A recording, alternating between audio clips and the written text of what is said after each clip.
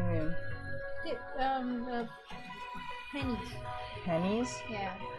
Pennies. Alright, we are live.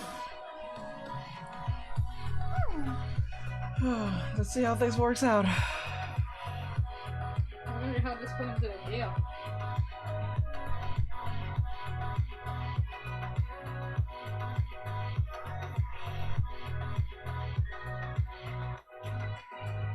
Alright, everybody, I'm here today. You didn't clean the lens. Damn it. What do you mean? For that one, so it doesn't look as fuzzy. Oh. Other side. There you go. I guess that makes a difference. Alright, so today we're going to be doing some Namby stuff. Let me get some references here so we can get this party started. Give me 2 seconds. Hello, kindness. I see you, bro. Hold on. I wanted to bring.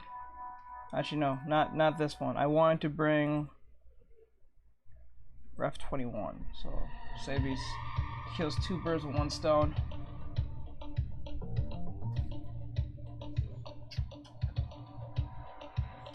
I'm here, and I'm here on time this time. Hey, Darkest, what's up? Nothing much, bro. We just started up.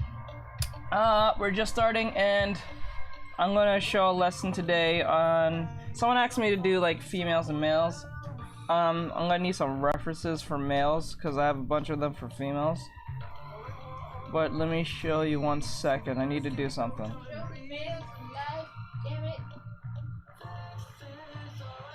I think I'm gonna use Spider-Man for this.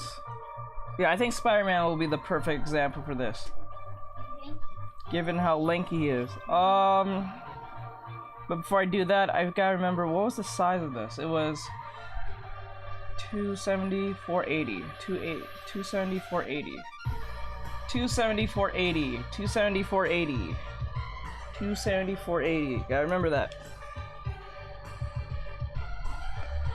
Darkest.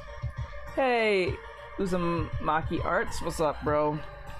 Welcome, everyone. We're just starting. I just gotta get some things prepared, then we can jump to this. 2748.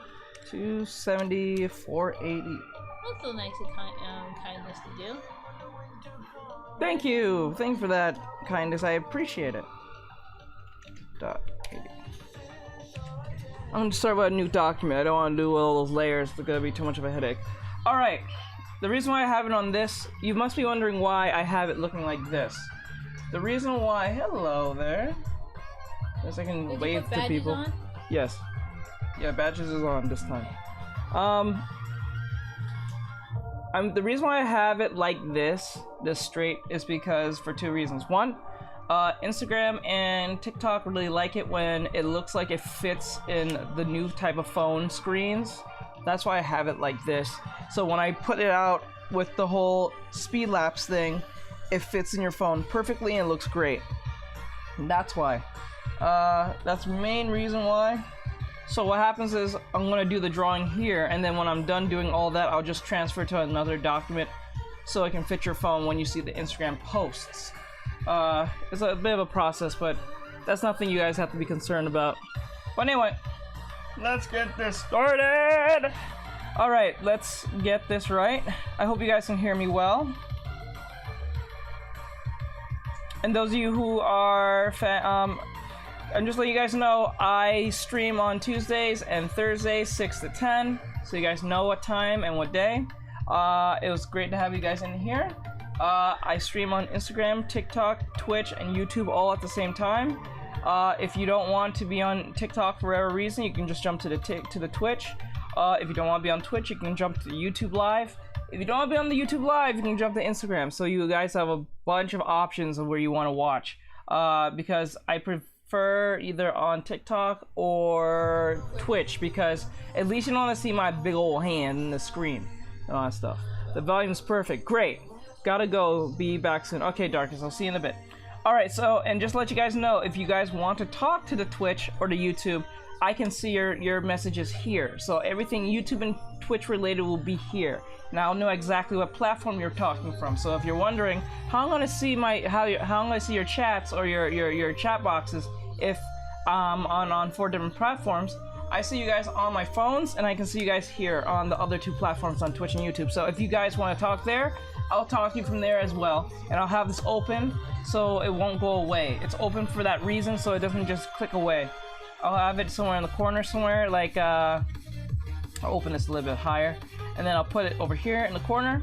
You guys may not be able to see it, but I'll be able to see it. So if you want to talk to me on Twitch from there, you can while the live stream is going. Alright, so I'm going to import some pictures from Jessica herself. I do recommend to go to her stream, her Instagram. She does great work by taking pictures of anime figurines. I love her work. You should really check out her stuff. I will write down her name somewhere in here in the stream so you guys can figure out and see her figurines that she takes pictures of. She does really well at it. Okay, so let me see images. I want a full body one so we can get it in. We got so many of them.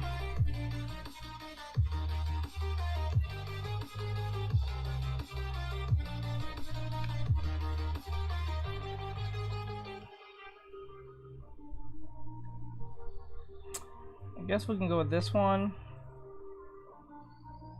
Okay, we go with this one. I was meaning to go with this one anyway, the other day. What the hell?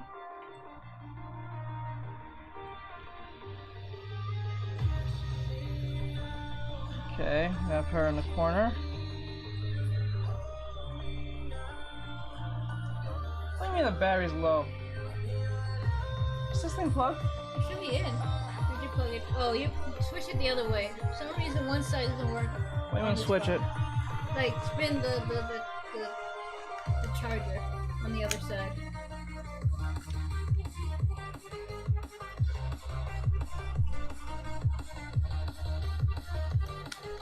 Oh my god, this thing is hot. Why is it so hot? It does that. Welcome. How many Welcome. months or years did you take to get your skill level now? Okay, so I've been drawing since I was 6, but I didn't take it seriously till I was 23. Like legit took it seriously. I'm 26 now, so it's been 3 years since then. You share a room? Huh? You share a room? Oh no. I'm just living with my folks right now because of the pandemic, but it's just my sister behind me talking. You usually reach out if he's too busy. She's just here as my assistant, just in case if I miss something. So I'm here to talk about males and females. I'm gonna get a male reference. I want to get a full body one because, like, I don't think a girl sitting makes any sense. I want to get something that is okay.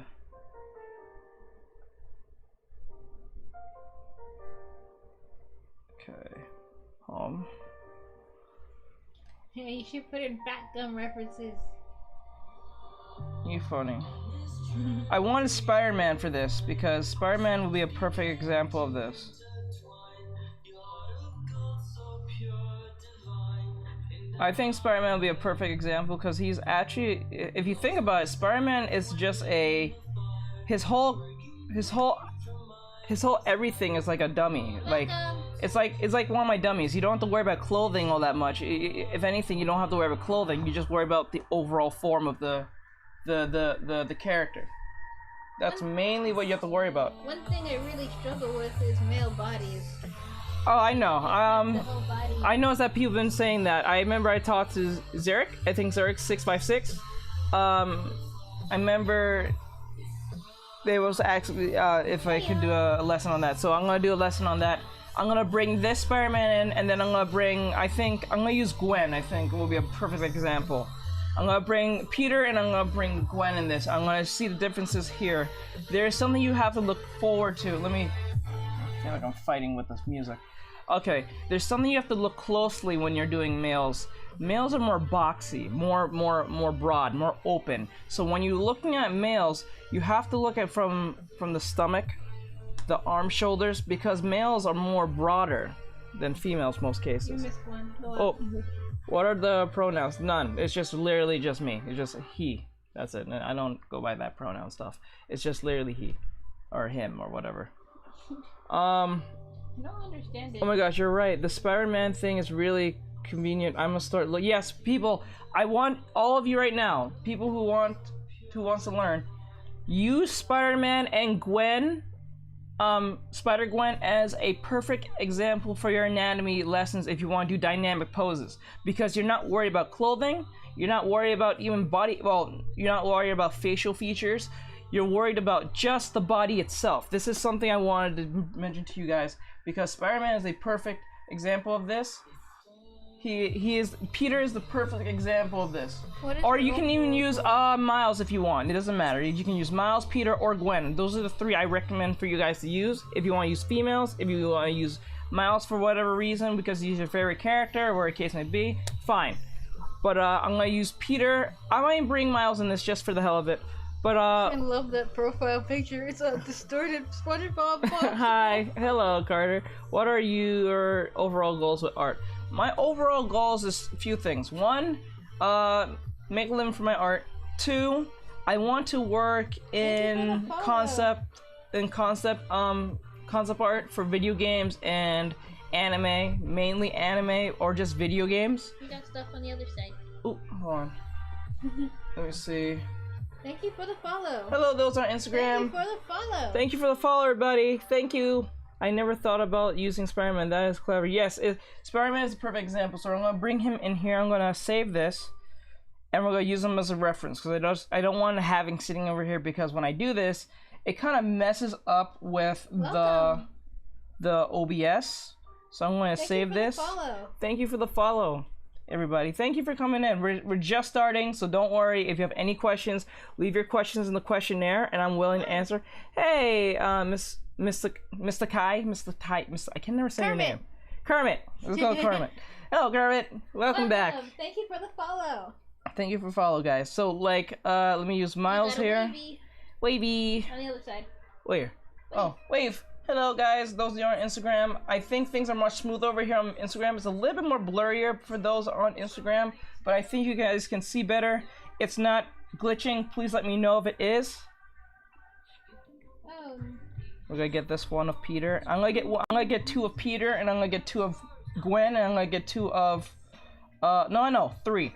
Three of Peter, three of Miles, and three of Gwen. I think this is a great way of teaching you guys about anatomy.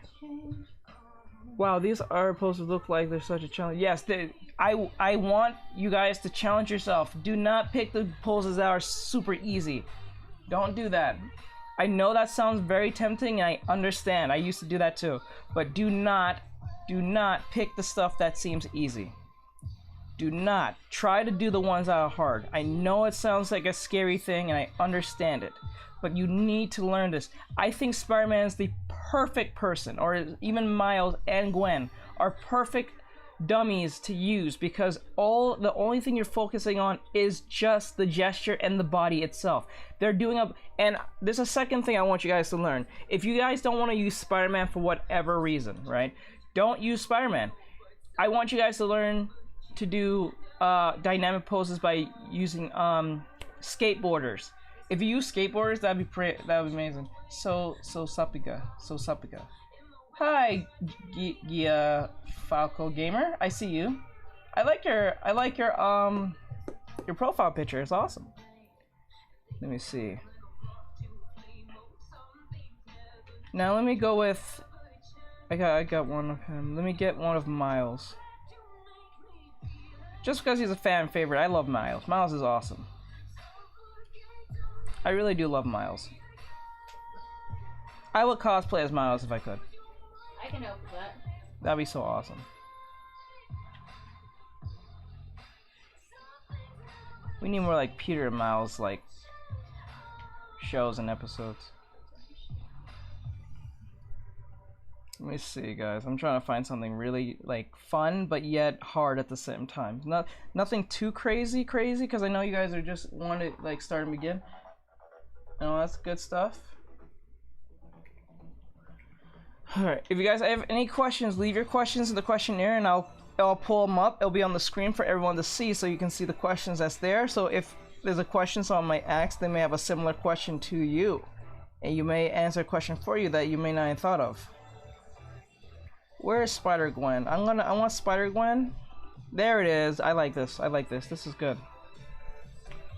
Too lengthy. Too lengthy. I want. Ooh, this one's good. Just to let you guys know, these are for literal. This is for anatomy purposes. This is not for. I'm not trying to pass this off as my art or anything, but for you guys to learn, you need to use references. I would say don't use cartoons or anime, but right now I'm gonna try and make it fun today, something visually pleasing. So you guys are in luck today, because usually I would just use real people for this very lesson, but I think it'll be much fun if you guys have something cool to look at, like Spider-Man, Miles, or Gwen. I think that'll be fair. I think that's fun. Maybe I should bring the other Spider peoples from the Spider-Verse later on lessons and stuff. Trying to find some good ones.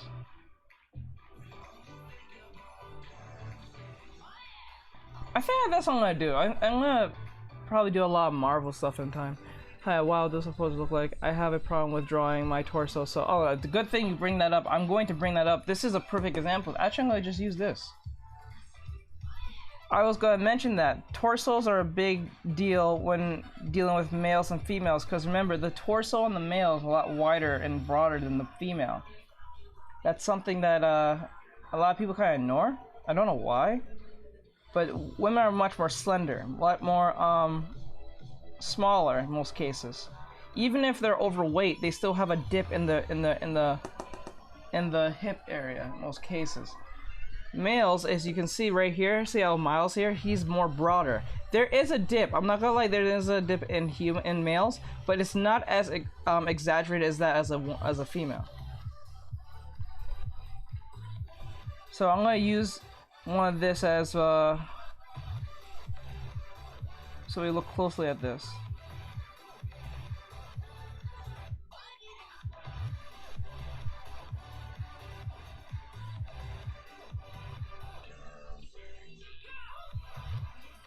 Wait, whoa, how does this make sense? Whoa, what the? Guys, look at this.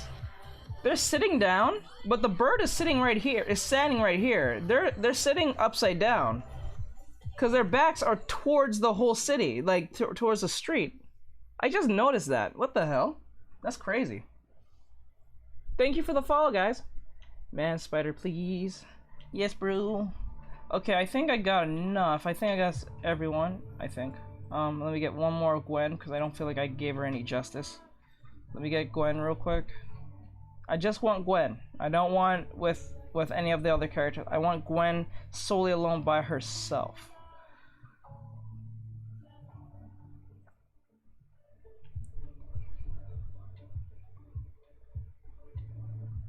Yeah, this one's a nice one. I like this one. Hey!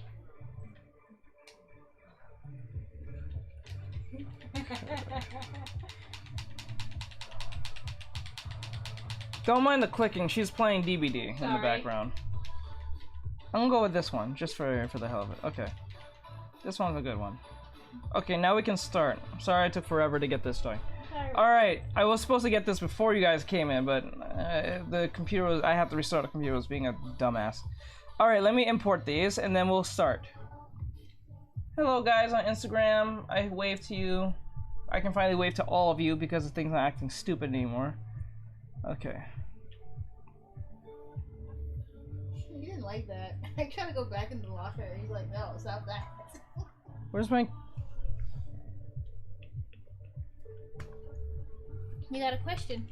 Okay, I'll answer the question. 2 seconds. Just need to get this in here. Okay, we got them all in here. Alright. Oops. Okay. Ooh. Did I take a chance? Okay. taking a chance because I like you a lot. But I'm still on a hook. This may be a stupid question, but are we supposed to what exactly? I don't think you finished the whole question unless they didn't give you enough time to put in there. Okay, oh my gosh, that's cool. I didn't even realize. Okay, so let's do this. So we're gonna start with Peter first. I'll put him up here. Here. And here. I'm gonna hide the others for now. Gaia Fayoko Gamer. Are you still there? I'm right here. I can see your message. Guys, just to let you know, if you want to be on TikTok, I'm on TikTok, Instagram, Twitch, and YouTube. So those who are new are walking in. If you want to talk to me on Twitch for whatever reason, because I'm streaming to Twitch and YouTube live at the same time. So if you want to talk there instead of seeing my big old hand on the screen, you can talk from here and I'll see exactly where you're from. So if you go on Twitch and start talking on Twitch, or YouTube and talking on Twitch just normally, I can see your messages on the stream if you're on my stream. So if you're always wondering. Okay, let me see. Study with you. Oh, this may be a stupid question, but are we supposed to study with you? That's only up to you. That's an option. That's just an option.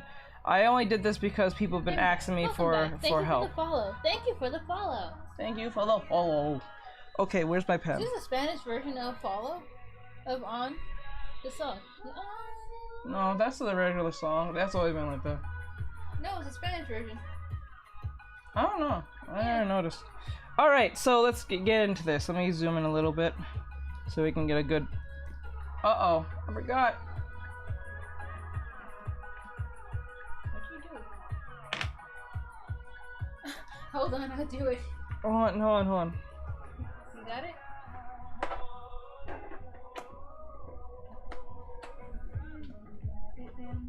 Got it in. Sorry about that. I forgot the sensor wasn't in. Alright. Now we can finally start. Damn, I keep saying that. Alright, so let's zoom in.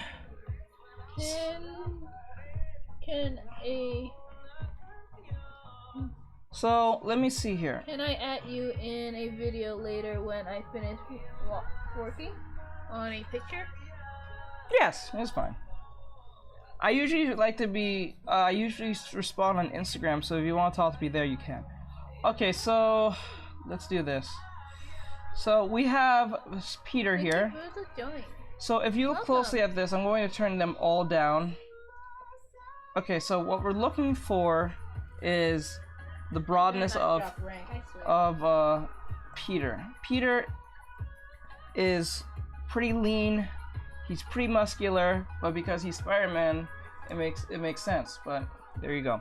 But those who are having trouble drawing males, I can understand why. Because maybe you guys have more better at drawing females, because females are more exaggerated in certain places. Unlike males, they're more like straightforward. They can be exaggerated as well, but if you're doing muscles and stuff like this, you see all. Oh, where's the? I'm gonna use like JoJo characters and stuff like that from JoJo's Bizarre Adventures. They're really exaggerated in most cases, especially with the poses. I want this to be darker. I want a darker color. I want you guys to see this. I don't want you guys to get like confused by what I'm picking out and what I'm doing. Welcome. Hello, everybody. Okay, so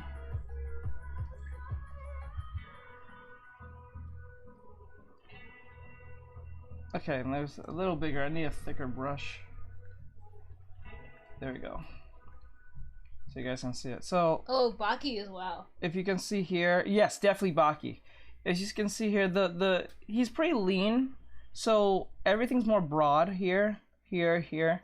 Unlike Gwen. Gwen, if this was Gwen, her back wouldn't look like this. Not even close. Her back would be more slendered, more inward, more dibbed in, and stuff like that. It wouldn't even be this thick.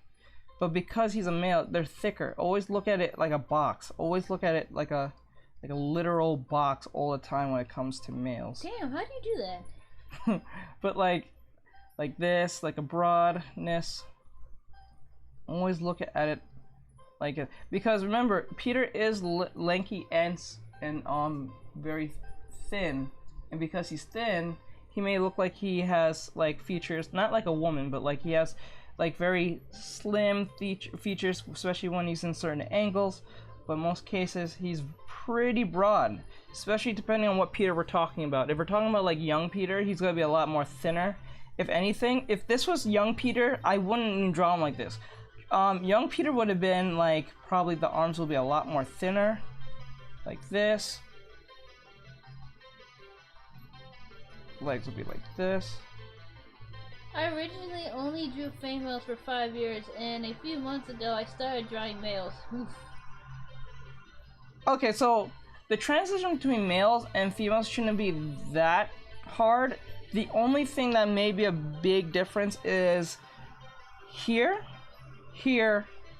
like if we're talking about female, it's the breast area, the stomach area, and maybe the broadness of the arms, because females' arms are a lot more skinnier than this, a lot more, because depending on what type of female you're trying to deal with, if she's really muscular, even though if she's muscular, she still has the divot, like I mentioned before. She'll still have the divot, like if she was really muscular like Peter here, it would be more like a straightforward, and the butt will come out like this, the stomach will be in like this, and the breast will be like this. You just gave Spidey some bubbies. I just gave Spider-Man some bubbies. Do you keep up with traditional art? Oh, look at all these yellow fangs. Yes and no. I'm gonna say yes and no. Yes, because whatever you learn traditionally can be transferred to digital, but no, I don't really practice on paper like that anymore, as long as it's been a while. But if I had to choose between drawing in digital or paper, I would still prefer paper, because it still gives you that grip, that understanding, that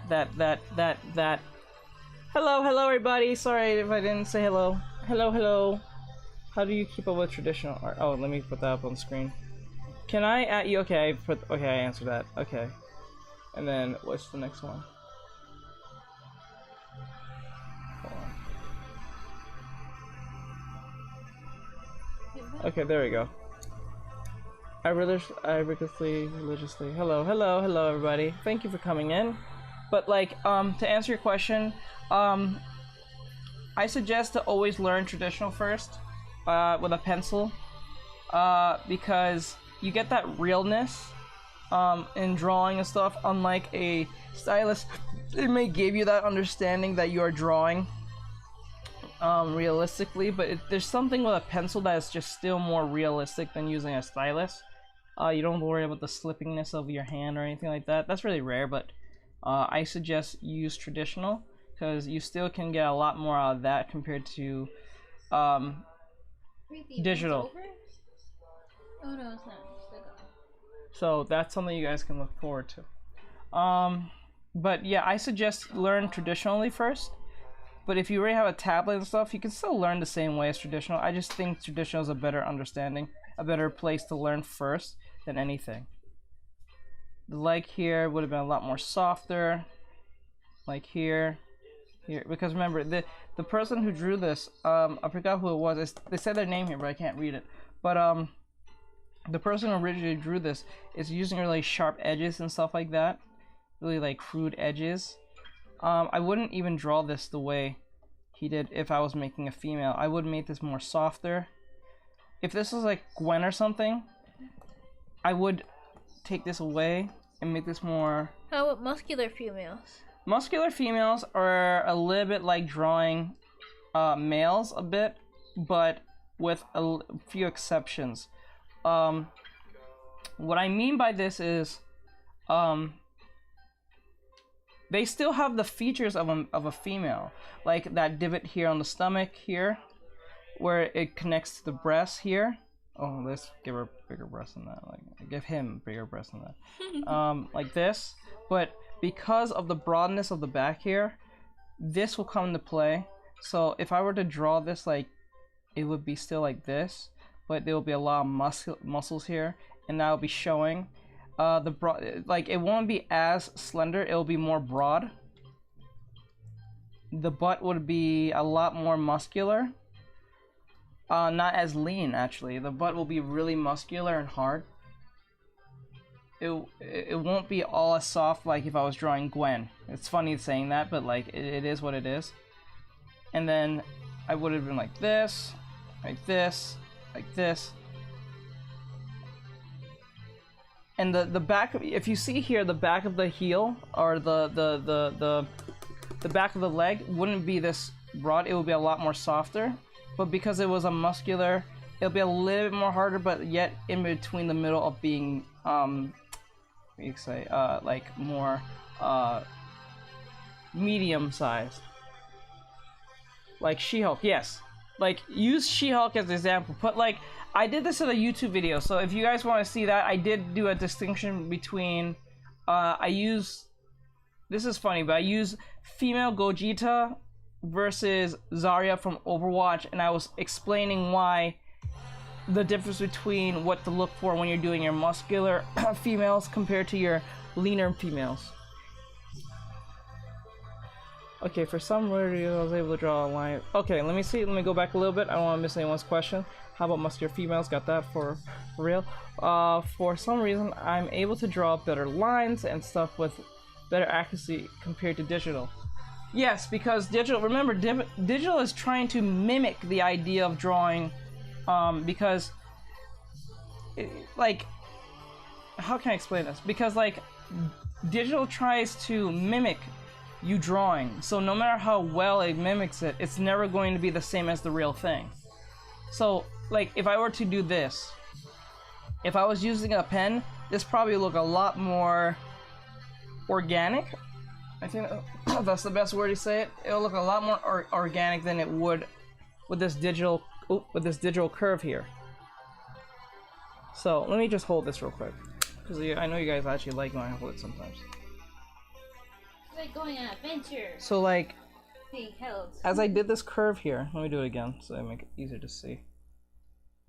So if I were to do this curve like this, it looks fine, right?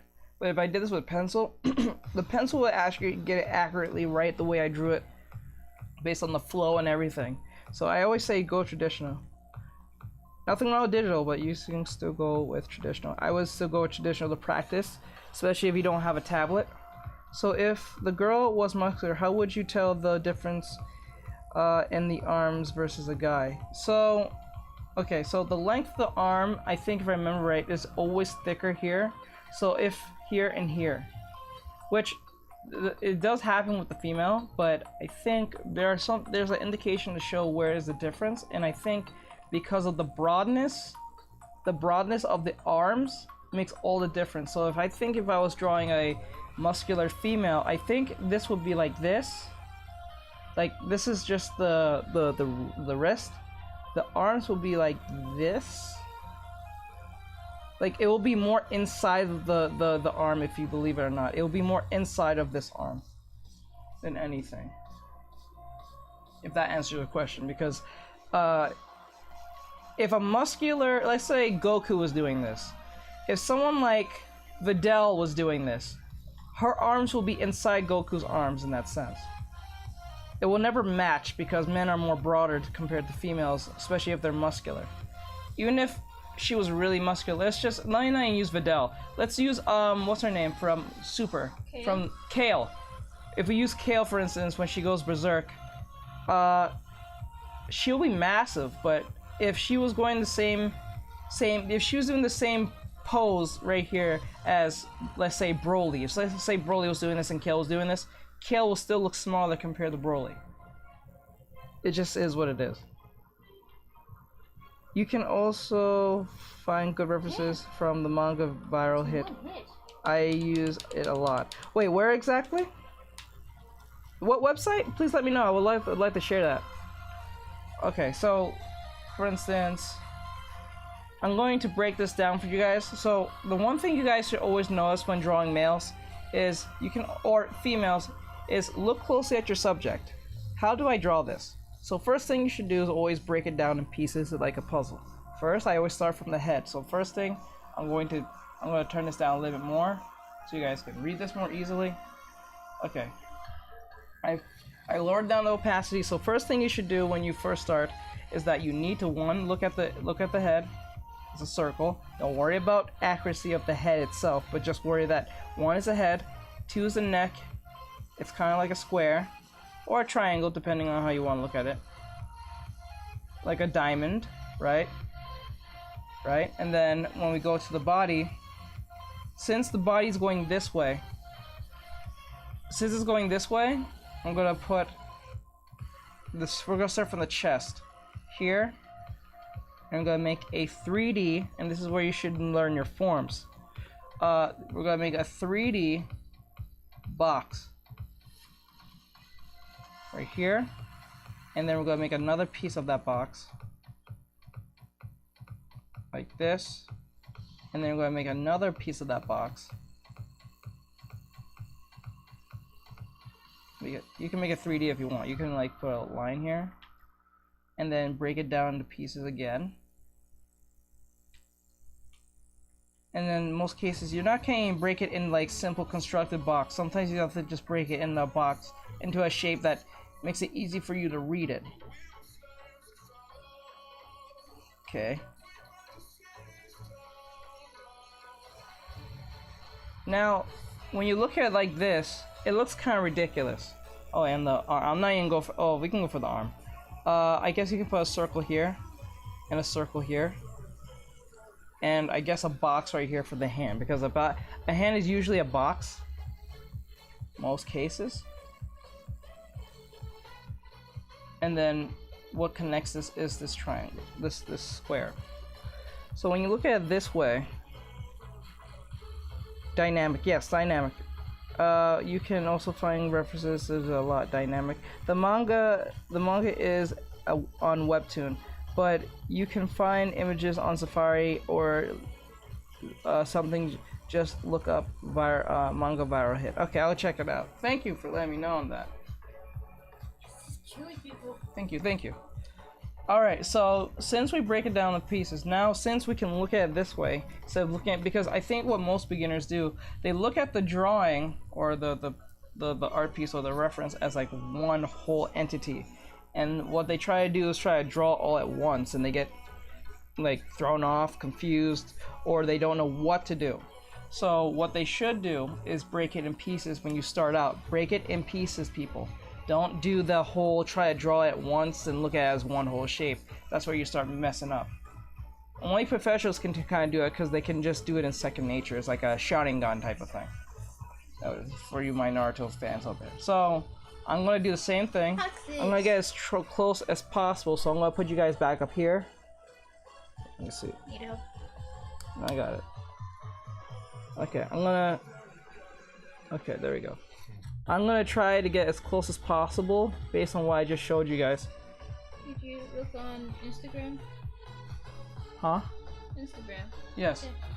There's a bunch of people saying hi, not really much anyone talking. Yeah. Okay, so I'm gonna make a circle like I said. And then because I'm making a circle, I'm gonna make the triangle. It's gonna be a bit exaggerated compared to mine, but I'm gonna try to get close as possible. And then we're going to break this into this box.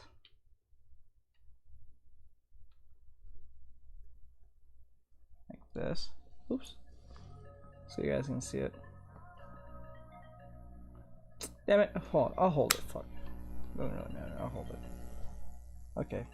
Because the thing's acting dumb. Okay. Like this. Like this. Like this.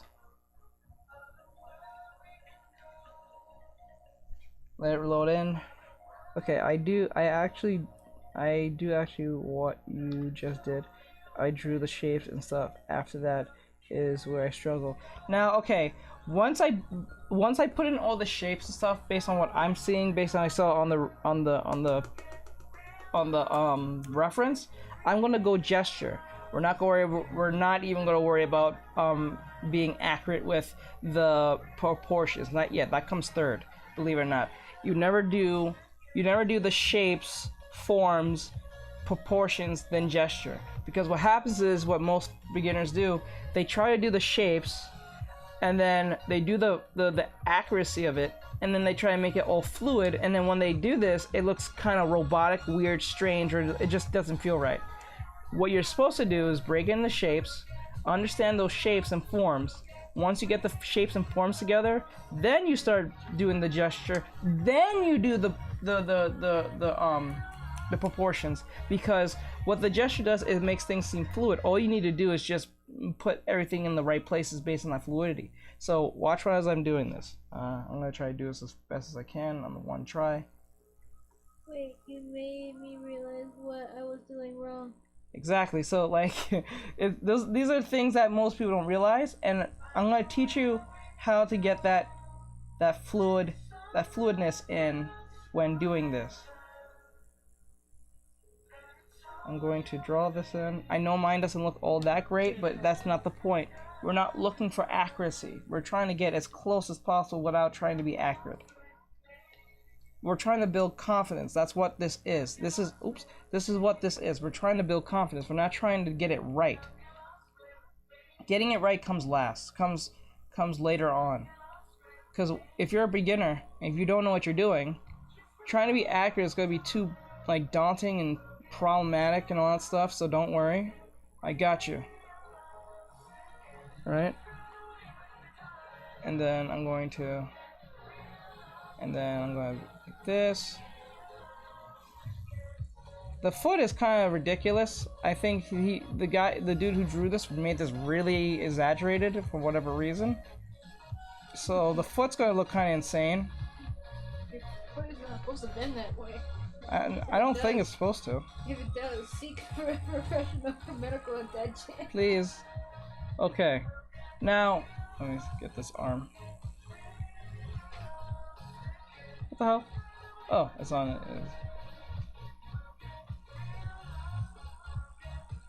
Okay. You see how mine looks all kind of strange and stuff? That's fine. Because right now we're not worried about that. We're worried about getting the gesture right. So we got all the shapes in. It's decently hot. It's decent, but it's not perfect. But I'm not trying to be perfect. I'm trying to just teach you guys what to deal with. Oh, okay. Okay, so I'm going to turn this down. And now I'm going to redraw this. We're going to redraw this, but we're going to do it fluidly. So, one, I'm going to, actually, better yet, I'm going to make this easier on you guys. I'm going to copy and paste this real quick. Okay, that way. I'm going to take this. I'm going to make this the same size. Oops. We're going to make this the same size right now. This, about the same size. They look like close. Okay. I'm sorry, the way you just called the foot ridiculous, it looked insane. I'm sorry, I'm pretty sure that's how the foot could bend in this particular perspective, but like right now, that foot looks insane right now. That looks painful.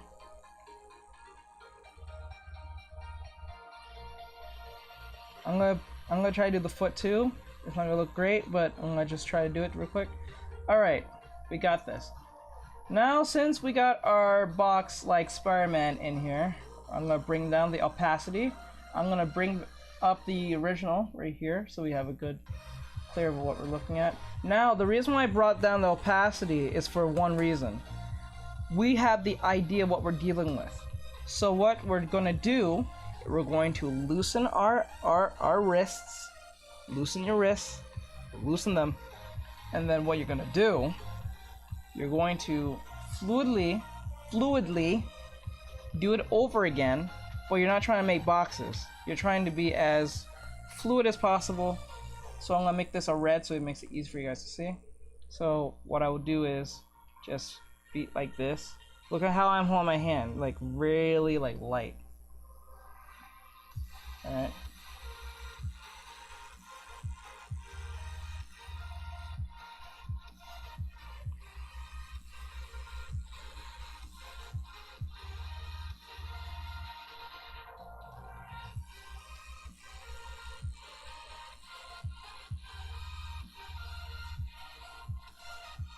I'm not even tightening my grip at all.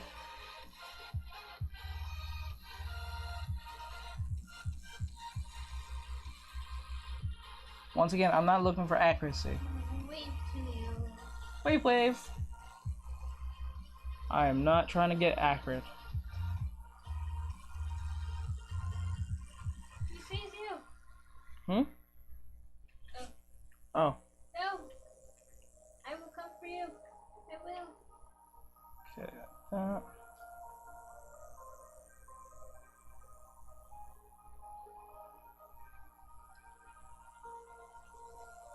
There's a pellet. There's no pellets here.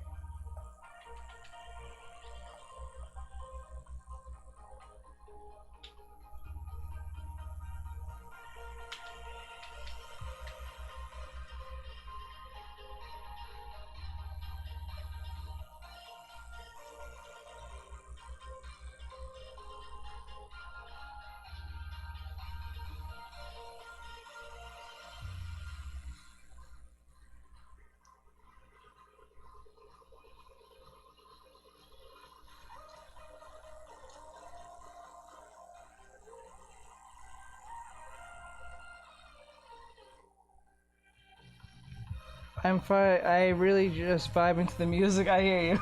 Sorry, I'm very focused to get you guys to understand this. So I'm showing you guys and giving you focus on what to focus on. So what I'm doing is trying to be as fluid as possible. Now look at it closely. Look at that. Oops.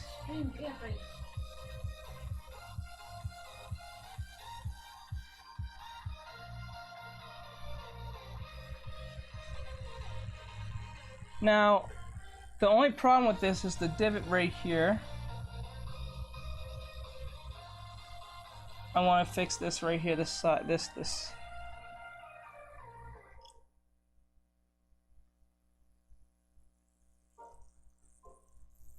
There we go. Did I drop rank? I believe I did. Yep, I did. Okay. I think we can make this a little bit more.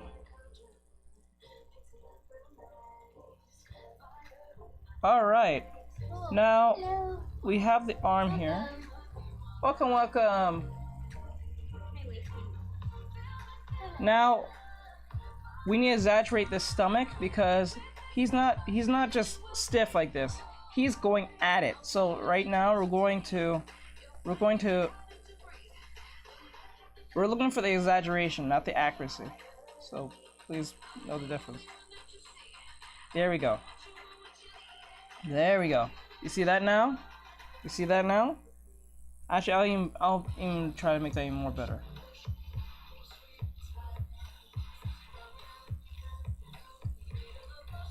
Thank you for the hearties. Thank you for the hearts. I appreciate it. Now let me take away the gesture, the box. Now look how more fluid that looks. Where else are you streaming this? On Twitch, YouTube, Live, Instagram, and TikTok. Those of you are right here. So you see how more fluid that looks? A lot more fluid. Well, not as fluid, but as I wanted to. But it looks a lot better than it was before. Look how it was before. Look how it was before. It don't look that far from the original, huh? Maybe the arm length, the arms are not exaggerated. I should have made the arms a little more bigger, if anything. But if you feel satisfied with this, I think that'll be my wrist. Yes, loosen your wrists.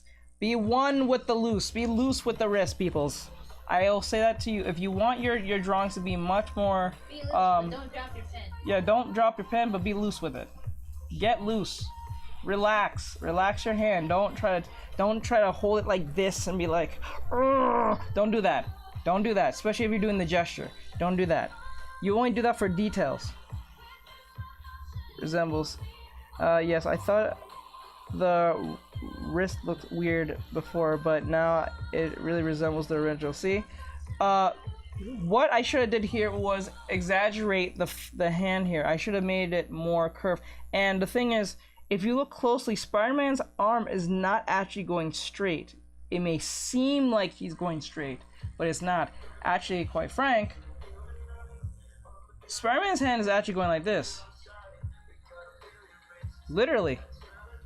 I made it straight. That's why it looks kind of robotic with this. If I redo this again, I can make this look better. His hand is not going straight. It's actually curving. Believe it or not, his whole arm, this arm to his hand is actually curving. That's called the line of action, people. Those of you may know what this is, and I suggest to practice this if you're not really good at keeping your gestures all that exaggerated. So I'm going to redo this again. I'm going to redo this again. I'm going to take away this arm, and I'm going to do exactly what I just did. I want this to be curved, like this. Right? Oops, a little bit more accurate though. There we go. Now what I'm going to do is do it again, but I'm going to follow the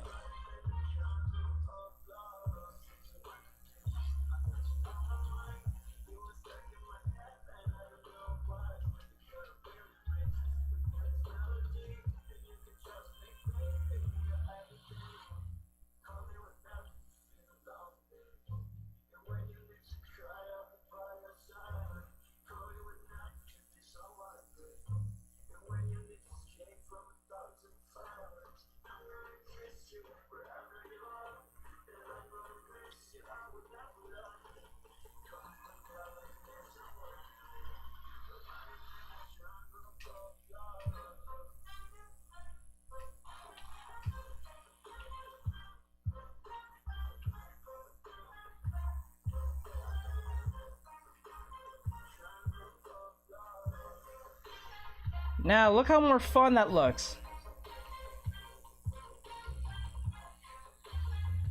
Like, the accuracy is not what we're looking for. We're looking for the gesture, the exaggeration of the character itself, not the anatomy accuracy of where what muscle goes with what. We're looking for the funness of this. We're looking for the exaggeration. We're looking for the fun. We're not looking for the accuracy. Accuracy is boring right now.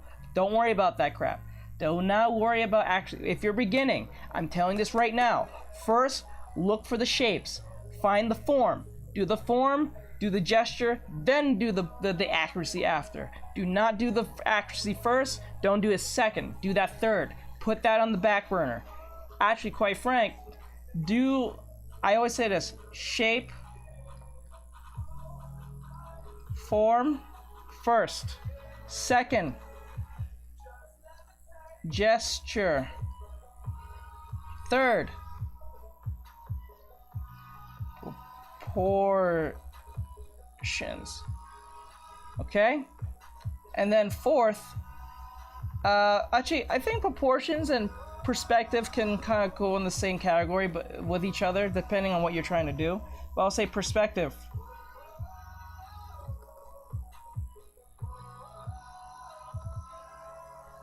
It looks like the original. You're so good. Thank you. I try my best here, but like, I can see some inconsistencies because I think the chest here is a little bit too broad. It's a little bit too broad. We can bring this down a little bit. The neck, the head here could be a little bit more smaller. The neck, let me round this off. And I want to show you something why form is very important. I'm going to turn this down a little bit more. Hold on, I'm going to turn this down.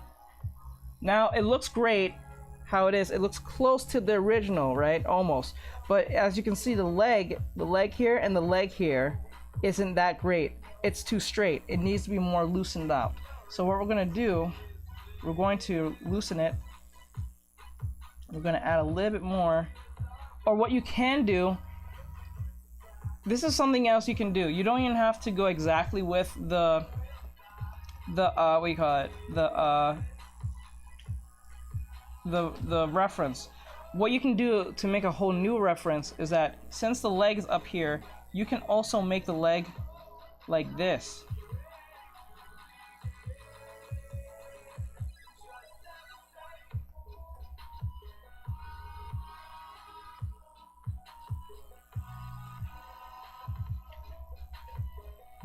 Actually, not like that. That's too weird looking.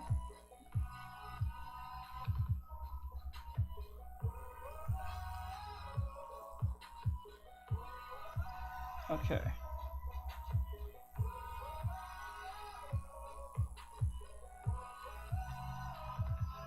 Oh my god, 12 minutes.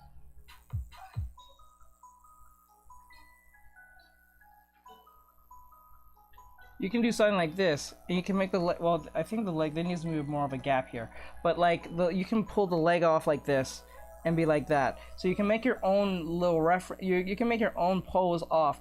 I suggest change a little bit more to get more of a original type of pose instead of just changing one part of the leg.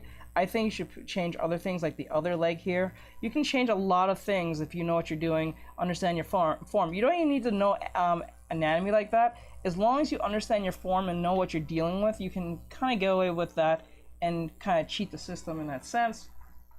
If you understand your forms and your perspectives, in a sense. I'm still learning perspective, so I don't know everything about perspective, but I know that perspective can really make the difference and can make and break anything depending on what you're trying to do.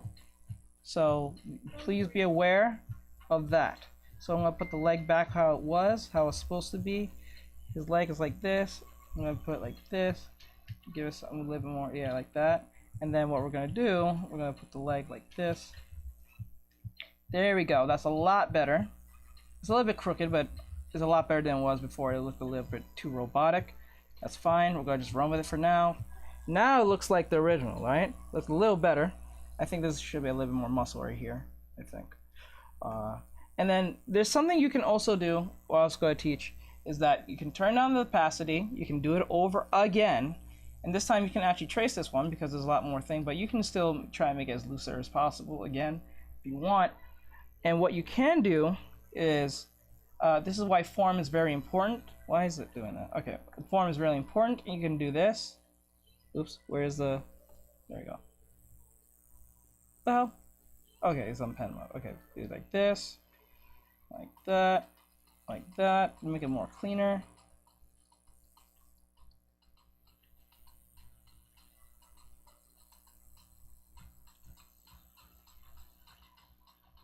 Like this.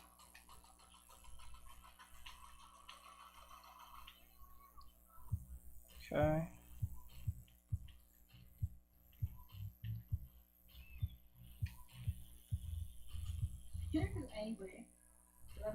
Now, the reason I'm doing this is to show you what form looks like.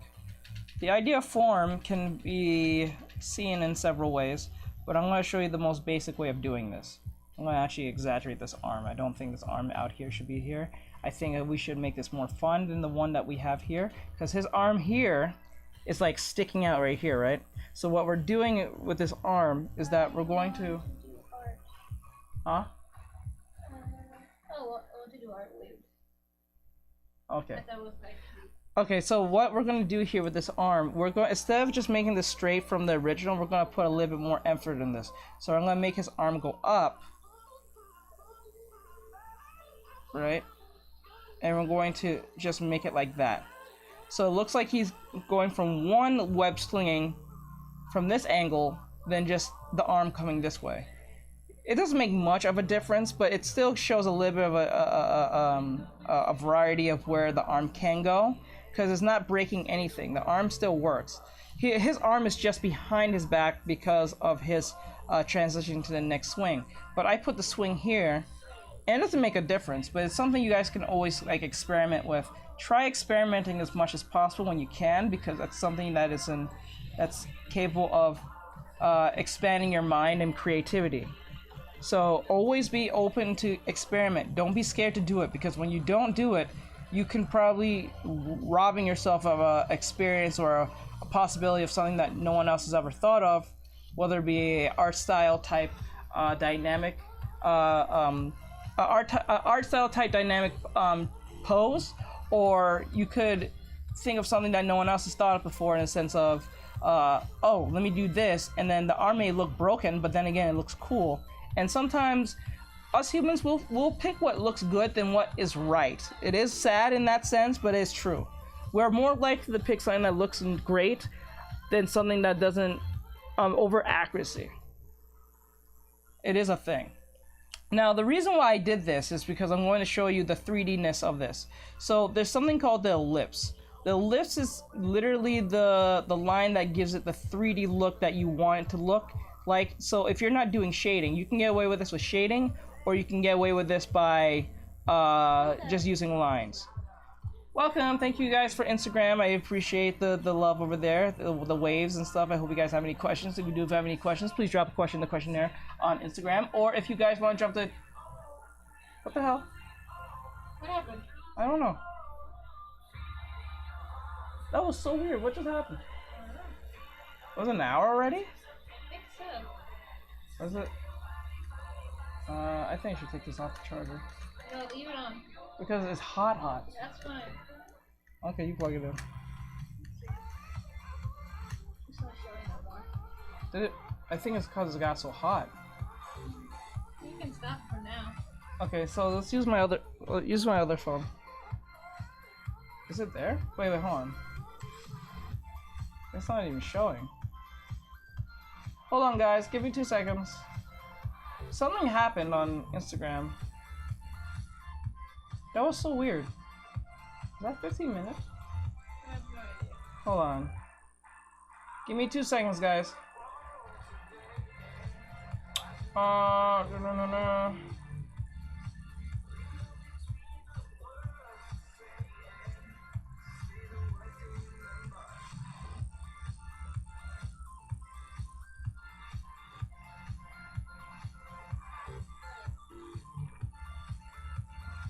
Okay, it did count. It was 15 minutes. Okay, good. Let me get the other phone. I don't know why it's doing that.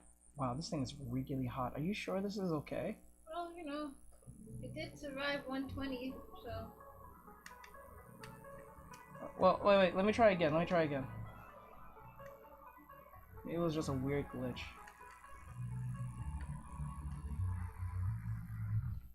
Hold on, guys. Sorry. Give me 2 seconds. Something happened on Instagram, so I don't know what just happened there.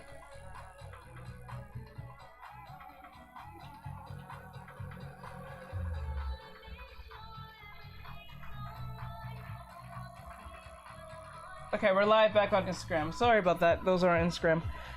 Back. Hey, Flowered. Wait, I think I saw... Oh, hey. Hey, XJ. I see you, hon. Oh my gosh, that was so awesome, bro.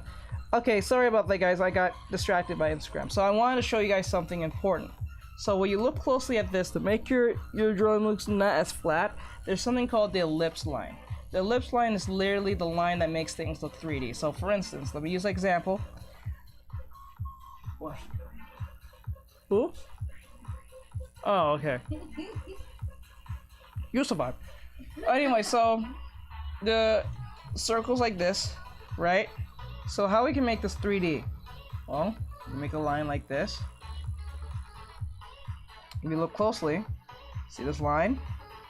Yep. This little line just gave us a 3D indication. Or better yet, we don't have to go with the dotted line method. Most cases when you're doing a 3D type shape, when you're doing your forms, you can make a circle again, right? And then you can make a line. You don't have to connect. Never have the ellipse connect. I never let them connect. That's just my personal preference, but I don't let them connect because they always look flat. Because if you do it like this, it just feels kind of meh. But if you do it like this, like if you give that inkling that it doesn't connect, your brain will literally do it for you. How do I keep up? I'm a traditional artist. It doesn't matter. Honestly, it doesn't really matter. Hello. Sorry about that, guys. You guys got kicked out. I don't know why Instagram did that. I'm so sorry about that. There's no difference really when it comes to digital or traditional. The only difference between there is difference, but there's no like significant difference between the two. The difference between digital and traditional is that you have to spend more money because you gotta get all the materials on your own. But on digital, you don't really have to do that. Yes, you'll have to buy a few things, but it's not all that important. Especially if you're really good at art already before you got in digital. All that stuff is just aesthetic and or just a choice you want to do because you're trying to do a specific thingy for that specific project or something. Or anything like that. It is 00. What the F? What do you mean 00? Why is it? Wait, what do you mean by 00? Derelict. But there's no significant difference. The only difference between the two is that I have tools that allow me to manipulate certain situations that you wouldn't be able to do on traditional. You probably would be able to, but it takes a lot more effort, so it is what it is. What are some things you struggle with? I struggle with mainly perspective and clothing. That's something that I want to get good at. I've been studying for a good while now. I want to get good at doing clothing because I noticed that drawing clothing is not the issue. It's like placing where the wrinkles and folds are the issue. Once I get that down, I can start making items and stuff and making some cool characters. People like Spider-Man is easy to deal with because he's in skin-tight outfit. It's very rare you even see any wrinkles. Actually, quite frank, it's so skin-tight. That's how much you see his muscles through the damn thing. That probably is pretty tight when you think about it. Thank you for the follow, everybody. Friday Night Funkin' has followed. Oh, I see. Okay. Alright, so we got all that in. Now let's use the lips to give that 3D look. So it looks pretty cool, right? So if we give this 3D-ness, like, and understand the form. I'm not just putting like, what people don't understand about this is they think I'm just putting a random line like this and say, oh, that's 3D. No. What you should do is use a line and go with the accuracy of the body. And leave gaps if you can. If you can use one line, that's fine. You can get away with that. But given that, I suggest you leave gaps. So like, I'll do like this, like this, like this. And then remember, because you have to go with the contour, I did this curve up and then down, and then back, and then like this. Now, you can feel this 3D, you can feel this 3D sense that you're getting.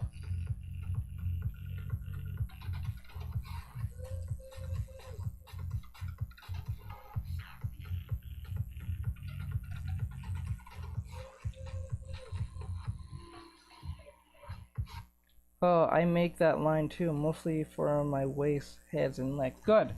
Good. Use this because you'll be thinking in a more 3D sense. I suggest those of you who are doing 2D drawing, think as a 3D artist. And I know that sounds hard to do, but think 3D.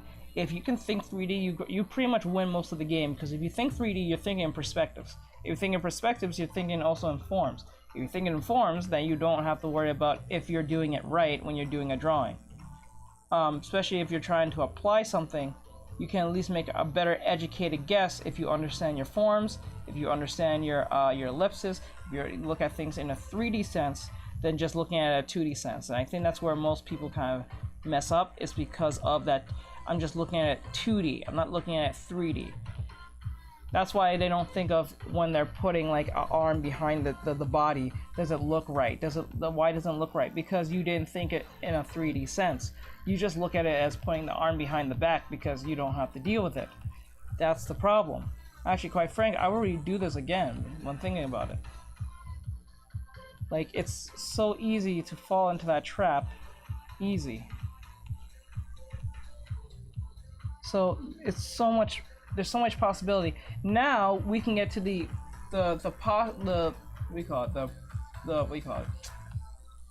proportions of things.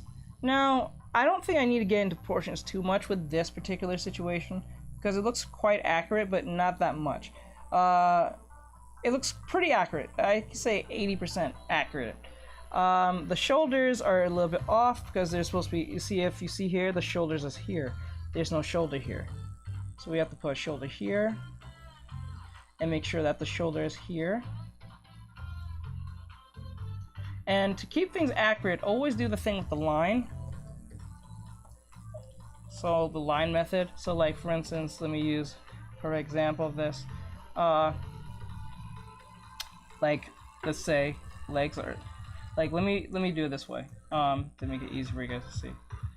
So I turn down the passing on Spider-Man here. And what I'm gonna do, I'm going to make a circle here. That's where the kneecap is. Kneecap. Shoulders here. Shoulders here. The hand is here.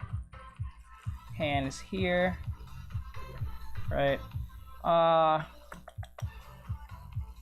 Eyes are here and here. Let me think. So let me see. Feet is here. Ow. So when you look closely at this, it gets easier and easier when you make it like we use accurate ways of doing this. Like this. Now, why am I doing this? Now, the reason why I'm doing this, I guess you can do the hips as well. I guess that's the thing. I don't really do the proportions too much with the torso because I have this like mental understanding where the torso is. But for those of you who don't know, what I'm gonna do is I'll just turn it up a little bit. So we look closely at this. It looks ridiculous, but I'm gonna get the line, get a blue line, and we're gonna accuracy go with this, go with this, go with this, and go like this. Now what I connected was the hand to the hand, the shoulder to the shoulder, the knee to the knee, and the foot to the foot. What you just saw is that everything's literally diagonal from each other. That's how you keep things proportioned. By if you can make a straight line towards said body part or what do you call it, ligament or whatever, you can make a sense of it. That's how you keep things proportioned. Because if let's just say the hand was here, let's just say the hand was here, right, and I made it like this, make sure I can make a straight line here, right? But be cognizant of the situation here by like, perfect example, because this is further away, this is going to be smaller. They're going to be smaller. It's going to be smaller in distance, but it'll be, I think, the same size. I think that's hard to explain. It's like, let me use an example. You know how when you're drawing your anime characters from the side of the face? Yeah, you know when you're drawing your anime characters from the side of the face, people do this thing where they... Like the chin extremely pointy for no reason? No, they make the eyes like this. They'll draw the eyes like this. Like this. And they make the other eye huge because it's supposed to show that we're looking at this eye. People do that. I used to do that when I was a kid. When I used to draw anime back in high school. They'll make the eyes like small like this. To show some type of weird depth. And that's not right. What you're supposed to do is to put them both on the same length.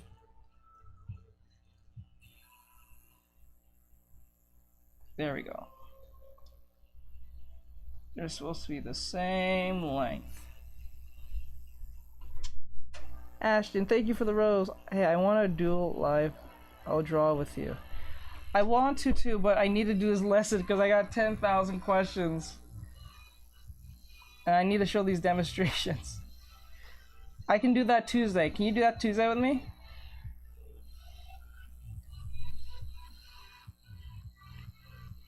I'll definitely do it Tuesday with you if you're open. See, like that. Who taught you anatomy? I taught myself. And the thing is, oh yeah, and the eyes too. People tend to not. You're supposed to get the eyes as well, the same length as the eyes.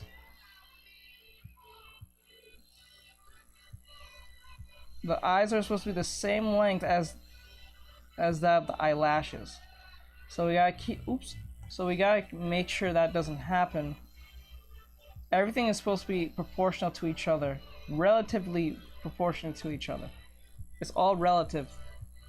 So make sure everything is accurate in that sense, maybe, but maybe I can help with those lessons unless they're paying. Not today, they're not paying. Today is a free lesson day. Today is a free lesson day. It's more exposure, if anything. And then you have to put the lashes, not the lashes, the eyelids here, and then make sure everything's like that. Make sure that when you're looking at the character, you make sure that everything's on. And then you have to make the circle here, make sure that the head is all good and all that great stuff. I'm saying, like, you gotta be cognizant of these things. I love your videos, by the way. Thank you. I appreciate it. I appreciate it. Thank you. Now, I hope this was helpful in the sense where I explained about Spider-Man. Now, I think we should move on to Gwen. I think that's something that you guys have also been waiting for. I know that's something you're doing, like, when we're gonna get to Gwen. I think I explained well with Spider-Man. I think we can move on. If there's anything you guys want to ask, please go ahead and ask the question now. If it's pertaining to males or Spider-Man, it's kind of pretty much the same question, but go ahead, shoot your question now. While I'm trying to get Gwen in here. Let me teach you people the way of the shinobi way. Cute. Okay, let me see. Alright, so let me see here. So we got Gwen.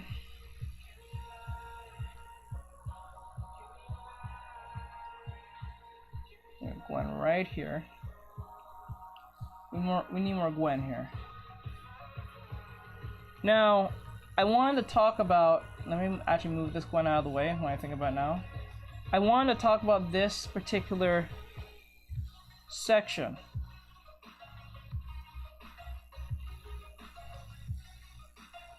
Now, the distinguishing features of male and female, what you guys should always look for when drawing females. Females always have a divot. They always have a divot, no matter how muscular, no matter how overweight, no matter how lean, no matter how skinny, it doesn't matter. Females always have a divot in their hip ratio, hip to torso ratio right here. I think this is the waist or hip or something. I think the waist is the waist.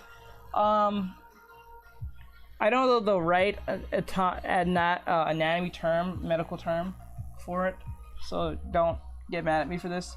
But look close at here. There's always a dip, no matter what the situation is. And females always have this arch right under the stomach.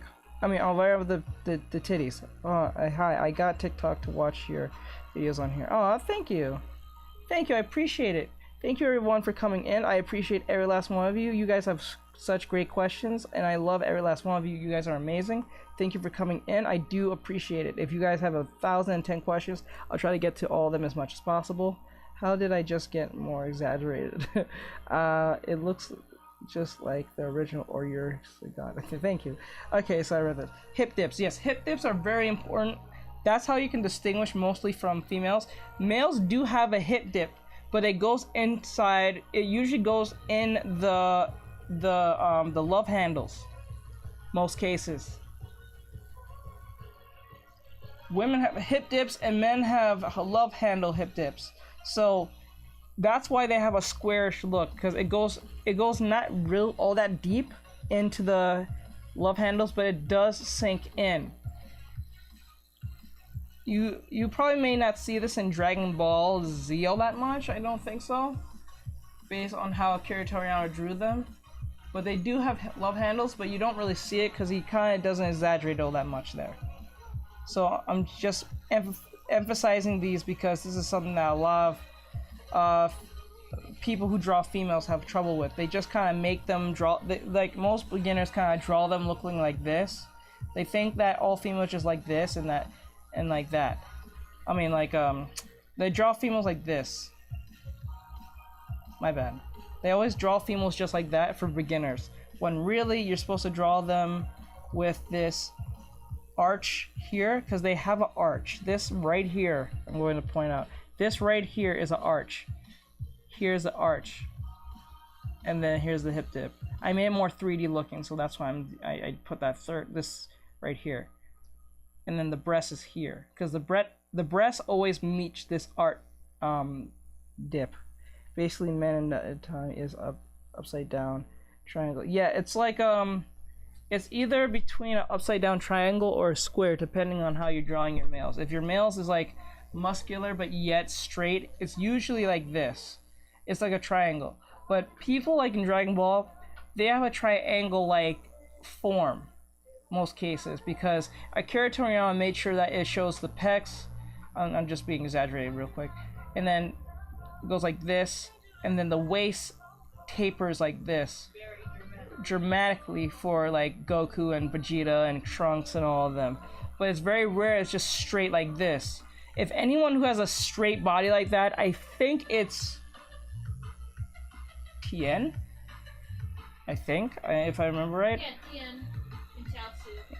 Yeah, Tien and Chaozu, if you think about it. And the other one, Nappa. Thank you. This live has been really helpful towards me. No problem. I'm having a hard time drawing hands.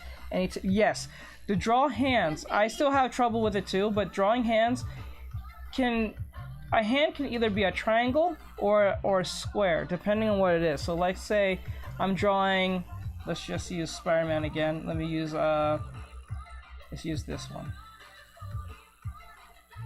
Okay, so like for instance, so see the hand here? It's very square, so we're gonna make this into a square box. Try to make the form out of it, form it out by pulling out. They don't look real. Yeah, they don't look real. Anyway, like, you see how I did that? I'm gonna do it again. I'm gonna zoom in even more so I can point this out. So like this.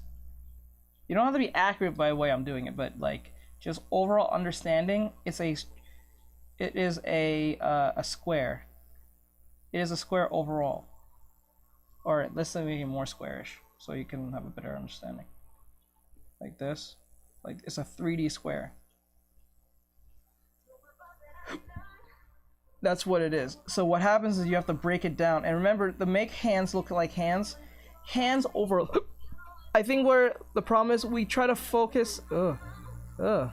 We try to focus too much on how the fingers look, when the fingers look fine if you overlap them. If you overlap the hands, they tend to look more realistic.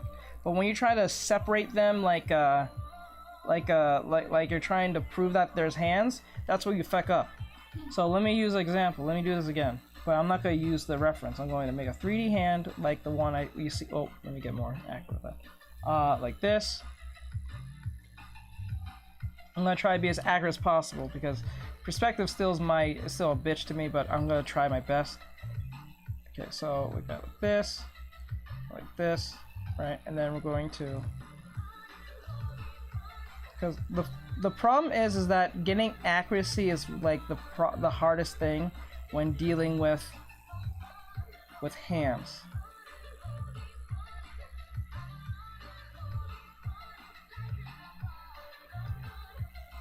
I'm gonna erase this part. I can get away with this in the sense because the placements is more important than getting it accurate, because if I right now were to zoom in, zoom out right now, it looks kind of close to what it is here, right? Someone asks for tips on hands. How do you... What? Oops. How do you study anything to get to this point, or did you learn on your own? How you draw so cute. Oh, thank you. The thing is, what I did is just use a bunch of references. Learn from the pros. And I always say this, do not learn from this way, don't learn this way. I'm only learning from Spider-Man because I'm more experienced, or even if you're more experienced than I am, I'm using Spider-Man because I understand anatomy to a point where I can do this. But the best way to learn, people, I'm being honest with you, the best way to learn is to draw from real life. Draw from real life, meaning use real people, because this looks all right and dandy, right? All this looks great, but this is made for exaggeration. I don't even think the back is supposed to bend like this unless you're some type of gymnast. I don't even think that's impossible, but like then again, I could be wrong. because remember, Spider-Man is a character that is used for exaggeration through his gestures of how he does things and how he moves as a spider. That's because remember he's a superhero who has more abilities than other humans. So the way he can contort and move and stuff like that could be applying to his powers, so it doesn't hurt him as much as others would, because moving across the air like that can be painful and stuff like that to the back, to the spine and stuff like that. So especially with the G-force of him swinging and stuff, that comes to appliance. But because it's possible to do that, I've heard that's actually possible to swing through New York the way it does, but that's a whole different story. But what I'm saying is learn from real people, draw people, use let me see, like supermodels, use I use athletes, I use like NFL athletes, I use baseball athletes, I use models, supermodels. I don't even try to use drawings like this to learn. I only use drawings like this to exaggerate. That's the only reason. Let me see. How do you use the perspective line with a circle? Okay, so the perspective line. Let me answer that, and I will go back to the hands thing. I don't think I really answered that one really well, so don't worry, I got you. See, the thing is with the perspective line, depending on what you're trying to do, this is the VP. So I'm gonna just pick this area right here. So those of you who don't know what the perspective line, I'm gonna just give you a quick basis on this. I make a triangle, right? And then what you do is put the line to the corners of that particular. I did this last stream, so some of you may know what I'm doing. Like this, and then I'm not trying to be accurate all that much, but accuracy is key. I do recommend, if you're going to do like perspectives, be as parallel as possible, especially if you're doing like boxes and stuff. Please be parallel as possible. What I mean by this is make sure they're equal in length and straightness. The straighter you are, the more likely you'll be accurate with it. So, and then you erase the sides, and you get a 3D, and you can erase inside this. You don't have to have this.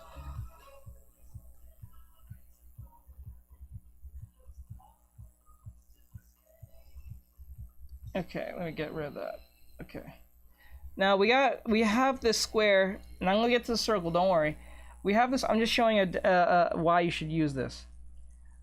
When does your live end? It ends at 10. Thank you. No problem. They learned on their own by researching. Yes, I learned mainly on my own by researching, by just looking up. I mainly learned from YouTube videos. I didn't learn from reading a book or anything. So I remember someone asked that question, what books do I recommend? Sadly, I can't even recommend any because I'd never even used a book like that. I used to have a drawing book. I still have it, but I never looked at it because I don't think it teaches well. But there are some books that I've been recommended too, but I never read. But that's usually for let's say like animation or something like that. Oh yeah, I've drawn Sherry and Nicki Minaj. Okay, so that's. The thing is, I wouldn't use Nicki Minaj as a perfect example of this because her body's exaggerated by surgery. So I would go with something with more like the natural looking thing. But if you want to draw Nicki Minaj, go ahead. It's fine. There's nothing wrong with it. I just realized how unnatural that Spider-Man pic is now. You point out, yes, because remember, Spider-Man is a over-exaggerated character for the sake of exaggeration. I'm not saying that artists who drew him isn't trying to keep realism there. They are, but they're just the realism is there, but they're trying to keep it exaggerated as possible. That's the point. And that's literally the point. Hey, where's my VP? Hey, where'd it go? Hey, give me back my VP. I'll find you. It's in here. I just had it. Meh. To the bottom. Okay. What the hell? Did I delete it? Hold on. I made a boo-boo. I made a boo-boo. Oh, there it is. It was up at... Oh, my bad. Okay, so... Let's go up here. And then let's make another square like this. I'm using this example still, and I just want to show you guys how you can make this even more fun. So, like, you make a square like this, and I'm going to slightly make it look like it's turning. So how I'm going to do this is that instead of just making a basic ass square like this, instead of just doing this, I'm going to slant it. So I'm going to make the long line here, and I'm going to come from this angle and go straight like this. So it's going to look like a divot. Look, it looks so like exaggerated and stuff.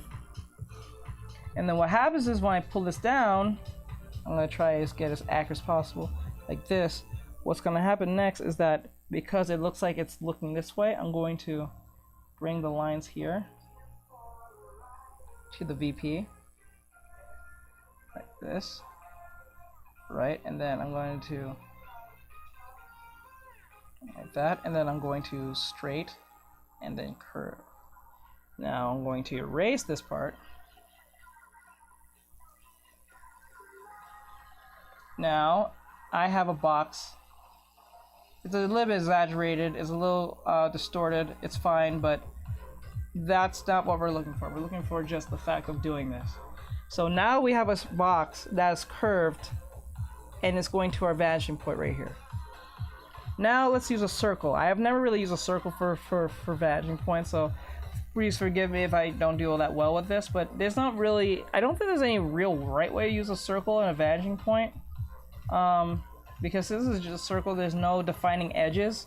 It can just literally sit there, but I think there is a way to place characters and stuff in situations where you can have them walking and running and stuff.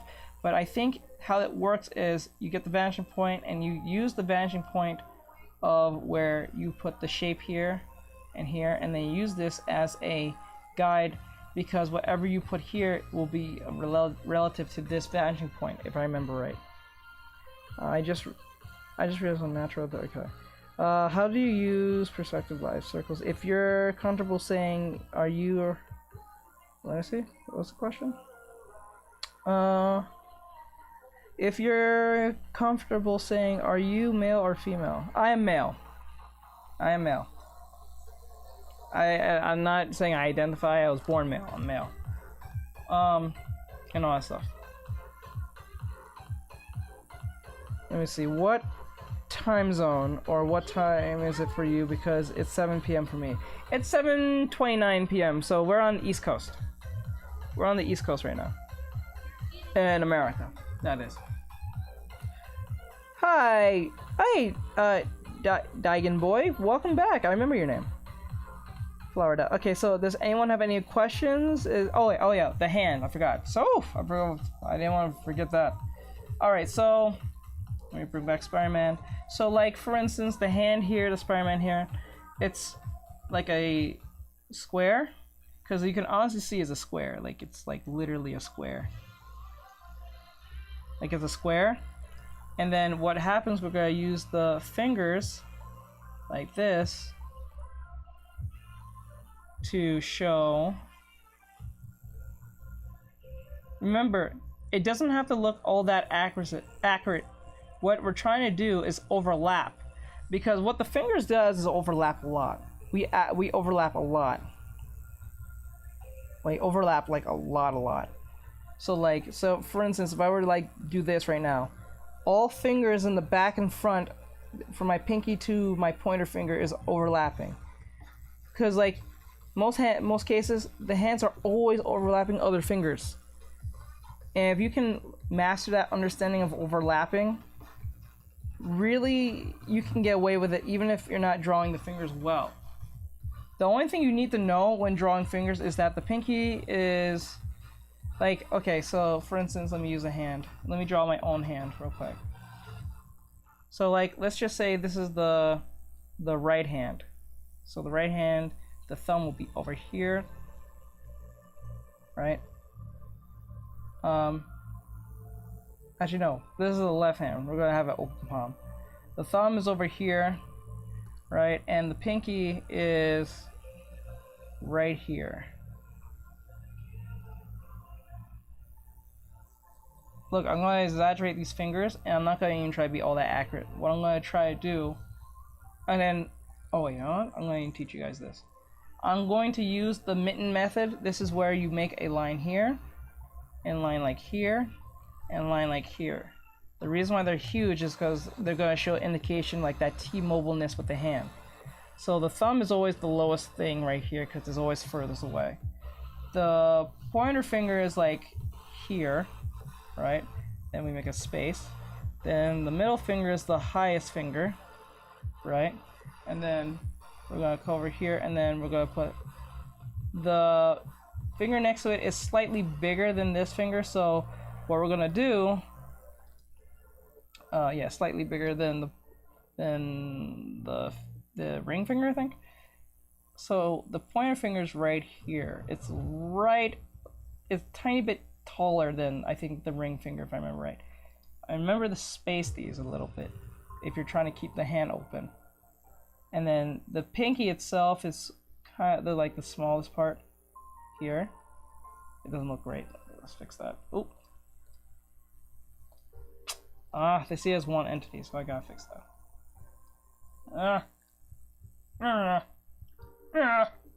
Okay. Got it. Okay, so finger, like the finger, well, it's not, it doesn't dip that far away. No, it doesn't dip that far away. I just put it that way. This is not a perfect finger, but you get my gif. If you can understand that the middle finger is always the tallest finger in most cases. The pointer finger is second tallest. The ring finger is third tallest. And then I think, if I remember right, depending on the placement, I think the pinky is the fourth tallest, and then the thumb is the smallest. Or I think it's the pinky. It's the lowest, I mean. The pinky is the smallest, yeah. Okay, I think that's how you answer that question. So, and then to make this even more 3D, you can put the ellipse like this.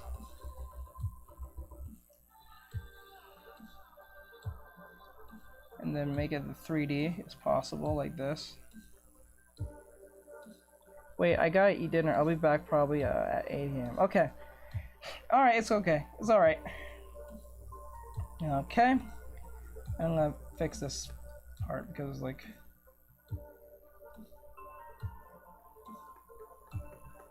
There we go. It's not the perfect, but like, it's supposed to show that indication. I'm gonna go get leftovers. I'm gonna be right come back. Okay. So does anyone else have any questions? Learned on their own. Let's see.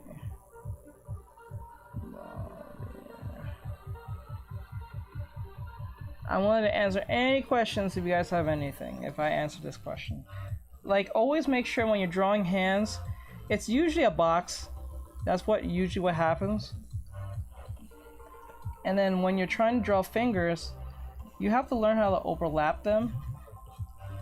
Because if you don't learn how to overlap them, even if you drew the perfect finger, it's not going to look right.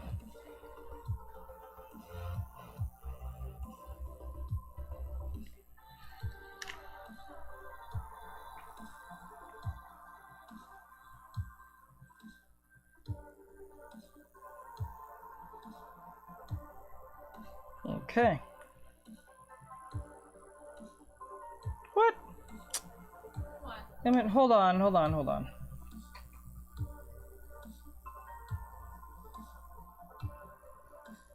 on, guys, give me 2 seconds.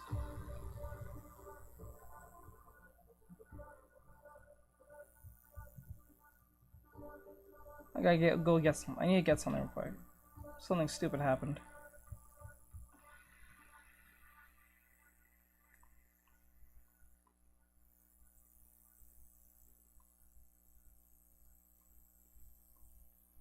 Hand me the keyboard real quick. It's on the floor, I can't reach it. No. type in art texture. Oh, okay. Next.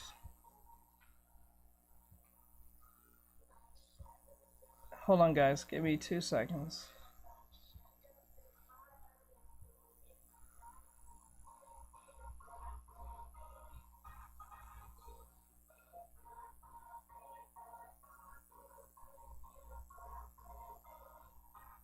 Okay.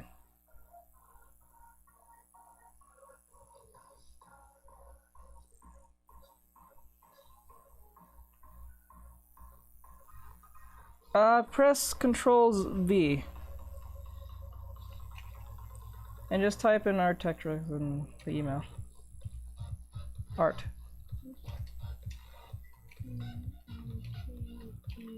XT what? RIC. At. Is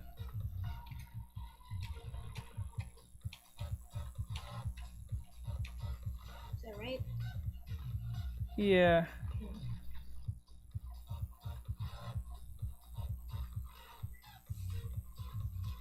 Hold on, guys. Give me 2 seconds.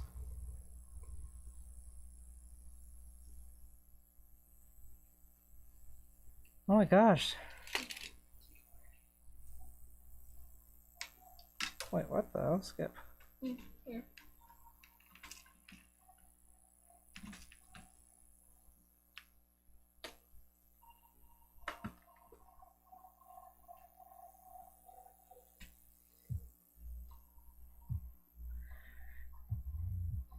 Oh my gosh. What the hell?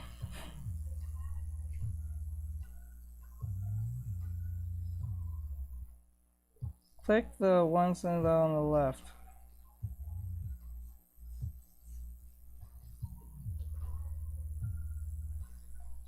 Forget it. I don't have time for this. Alright. Alright, sorry about that, guys. I had to deal with it. Yeah.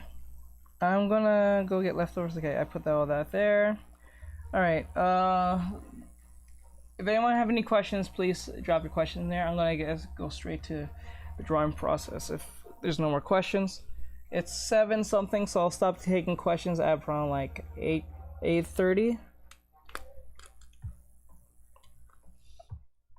or so. Let me put this up here.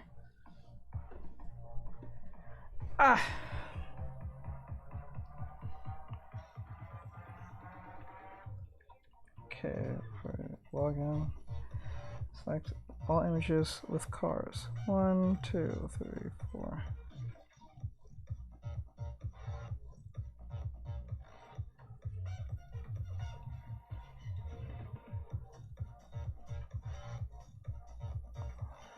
Wait, what? Fired if there are none. Click.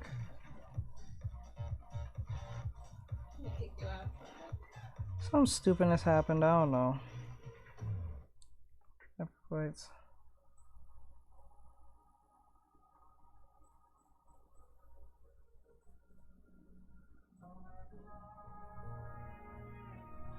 Ah! Where's my phone? I have no idea. Where is it? Oh my god. Where's phone? I need my phone. Where's phone? I need it real quick. Where is it? Oh, it's right here.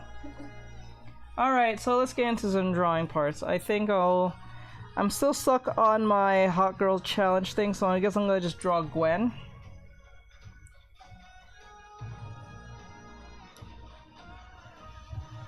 For now. Alright, so let's jump into it.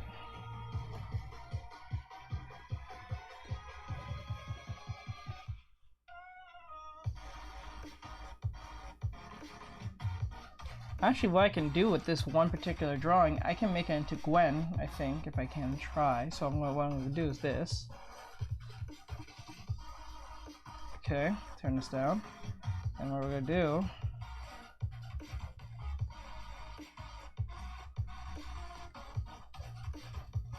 Actually, no, the face is not even looking that way. The face is looking...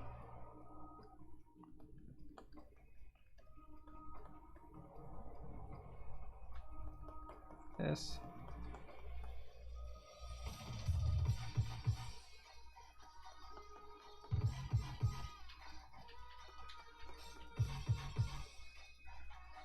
this.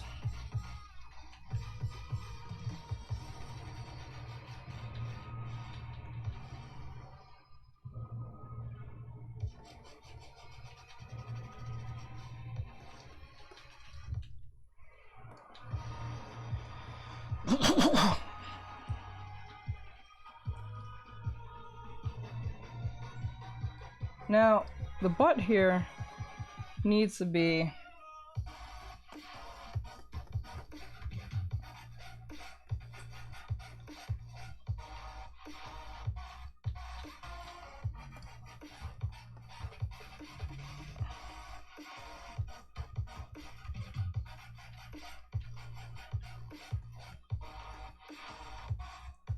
actually, you know what I'm gonna do?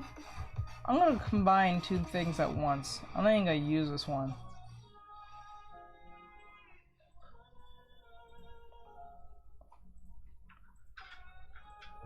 I'll do something really simple with this one. So we're gonna use Spider-Man here as a perfect example of this. Something simple. So we're looking at him from a top-bottom type angle. Like this.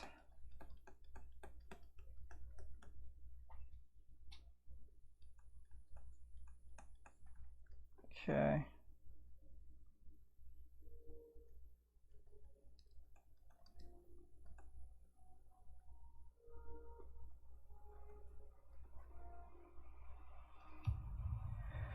Okay.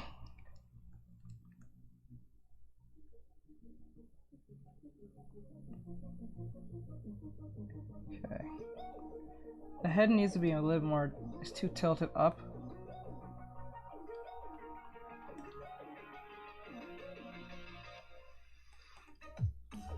Hello, Mr. Mere Flower. I hope everyone's having an awesome day. Thank you guys for coming in today. I'm going to be answering questions till 8:30, so if you guys have any questions, ask now.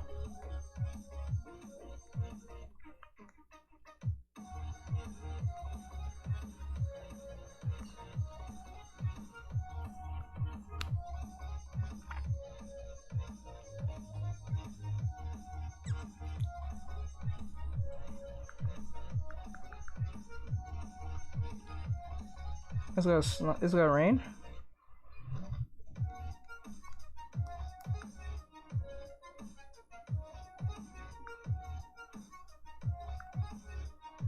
Okay. Like this.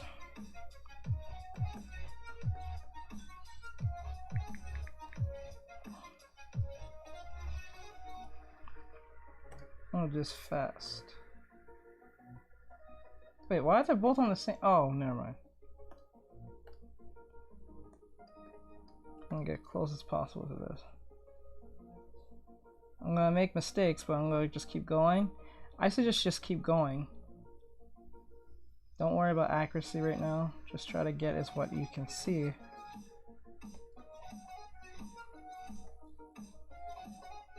I never worry about accuracy at all when I'm doing something like this.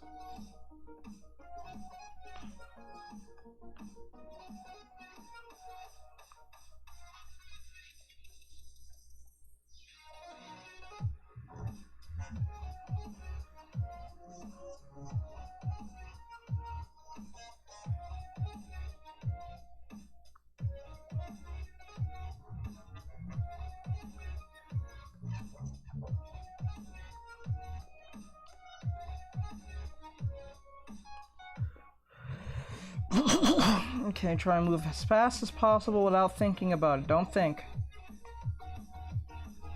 Try not to think about it. Try not to think about it. Don't think. Just respond. You can worry about whatever you fix later.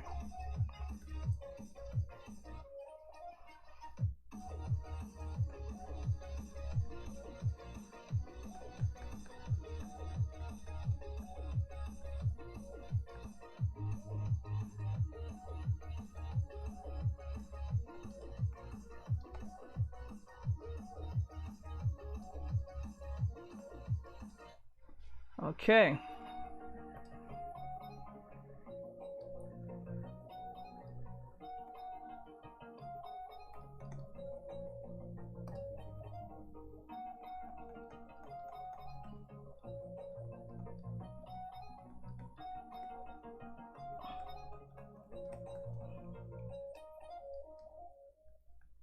That.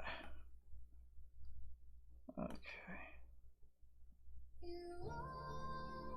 I think next week we're going to be focusing on doing character design sheets. That's the next thing that's going to be focused on. I'm going to be focusing on character turnarounds and design sheeting. Something I want to get into. Oops.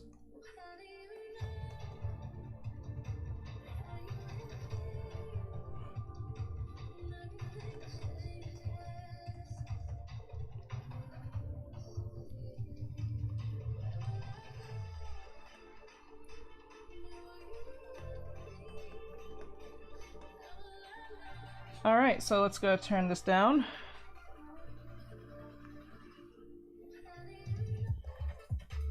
We're gonna try and do this more accurate. We're gonna try to get more fluidness out of this.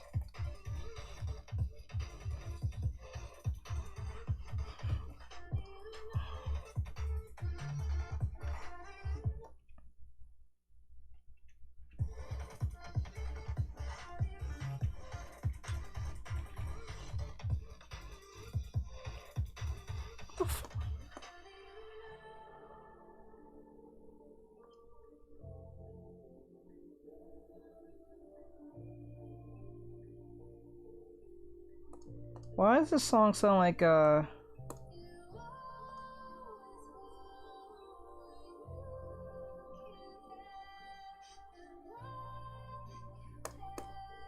does it always the background music sound like Avatar, The Last Airbender? Okay.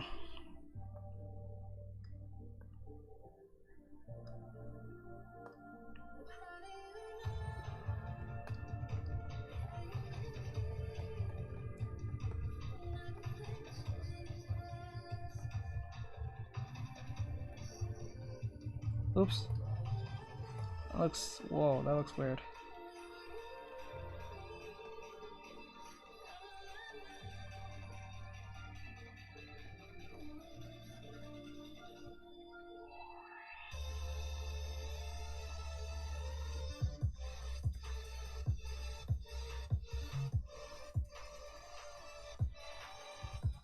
All right, so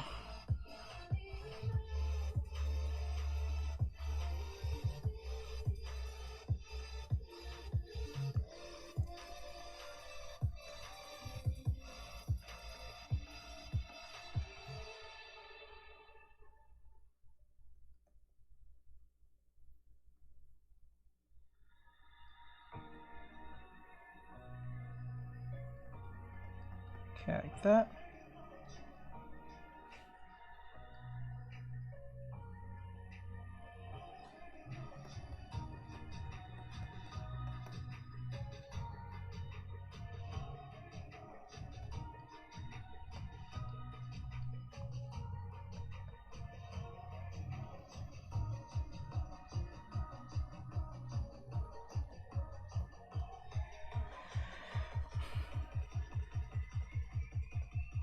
Okay, now I'm going to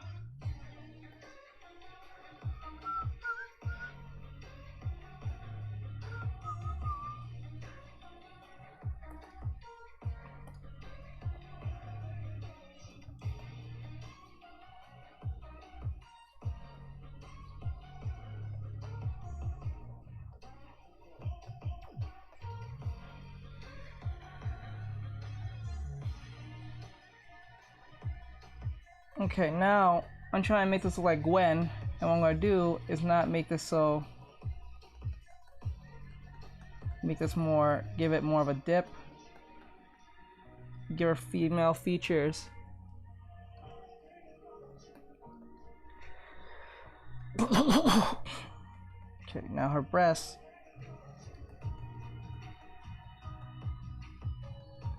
Right there. And then there's a gap here. Hey, KWIA. How can I say your name? 1122 122.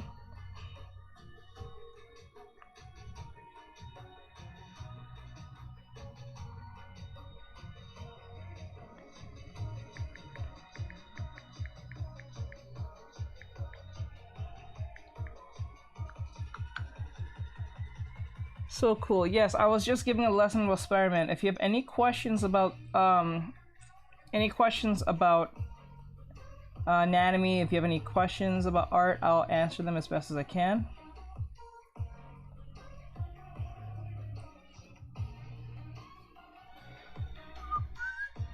Okay, we're gonna get Gwen's legs in here because her legs are gonna be a lot more softer, but yet still muscular in a sense, because she works out and she fights a lot. So we're gonna make sure we try to keep that spirit still there. All right, and her head is not that long. Gotta make it a little more rounder since she's a female. And we gotta make sure that her hoodie is back here.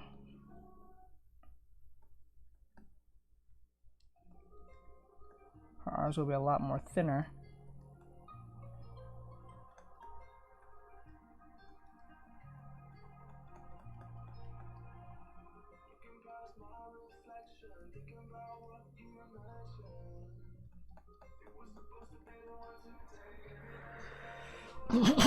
Okay, what's your name? Or Textures, or you can know me as Jace. Let me see here.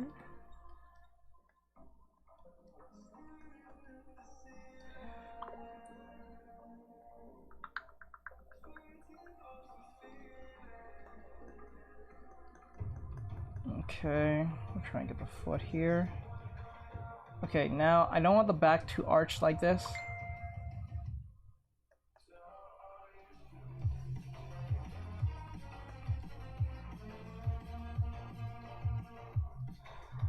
Okay, well, I want the back show, but not too much. Okay. Now, it doesn't look perfect because there's some things that needs to be fixed a little bit. Since Gwen here is going to be... Let me get the lasso tool. I'm gonna make the head a little more smaller than that.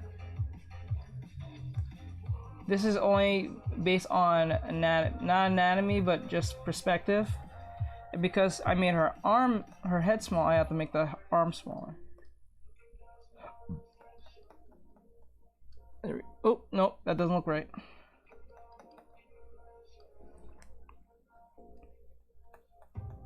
You don't want to make her too muscular. You don't want that.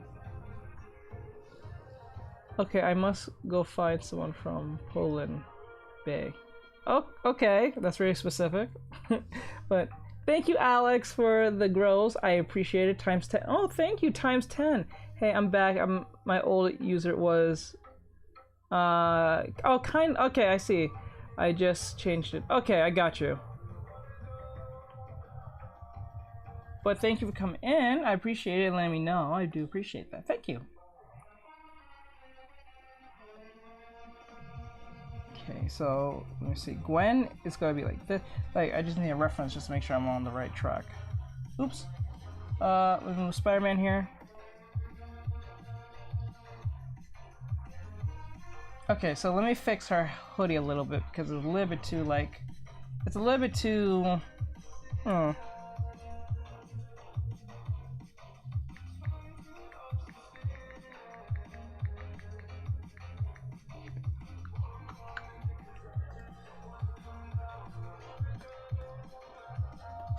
Okay, there it is. Now what I'm gonna do, let me see. The arm is like this, so we want the head not literally on top of the shoulder because we don't want that because that's gonna look weird. We want the head to protrude like this. because if you look at Peter's back and shoulder is like this, is protruding. That's why this head is like this over this shoulder. So we want to keep it that way. We don't want to lose that. We want to keep that. But we have to fix this shoulder, this back now, because it looks weird. This big arch. Now, let me put it like this.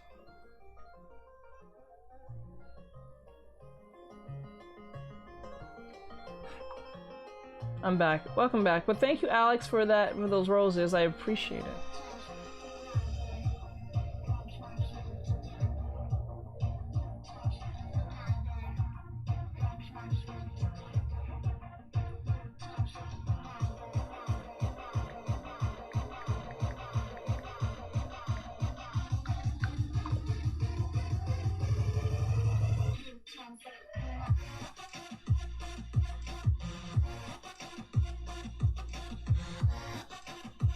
I want her breasts to show here, so there we go.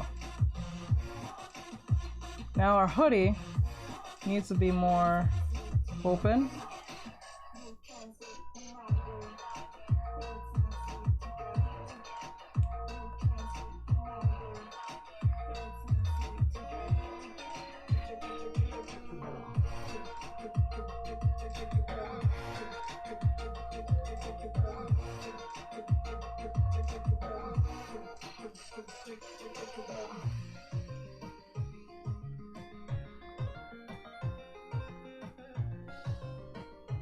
Oh, thank you so much for the present. Aw, thank you. I appreciate it. Thank you. Aw, thank you. And you know what's funny, guys? What you could do with this is that you don't even have to do it exactly how I have it. See how we have Peter like this? We can actually make Gwen look like she's swinging. So what we can do is erase the legs here. And be like this.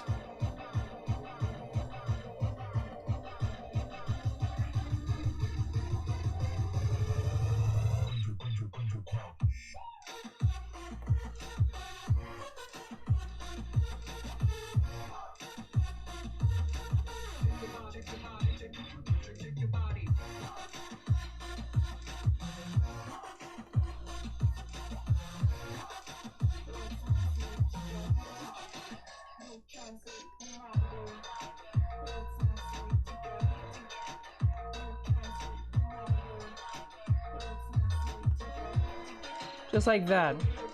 Look like she's swinging.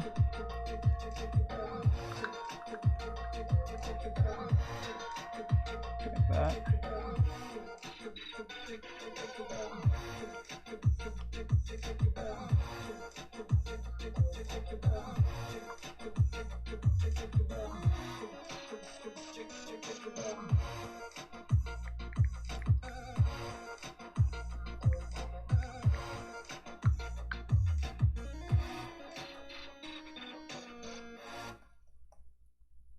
Okay, like that, and then make the arms like this. So what we're going to do is make it easier to see this. We're going to take away this. And we're going to redraw this again. We're going to...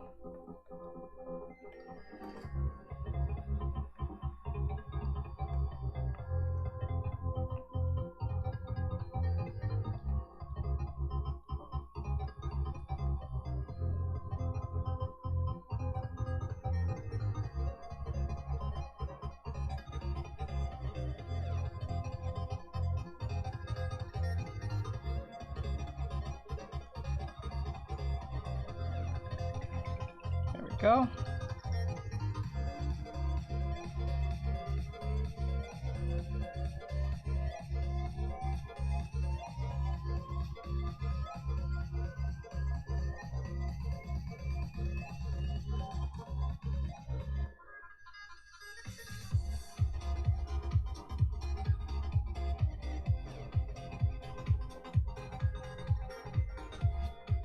Okay, that.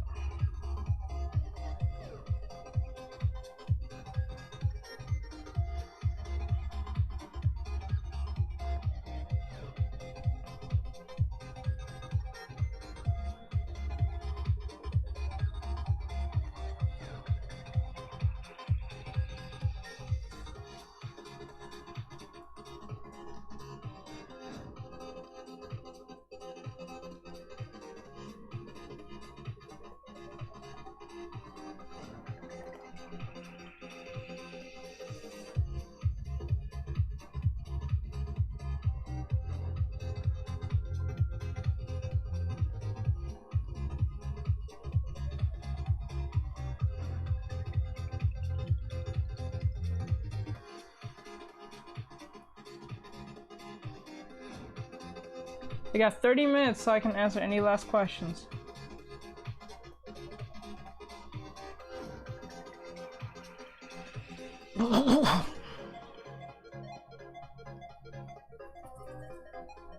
Actually, you know what?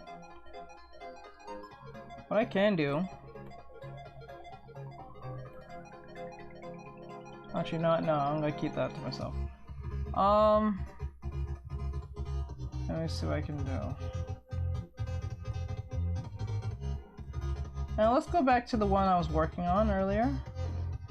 So that'll be faster to get done anyway, because I only have a few minutes. It'll take forever to get that one done.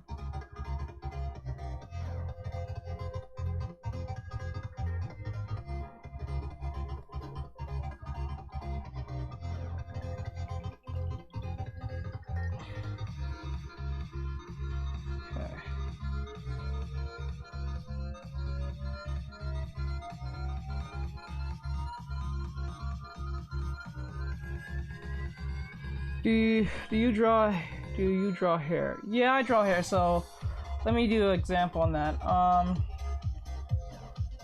Give me 2 seconds before I do that example.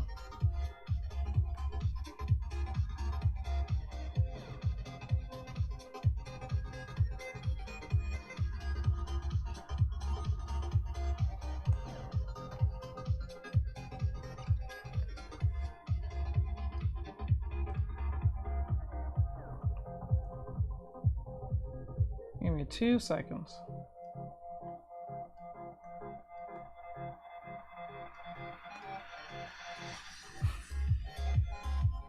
Okay, so let me use an example.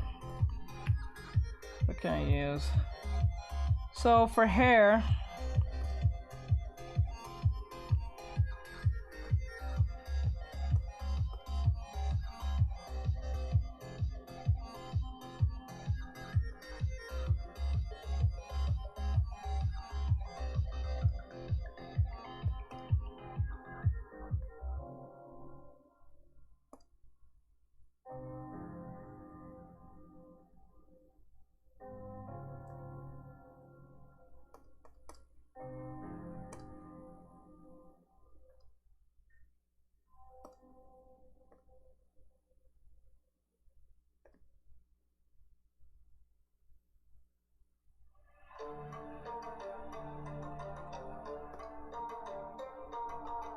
oh my gosh, this is stupid. Okay.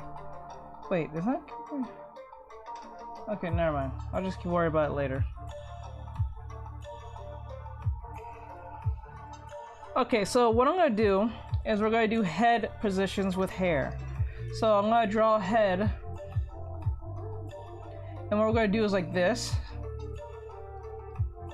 Actually, no, before we do that, if you're a beginner, do a head and put a circle inside the circle like this and like this. The reason why it's trying to give you indication where the head is pointing and looking. Like a cross here, or actually like this, like that. Then you make the head like this, and then you put like this.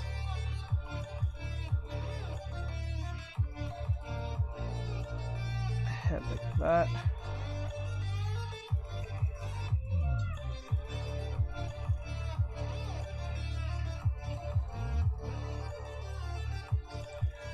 Like that. Artists were like, it's 2 a.m. I'm gonna go and draw something real quick. Yeah, true. I like it. Alright, so what's gonna happen is that when I do this, I'm gonna make this like this, or make the head like this. So you see on the side, the ear will be here. Okay, maybe like this, right? And then, oop.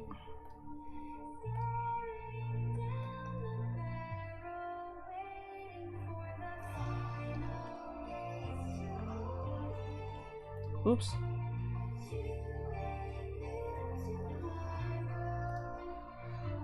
I always do the thing like this, so I know where the... So we have the eyes looking this way. So what we're gonna do is turn this down. I'll redo it again.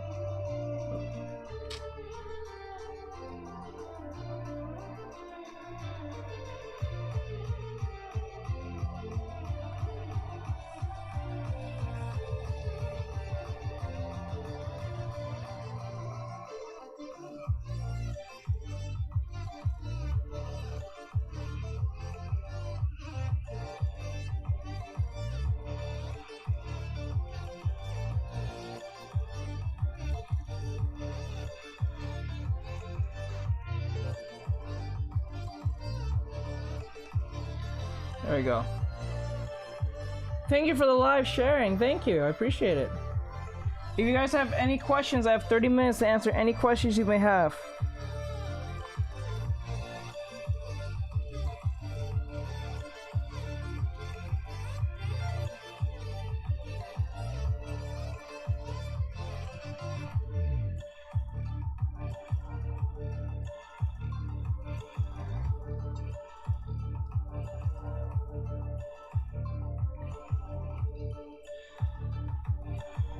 Now, since I made the head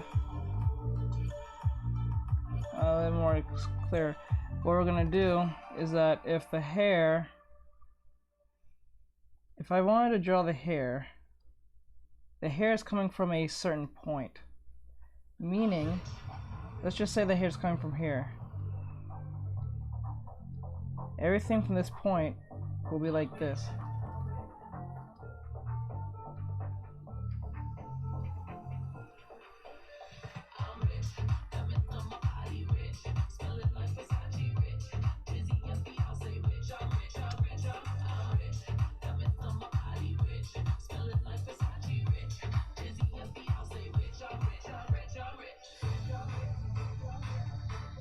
I know this looks ridiculous with the hair I just chose to do, but I'm just using an example. So like, always know that if the hair is coming from, like, just say here, like this, always make sure that it's coming from that point of view.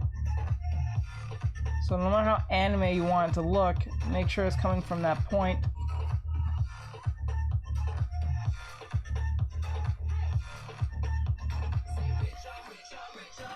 Does that make sense?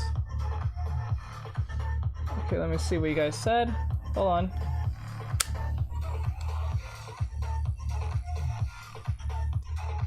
Pull that out. What else are you streaming this? Alright, I think I already answered that. Current question. Wait, is that current question? 6 hours ago. I already answered that, I think. How hard was it to learn force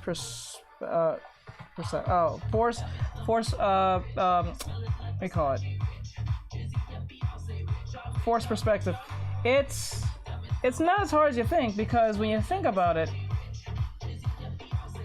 force perspective, if you're referring to, I think you're referring to is foreshortening. So for instance, if I was making a punch come at you, let's just say I was doing a punch.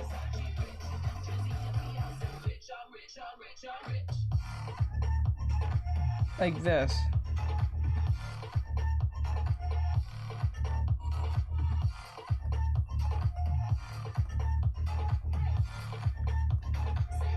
Let's just say I had a punch coming at you like this. So turn this on.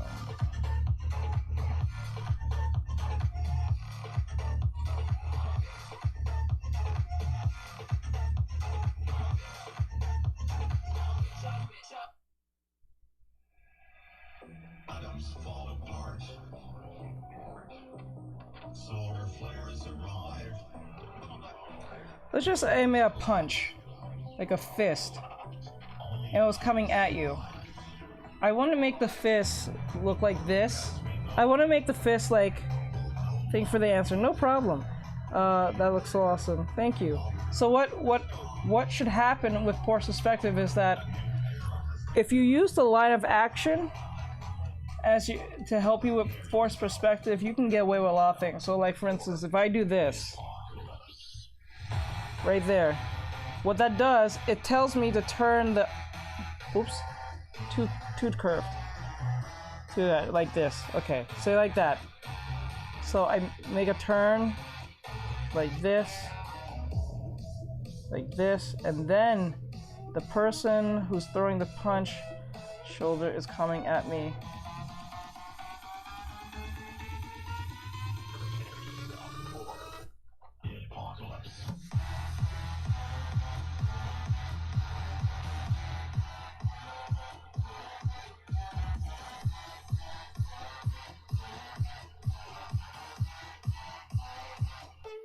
Okay.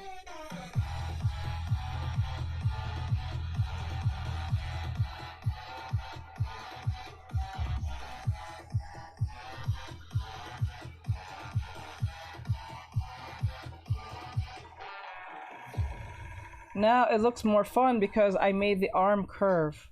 Because I understand that the arm doesn't go straight, it curves. Like it literally curves. If anything, this looks like a fist bump, like a sideways fist bump. And yes, this is a female I'm drawing, so. Oops.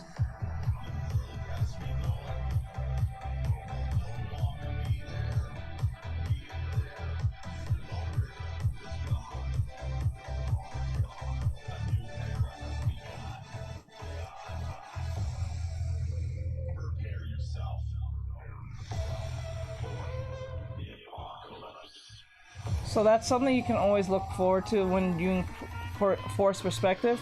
Or what you can do, like, I can use an example. What can I use like an example?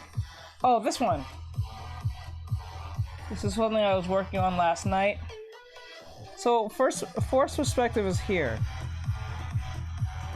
So, like for instance, Gwen, I was drawing Gwen again last night. So what happened was, the force perspective that is here is that her breast is big, her head is medium size, and her hands get smaller by default by distance.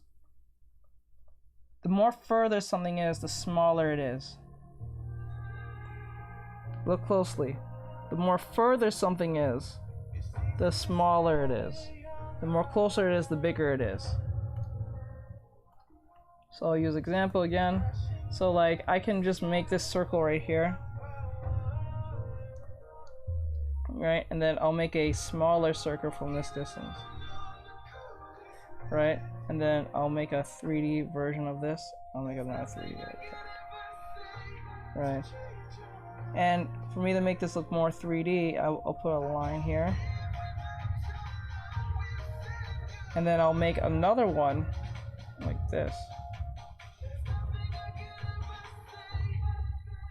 So how big, like the bigger the bigger it is, something is, the further it may look. Thank you for the live. See you next time. Oh, no problem, Florida.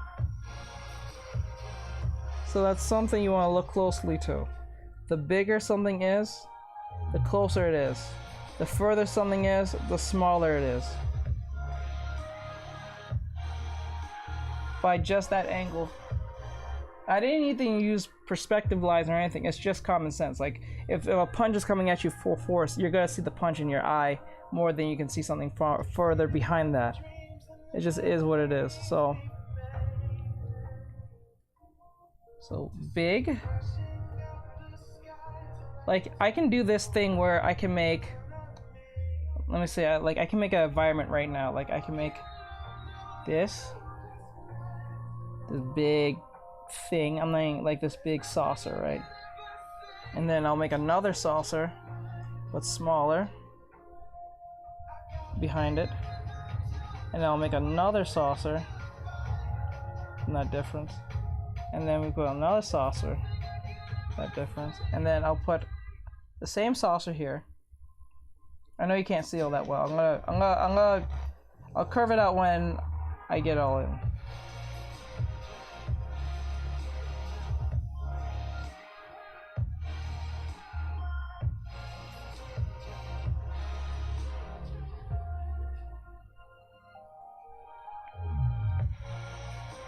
And now what I'm gonna do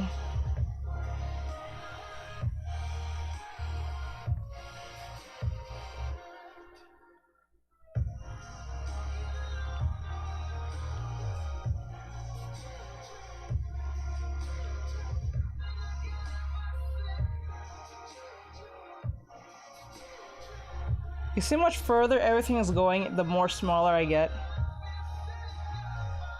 It just gets smaller and smaller and smaller to the point you can't even see it. It looks like it's going super far away. See how that works? That's how force perspective works. I didn't really use the Horizon line and the vanishing point to do this. It's just common sense. Literally, the bigger something is, like I can't even make this even more small. Like for instance, like to make it more bigger, like I can make this even bigger.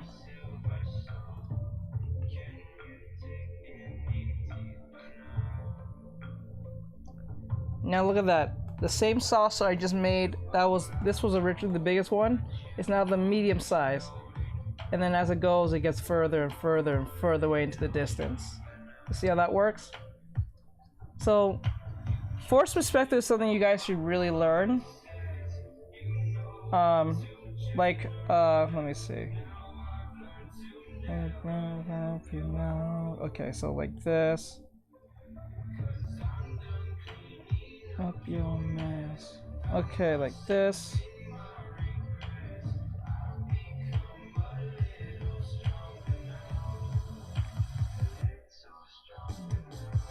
Like that. Okay, see, hi, hon. Okay, like that. Like that.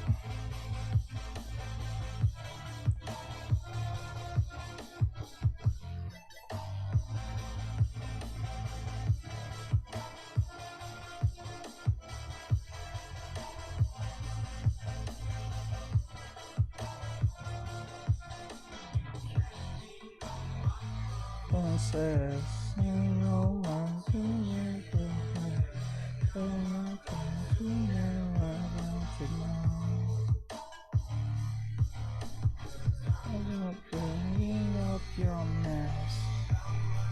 okay.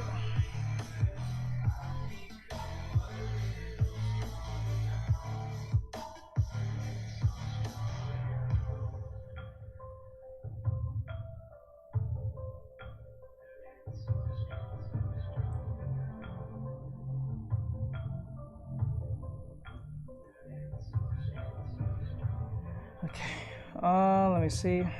I know it looks a little exaggerated. I'm gonna make this look a little more better.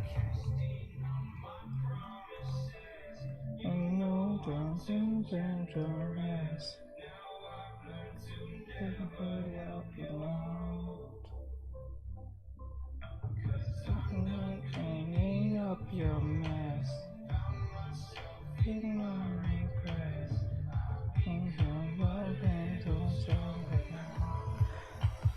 Okay, there we go. So, right now I'm drawing a male. I'm gonna make it more strong, more defined.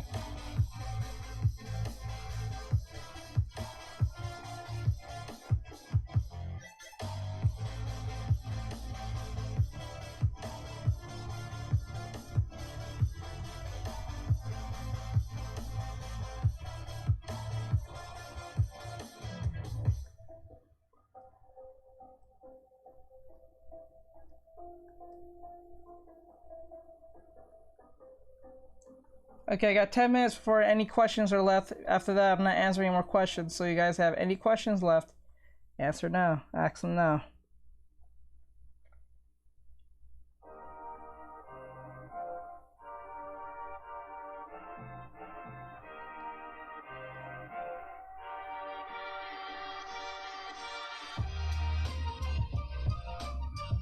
I got 10 more minutes before I answer questions.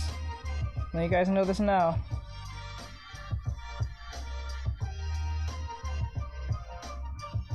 Oh, hold up.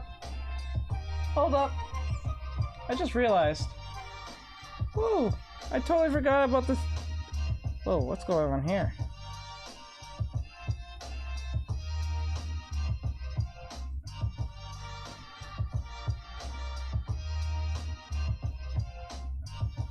Yo, what's up? Hey, Nash, what's going on, bro? I didn't see you there.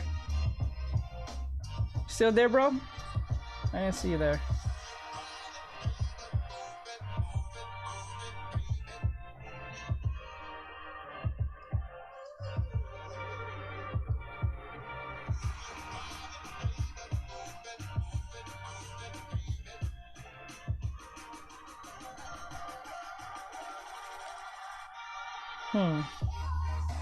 Now, let me see.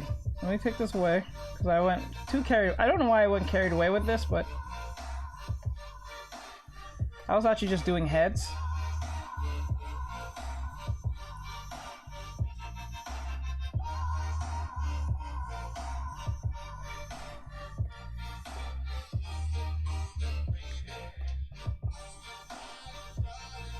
Like this.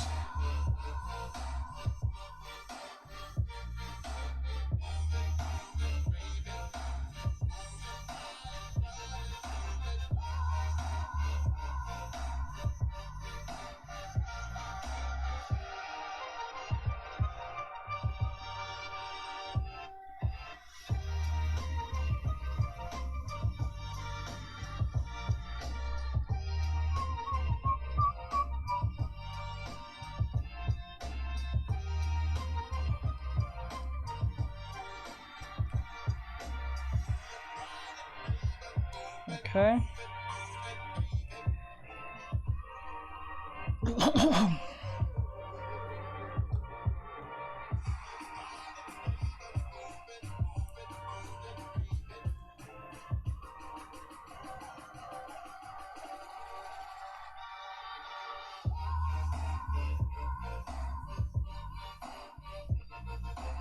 Like that.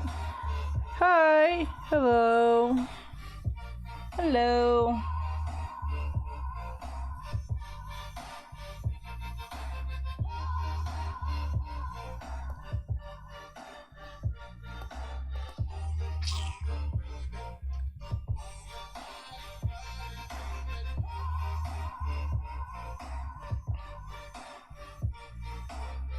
Okay, like this.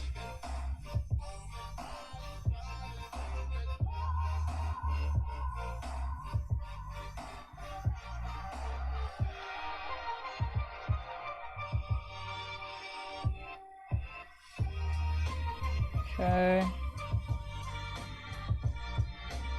Now we're gonna draw another head like this, but we're gonna have it looking down. Not looking down, but we're gonna look at it from a down angle. Okay, so we'll make a head, and then we're gonna like this. Well, no, we're gonna from an angle.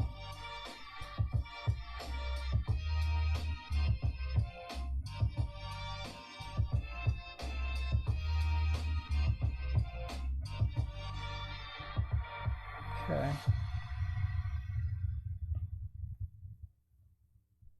This.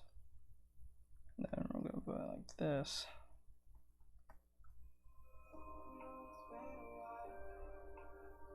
Like this. Doing head shapes.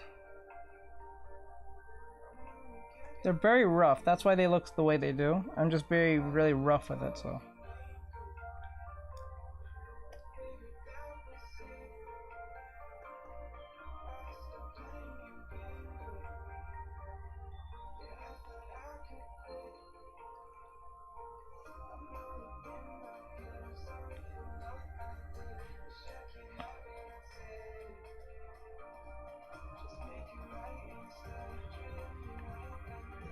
Nope.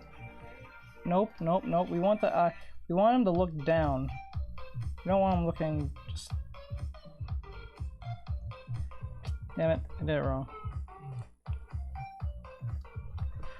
Ugh, these angles are always so frustrating to do.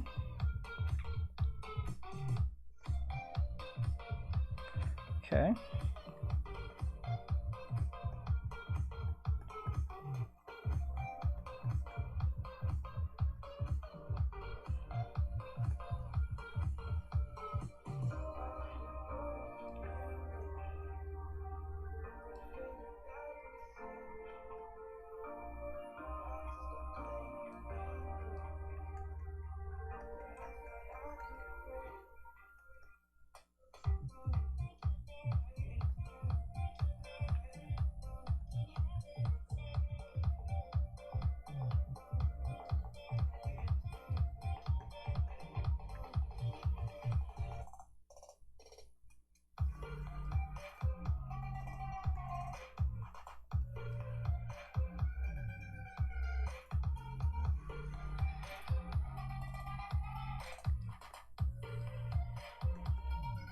Okay.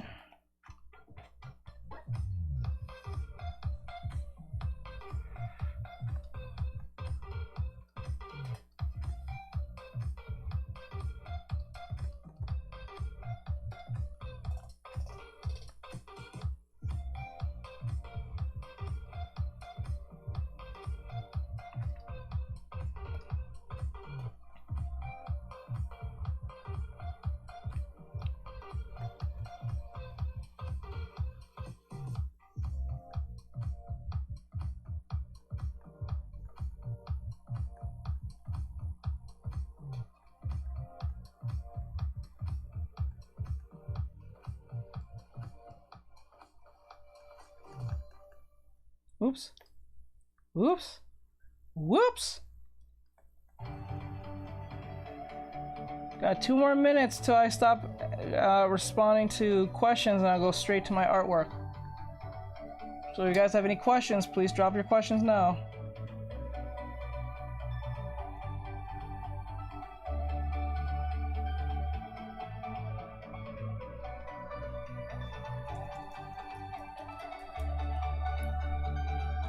Two minutes left before I answer any last questions.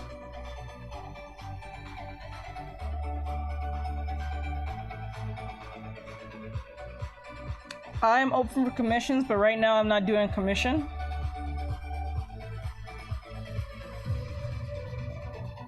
Oh my gosh, look at those roses. Oh my gosh. Look at those roses, thank you. A beautiful art, keep making it, thank you. I'm just doing some anatomy head poses. Earlier I was doing a lesson, I was giving a lesson earlier about Spider-Man and males and females, what to look for and like body shapes and stuff like that. I was doing a lesson on that. Do you like to do furry art? I wouldn't mind it. If anyone were to commission me right now, that would be my first furry art commission. If you want to know my prices on commissions, you can go to my Instagram and my commission prices are right up there. I do furry art, I think, if I remember. Let me go check. I'm open to doing furry art as long as it's not something insane. I don't mind doing a quick furry art, like I don't mind doing furry art in the sense of a character design or something, but like when it comes to like blood, guts, sexual stuff, I don't do it like that. Let me show you my examples. You go to my Instagram and you go to here where it says commission, where this diamond is here. Okay. Open. Oh no, it's loading. Okay. Then you hit where it says that. Goes to commissions to my website here. It should show my website. And it shows my terms of service. Commissions are open. It shows my terms of service. Let me make this easier for you guys to see. So these are my menus. I might commission you. Thank you. I'll be open into it. Let me see. What did I do? I think. Yeah, I do furries. Yes, I did. I remember. Yes, furries. I didn't know if I said I didn't or did. The things I don't do males that are doing NSFW lewd stuff. I don't do fetishes. I don't do hateful art. Imitation of other art styles. I don't do imitations of other art styles. I might draw Goku, but I'll draw Goku in my style for you. I don't do gore. I don't do landscape, background, or scenery because that's not something I specialize in, which I want to, but that's something I'm learning on. So this will be gone soon. I don't do anything about political stuff like the U.S. president, whether it be Trump or Biden or whatever. I don't do that. I keep away from that crap. But I do humanoids, demons, elves, angels, Nico girls, or I do portraits of you of your loved ones, fan art, original characters, females only. I do NFW as females. I don't have no trouble with that because I specialize in drawing humans and females. Don't worry, it's not NSFW. Okay, good. But if you want to check out I do chibi art. These are my prices. I do full body. If you want to check that out. This is half body, and This is portrait. Just to let you guys know, the drawings that you see here are old, so my art style has probably gotten a lot better since then. So whatever you're seeing here, it's like probably a year old, so I have to update the pictures on this. But you know, it is what it is. So whatever you're getting, you might get something much better than this. So yeah, I still don't feel too happy with the Raven thing I did back in the day. I feel like I should have did better at Raven. I especially don't like what I did with her hair and her head. Her breast, I think, is a little bit over the top. I should have fixed that when looking back at my mistakes and stuff like that. So I really like your style and kind of want to learn from you. No problem. I do give lessons. I have a YouTube channel that gives tutorials, crash courses. I am working on a full Gumroad course for you guys to purchase at a very reasonable price. I think it'll be probably like $5, or probably even less than that. Probably $5 to $8. I think $8 would be fine. But yeah, if you want your commission, just go to my quotes right here, you scroll down, you put in your name, your email, your color type, all this stuff, and you just fill in all the stuff you need, and then you check out my terms of service and then request a commission. Please put your name and sign in, and then once it goes to my email, I check it out, I read it, and then I will talk to you on Instagram. If you have an Instagram, you can talk to me there. If there's some things you want to change and stuff, or you want to talk about, or things that you want to verify with me, just go on Instagram and I'll talk to you from there, and all that great stuff. I'm willing to teach anyone who's willing to be taught. I like those who are willing to learn, but I'm telling you, there's no fast way of learning than just listening and applying. Listen and apply. That's, oh, and those of you who keep asking me what is my equipment I use, this is the equipment I use. You go to my Instagram, you go here, and then you can click see more. Let's just say you wanted this tablet, right? You click see more, and it takes you straight to Amazon and exactly what the price is. And now it's much cheaper. It used to be $500, oh, close to $500, but now it's $339. It's on sale.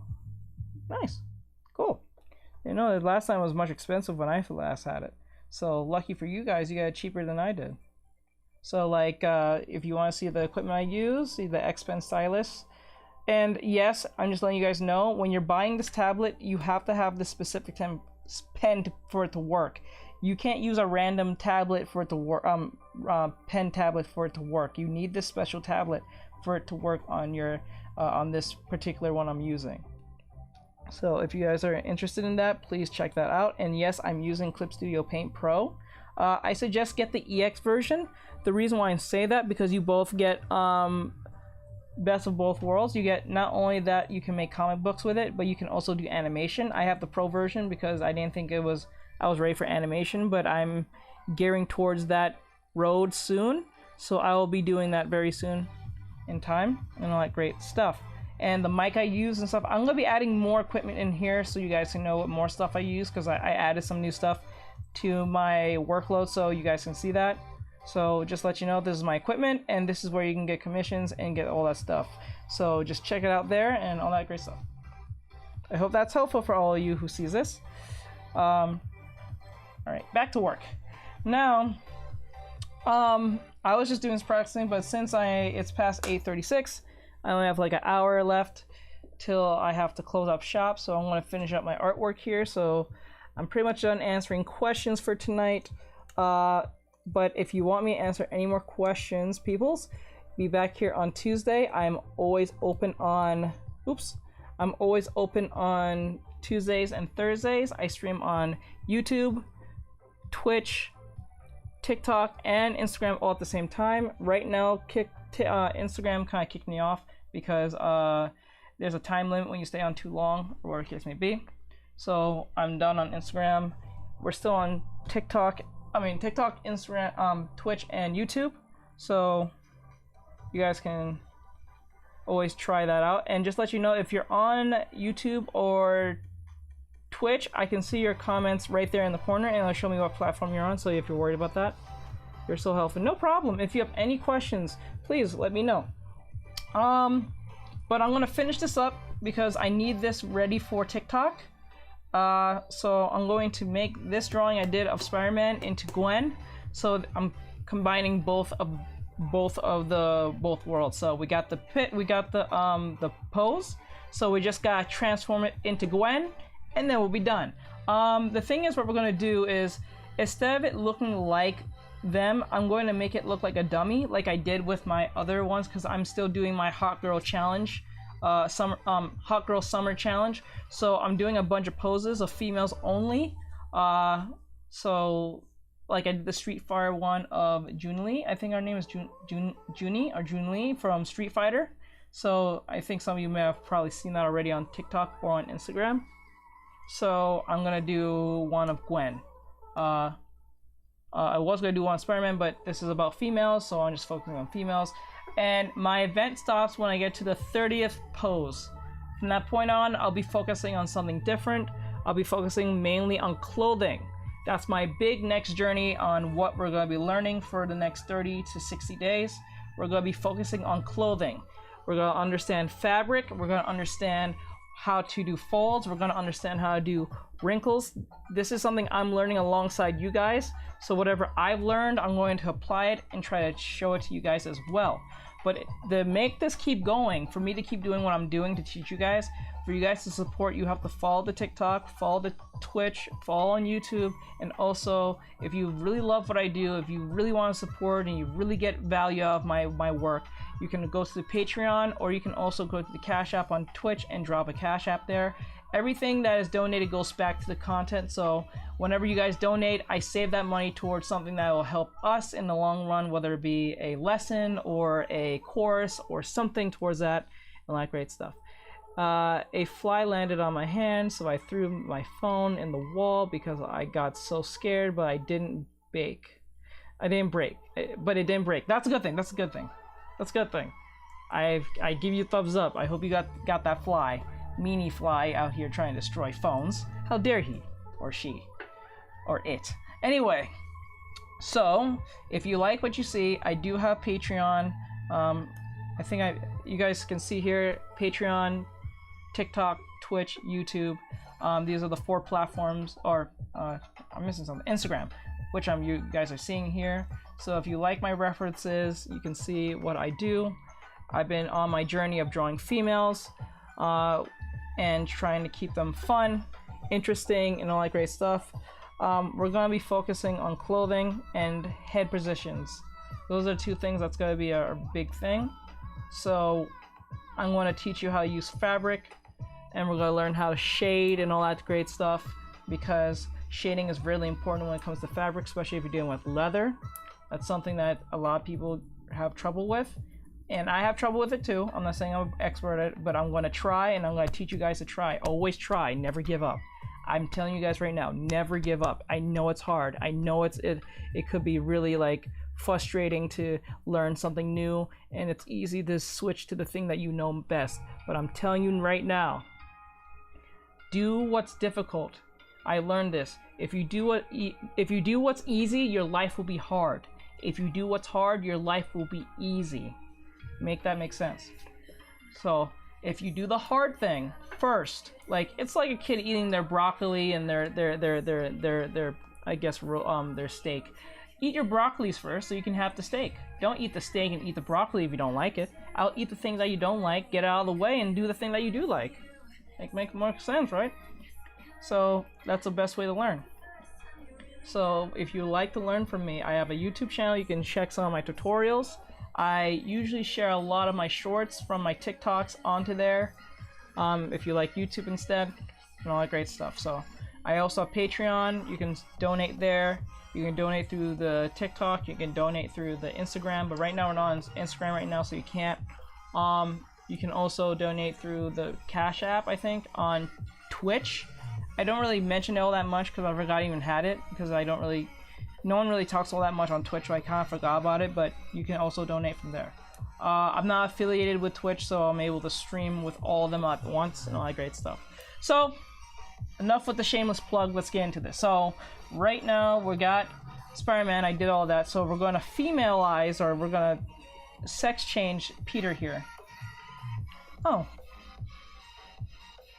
Not really sure what that says. AE, I see you, bro. Anyway, so let's see. Let's change some parts about Peter here and make him into Gwen.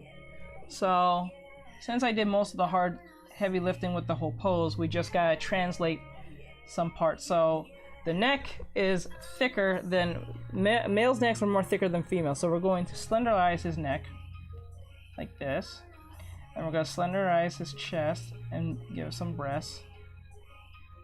All right. Okay. No. Okay, and then because he has this thickness here where the back connects to the torso, we're going to curve that back. Right? We're going to exaggerate this, and then we're going to bring this here.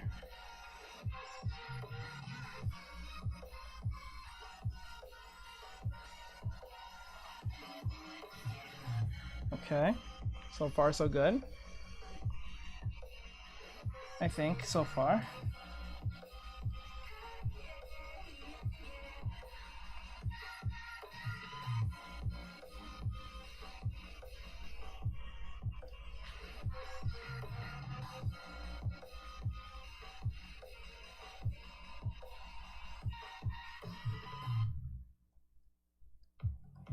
Okay, now, wait, let me bring this a little bit. Okay. Right. Now, because Peter's arms are more broad, more big, we're going to shrink. We're pretty much shrinking everything about Peter and making it into Gwen. Because if you look closely, I'm gonna pull this up. If you see closely, Gwen is lean, but yet her arms are skinny. Peter's arms are more broad, and I'm pretty sure this is an older version of Spider-Man. This is not even 20-year-old Spider-Man. This is probably 30 to 40-year-old Spider-Man. If anything, I'm pretty sure this is 30 to 35-year-old Spider-Man.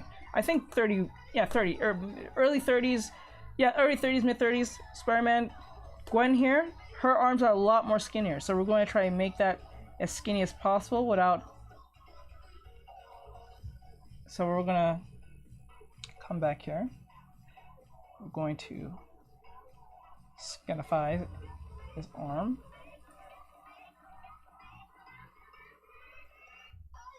Okay. Right. And then we're gonna bring the shoulder like this. Right.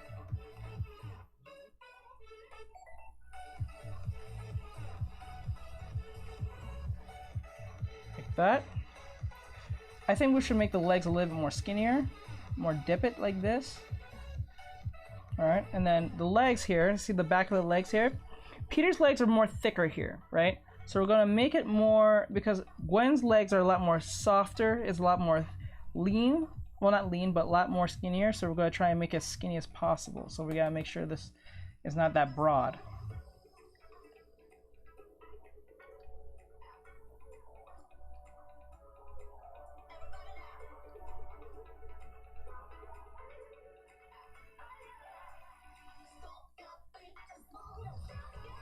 Okay.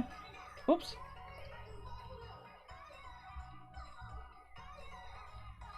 Okay, now let me see here.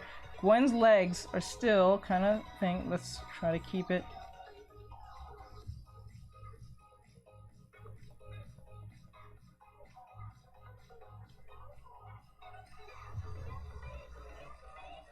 I think here needs to be a little bit more. Yeah, I think that's about here. And because she's still lean, we have to give her that arch here. We don't want to make her too muscular, because that's going to defeat the purpose. Gwen is quite lean, but she's not muscular like that. She's a ballerina. If I remember, I think she does ballet. If I remember right. I'm not. Please correct me if I'm wrong. Those of you who are spiderheads out there. I think she has done ballet before. Unless I'm getting her confused with another character. I think that's Cloak and Dagger I'm getting confused with. The arms are not supposed to be this broad here, and the shoulder. We need to bring this a little bit more like this. Like that.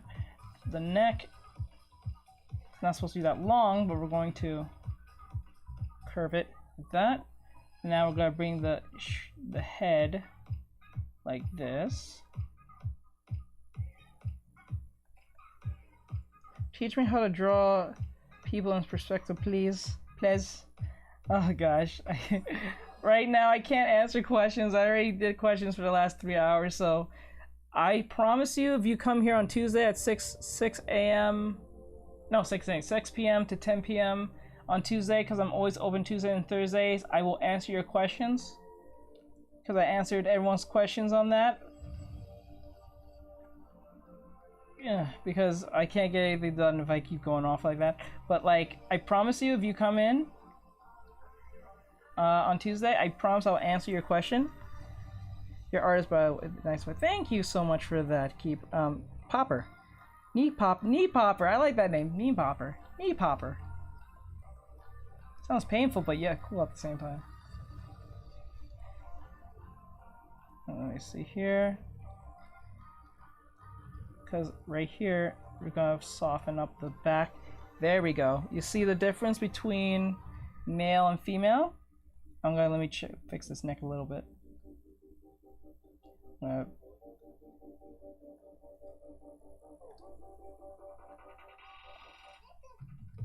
Like that. Oops.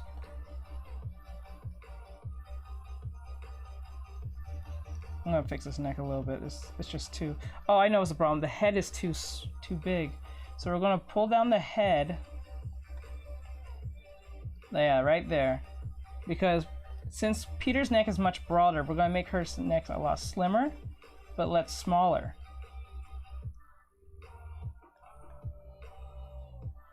So we're gonna put eyes here. This indicate where our eyes are gonna be, but we're not gonna make the spider eyes.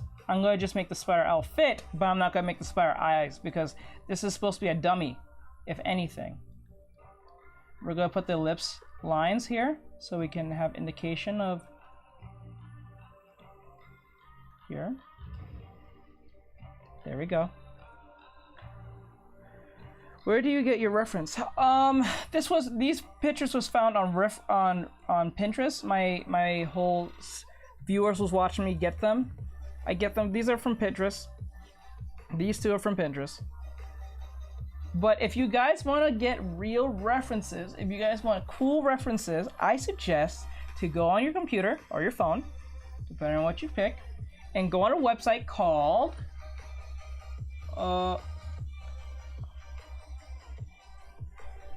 sketchfab.com. I'm gonna make a video on this because I saw another person do this on TikTok. Go to sketchfab.com. I'm gonna let you guys see that. Sketchfab.com. This is super helpful. You go to this website, press enter. Okay. Now it says the leading platform for 3D AR and on web. So let's just say you want a Goku. Let's say Goku. I used this last time. So you go to the section and you go to search. Type in, let's say Deku. I'm gonna say Deku this time. Say Goku. Let's say Deku. Oops. Now, what you just got here is a reference, a 3D reference of Deku. Now, what does this mean?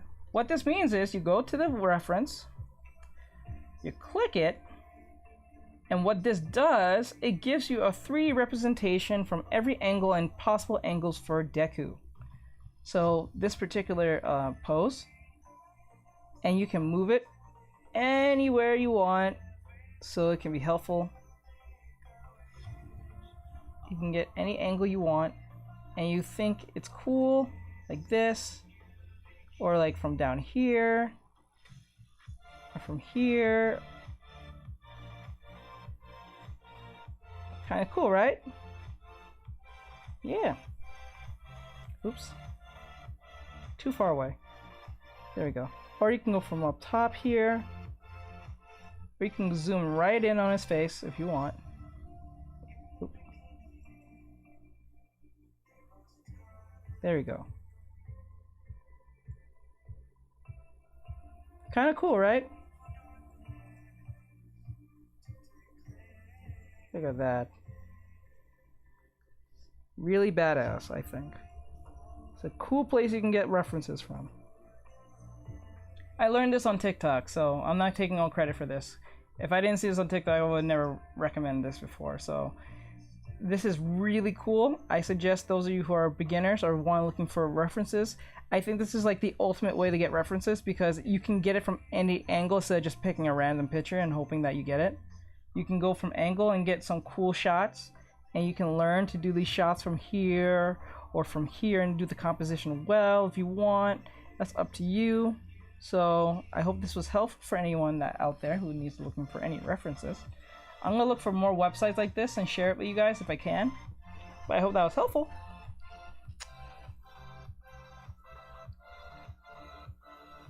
But guys, I'm letting you guys know, those of you who wants to get help or you want any help from me, I'm always here Tuesday and Thursday. I stream from all platforms, from TikTok, YouTube, Twitch, and Instagram all at once. And I give lessons as I'm doing my artwork, and I'll answer any questions you guys have, whether it be a color theory question, an anatomy question, anything like that. So if you need the help, please come every Thursday and Tuesday and Thursdays at 6 p.m. to 10 p.m. I think that's reasonable time. That's for Eastern Standard Time for those on the East Coast.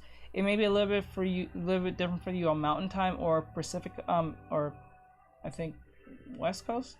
So try to correlate that. I put the timer there for you guys to know for those on different time zones, so it makes it easier for you guys to find, so you don't have to bust your head trying to figure out what that was.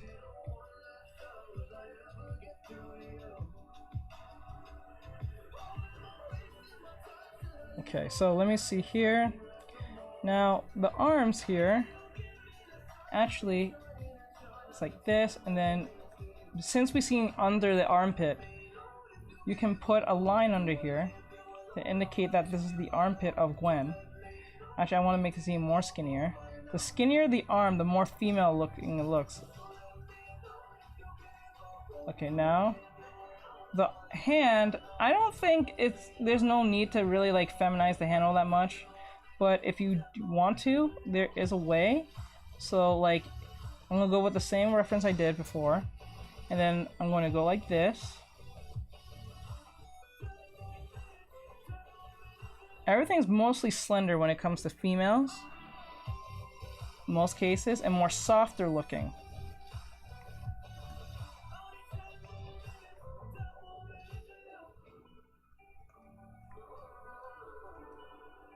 There we go. I'm gonna make this a little bit more curved.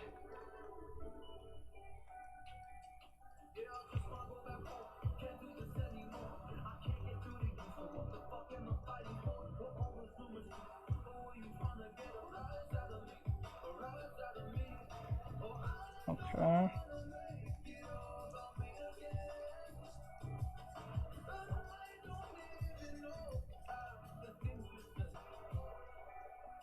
Okay, just like that. I'm gonna fix this hand a little bit more. Oops. Ah! Can't get this.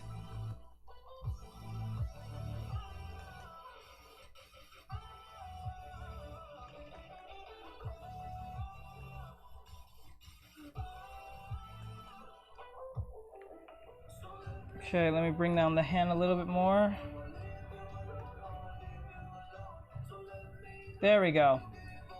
The hand's the finger here is a little bit bent. I'm gonna fix that a little bit. It's a little bit too bent, but it's hitting the job well. There we go. And then, if I remember right, I'm gonna make it look like this. Remember, when you're making the web shooters, it doesn't go straight, it curves. Always know that. Always know that. Okay, there we go. And this time I made Gwen's head much more smaller and rounder, because girls' heads are usually more smaller and rounder than most men. There's some girls with longer faces than men, that's fine. But in most cases, in like drawings like this, their heads are more smaller and rounder. And the jawline, to make the difference between a male's and a female's, if you look closely at Peter's head, it's a much more like straight, like a box. But mine, for instance, let me even shave it a little bit more. I think it needs a little bit more shaving.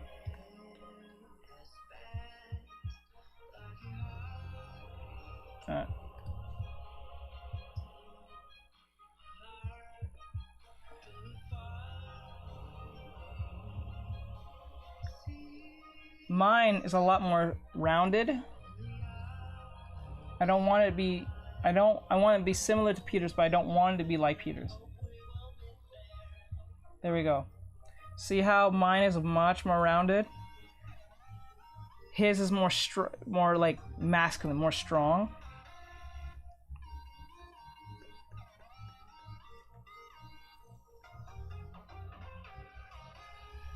Okay. So, actually I'll do that last. Now, since we have most of everything from Gwen, I'm going to actually do the outfit, because since it's just literally, so I'm going to do this.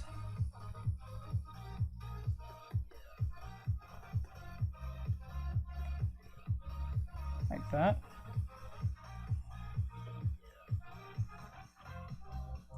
Remember, right? Gwen's outfit kind of goes like this.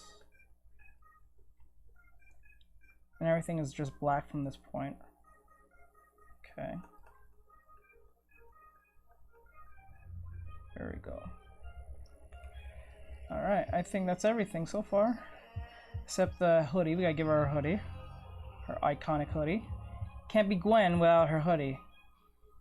This time I'm not, just to let you know, I'm not putting the spider eyes, because this is supposed to be a dummy. So what I mean by dummy, it's a lot like what I did with Junli, Juri? I think Junli? I can't say her name right. From Street Fighter. You see how I just gave her pretty much a mask? I didn't do the hair or none of that. It's the focus of what we're trying to do is just the pose itself. And the clothing is just a fun aesthetic to put there. Just something fun for visual, for the eyes, if anything. And I hope this helps you out there, the difference between male and female. Always know when it comes to females, everything's more slender, everything's more smaller, everything's more skinnier. There's never really a chance where the female are bigger than the males in these situations. The only time when the female are bigger than males, and I'm not talking about height and I'm not talking about muscles, is the chest, because when females have more chest than men. I'm talking about breasts. So, not saying that it's not possible for men to have big breasts, because it is possible if you've seen like Dragon Ball or JoJo. But women are naturally made to have breasts like this, or even bigger than that, or even smaller, depends. But like, because I try to indicate that this is Gwen, I didn't try to give her too big breasts to make it too exaggerated. That was not the point. I'm trying to be as respectful as possible to the character as much as I can. So, there you go. So I technically made a new pose, not a new pose, but something close to that, to the original that you see over here. This is the original pose. And because of my lesson today of Spider-Man and Gwen, I was gonna use Miles today, but next time I might use Miles. I would love to use Miles as a perfect, I might use Miles as a character design choice, for character design, on why that his aesthetic really works well for him. I don't know yet, but I'll talk about it next time, probably next week. I'm not sure yet. I'll think about it. But right now, I think we're at a good place. So I'm going to put in the hoodie for Gwen. This is gonna be probably the hardest part for me, because I still have a hard time drawing hair. I mean, not hair, clothing. My bad, said the wrong thing. So I'm gonna try my best to do it.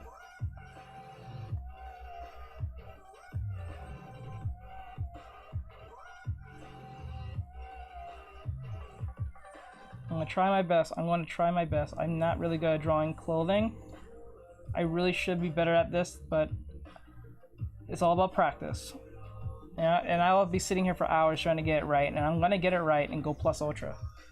I tell to all of you who are beginners, don't ever feel discouraged at your artwork. Don't feel like you'll never reach your goal. You will reach this level.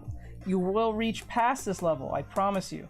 Those of you who are amateurs, those of you who are brand new, those who are novice or in advance, you can do anything if you put your mind to it. I believe in every last one of you. You guys can do it. I know you guys can do it. Because if you couldn't believe you couldn't do it, you wouldn't be here trying to better yourself. So I am proud of every last one of you guys. You guys are amazing. Don't let anyone tell you different. You can do anything if you put your mind to it. Whether it's in college, whether it's outside of college, whether it's a drawing, or whether it's a workout, or whatever case may be, you can do it. Don't ever feel like you can't do it. Don't let anyone make you feel less than for what you can do. You are talented, you are special. You are you, and you can do it. Go plus ultra. Don't let anyone tell you different. You're different and you are special. Know that. No matter what background you are from, no matter what religion you're a part of, no matter what you identify as, you can do it if you put your talent to it. Talent speaks more than words. Do what you can do and do what your best. That's all you can do. That's all I can give you guys. Whether you go to art school or you're outside of it, you don't need to be in art school to be a great artist. Even Ross Strauss himself said it. You don't have to go to art school if you don't have to. He went to art school because he can afford it, but because you can't afford it doesn't make you less than an artist and can't mean you can't get a job in the industry. You can do it. Trust me. Whether it's in the gaming industry, the animation industry, the illustration industry, it doesn't matter. You can do it. Whether you're female or male, don't let because you're a race or you let your gender be the reason why you can't get that job. You can get that job. If you think that you are deserving that job, prove it to them. Don't say because of your race, don't because say of your gender, don't because of your background, your ethnicity, it doesn't matter. You are special and you can do it. I'm telling you guys this now. I know how it feels to feel less than. I got rejected from art school and I'm starting to not like Fortnite kids. And I'm starting to not like Fortnite kids. I understand. But don't worry, just because you got rejected out of art school doesn't make you less than an artist.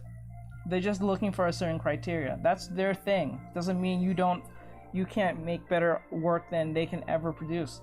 There's a lot of people who's never went to art school and they make promising careers in the art industry, gaming industry, illustration industry. It doesn't matter. You can do it.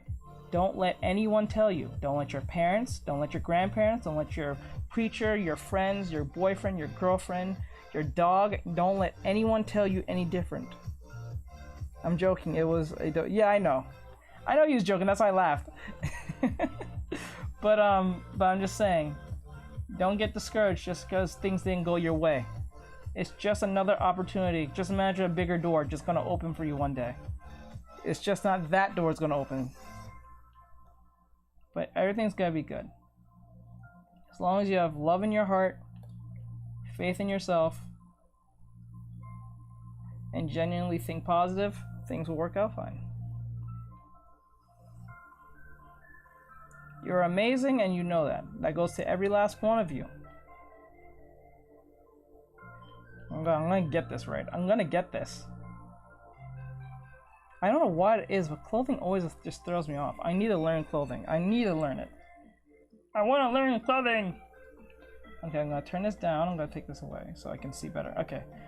So I can see what I'm doing. Okay, so the outfit is going like this. Right?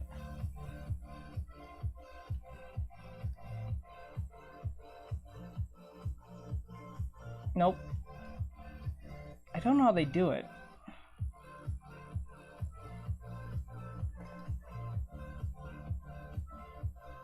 Now you guys can watch me struggle at something I'm not really good at. Hope you guys get enjoy out of this. Hold on, let me put this up here so I don't have to hold this.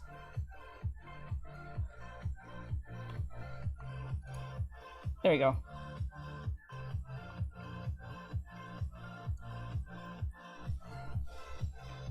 Thank you for the follow, guys.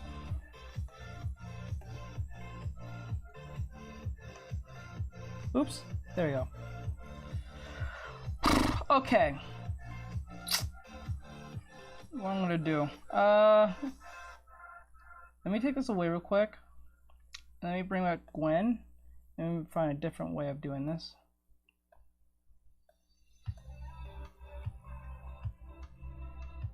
Ah, that's one way it can work. So let me see if I can do this. So if I can do it like that, right?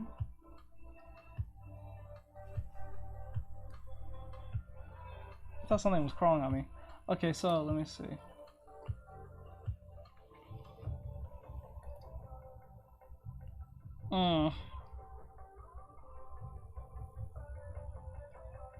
I can't get this. I don't know why clothing always throws me off. I need to learn how to do clothing. And now I'm more determined to understand clothing more than ever. Oh, okay.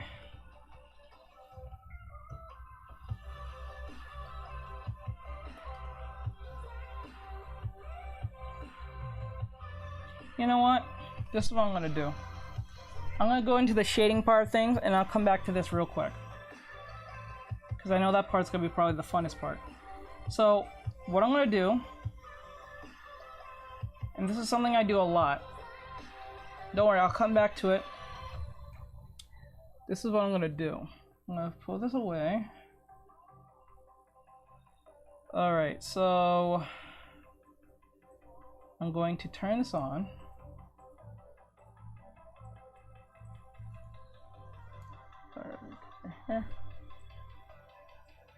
Alright, so we're going to hit the wand tool and we're going to do a sketch like. Yo, that kind of looks like the battle pass. The battle pass? You mean on Fortnite? The hell? What does the battle pass look like? Now I want to know what this battle pass look like. I haven't played Fortnite in such a long ass time. What the fuck is going on with Fortnite lately? Okay, we're gonna invert. And we're gonna say yes. Wait, is that on the same layer? Hold on, I think I did that. That would have went left. Okay, now. Okay, we put all the white inside this, so we'll use it as a form of mask. Where do you get your references? I get my references from Pinterest. I get it from, I'll say sometimes YouTube, because YouTube has, they have a YouTube video, a YouTube channel where you can get references, but it's for shorthand, like speed drawing, if anything. But I just showcased it. There's this one website called Sketchfab. I was just on it, just showcasing it. Hold on.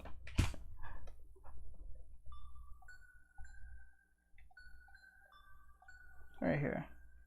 I'll keep it open. So Sketchfab is a place you can get any type of references. So you type in let's just say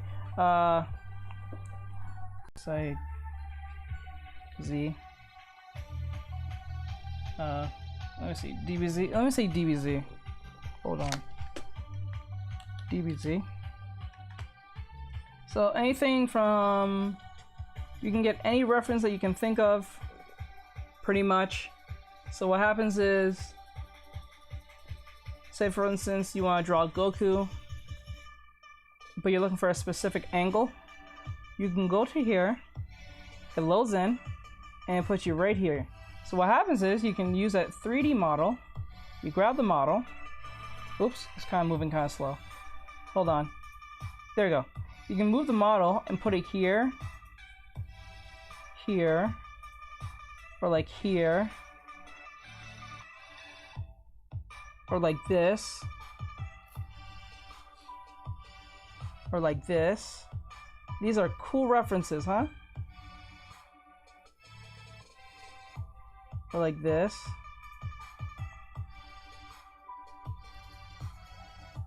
You can use these as 3D models to look around. You can zoom in or zoom out if you want to, depending on how you feel.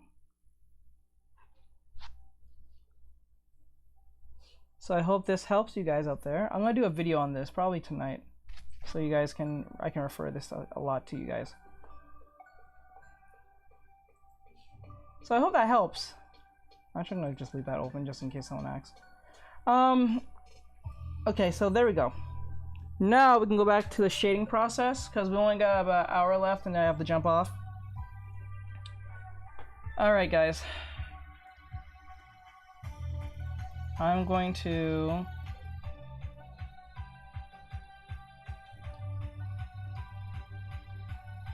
hold on. Let me get these marching ants away. They're annoying.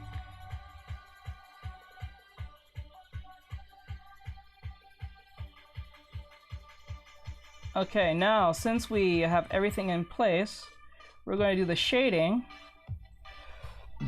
And this is the fun part because we're just doing black and white, so it's pretty much grayscale. And I don't really need to use like a brush, I can just use the ellipse tool. So number one thing you should always do when you're doing light or shading, have an idea where your light source is coming from. So let's just say the light source is coming from here. So our light source is coming from behind Gwen, like this, right? So the shading will be mostly in the front, if anything. So we're gonna do that. So I'm gonna do it like this.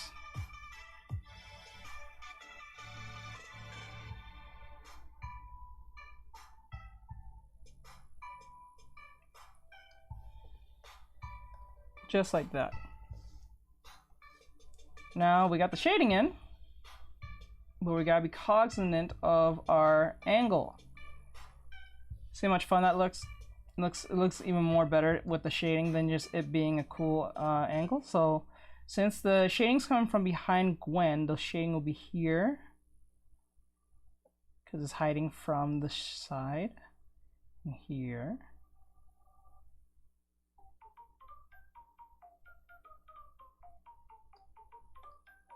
Okay.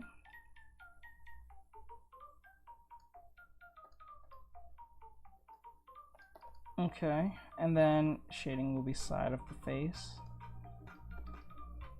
You see how much more fun that looks? Let me zoom in a little bit so you guys can get a better. Now, we're going to put some shading right here in this angle.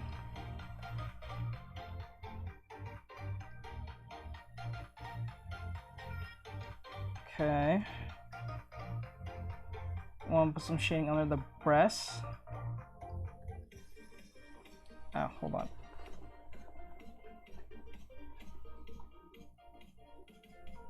Okay, there we go.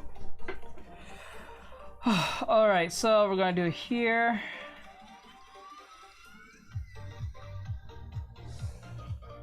I need to practice on dramatic poses.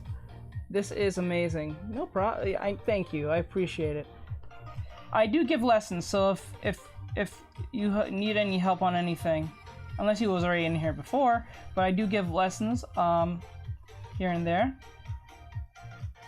I do have YouTube videos that talk about these very things. I'm going to be making some new YouTube videos soon. And I'm working on a course so you guys can purchase, and I'm going to try to keep the courses quite short, but not too short. I'm going to keep them relatively short, but they'll give all the information that you guys need to learn. Need to focus on, mainly. Okay, so everything's coming from this side, and I'm going to try to get into this hand here.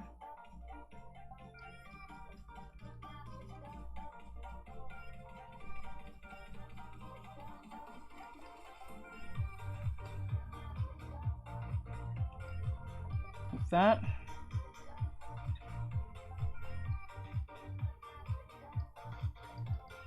Just like that. Easy as pie.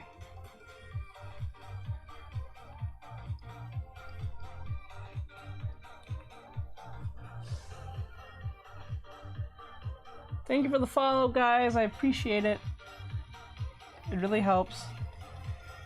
All right, so we put more shading here at the foot here. We're gonna zoom in here so I can show you guys.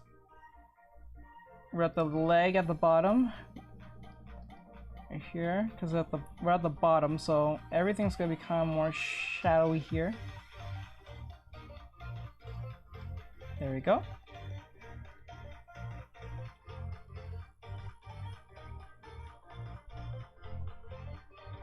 Okay.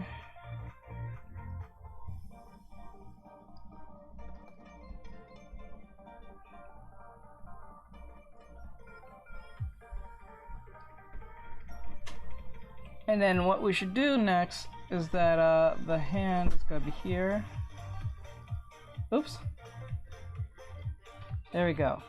Now everything looks pretty good. I think we placed everything in a good place. Now we're not done just yet. Now we need to soften most of these parts so we can have more fun with this. Is a circle or oval a good technique for drawing the torso? Been struggling. Actually, no, I don't think that's a good idea. I think a good torso is one that looks like a bean bag or like a square. Because I even gave this in my lesson. Let me just get rid of it real quick. Let me just say. Because when I did the drawing of Peter here, when I had Peter doing, when I show my viewers how to, I'm gonna say class, fuck it. When I show my class how to do this, I showed them the first you need to do is to find the shapes, which was this. That was originally the shapes, and if you look closely, I made it more triangle-ish, because more square, more triangling. Because if you see the angle from the pecs here, from the chest here, it's going this way. So making it round will make it hard to see where the angle is coming from. So if you see the titty, I won't say titty, the nipple, or at least the chest, it's going in an angle that looks like it's coming from like here. Oh, let me see, like here. So like a box. Think of it like a box. So like it's coming from this weird angle to like a horizon line, if anything. That makes sense. So if I were you, I would always try and make it into a box if possible, or at least a beanbag or something like that. But I would never make it into a circle, because I think that makes it harder to like indicate where where the chest begins and ends. Well, not begins and ends, but like where the nipples belongs and stuff like that. That only kind of works if you're dealing with females, if anything. This is amazing. Thank you. Are you supposed to use triangles as well? It depends on what you're trying to do.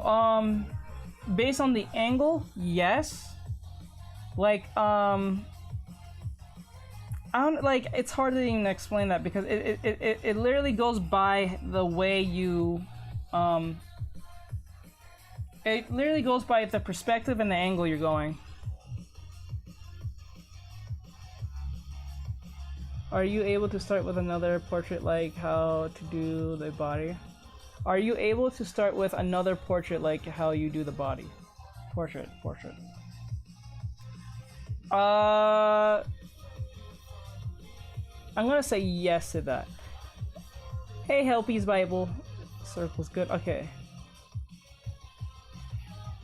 Wow, you just blew my mind. Yeah, because you gotta look closely at these things, because see what people are not realizing. Peter is going at an angle here, and I'm not even just talking about the nipple here. Here, everything is going down a specific line. They're all going like this, like from the shoulders like this. The nipples are like this. Everything's kind of going in the same kind of direction. I mean, similar direction. Like even the back of the heel, everything's kind of going the same direction.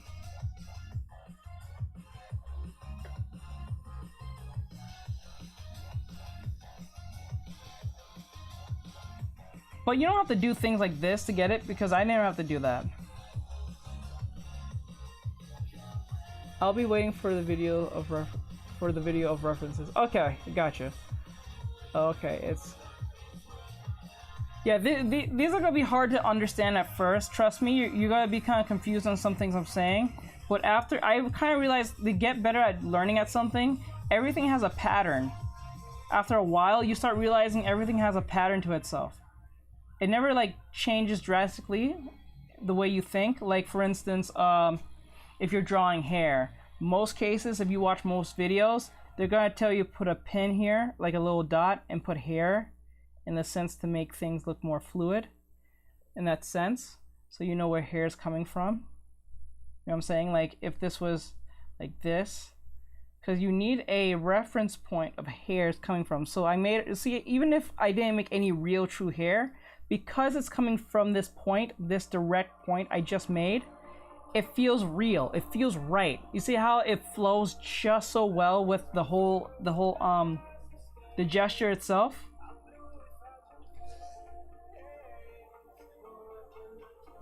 So that's how it works. So always know if you're having trouble drawing hair and you're like trying to make anime hair and it looks insane and you want crazy anime hair but it looks weird and it looks like it doesn't feel unified. It looks like it's all everywhere, all over the place, even though you're trying to make it look crazy.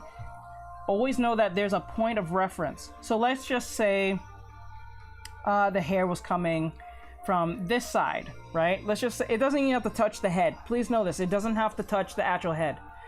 All you need to do is do this. Make sure it's coming from that side. I would make the hair a little more higher. I'll even pull this up even higher, just like here. Like this.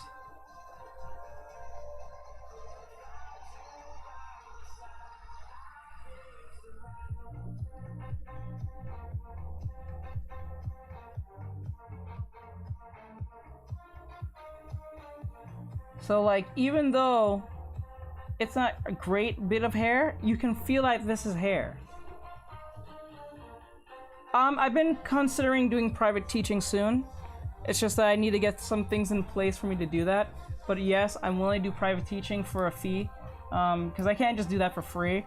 But I am working on a course, so if you guys rather a presetted video, I'm working on a course for Gumroad, so you guys can purchase from there.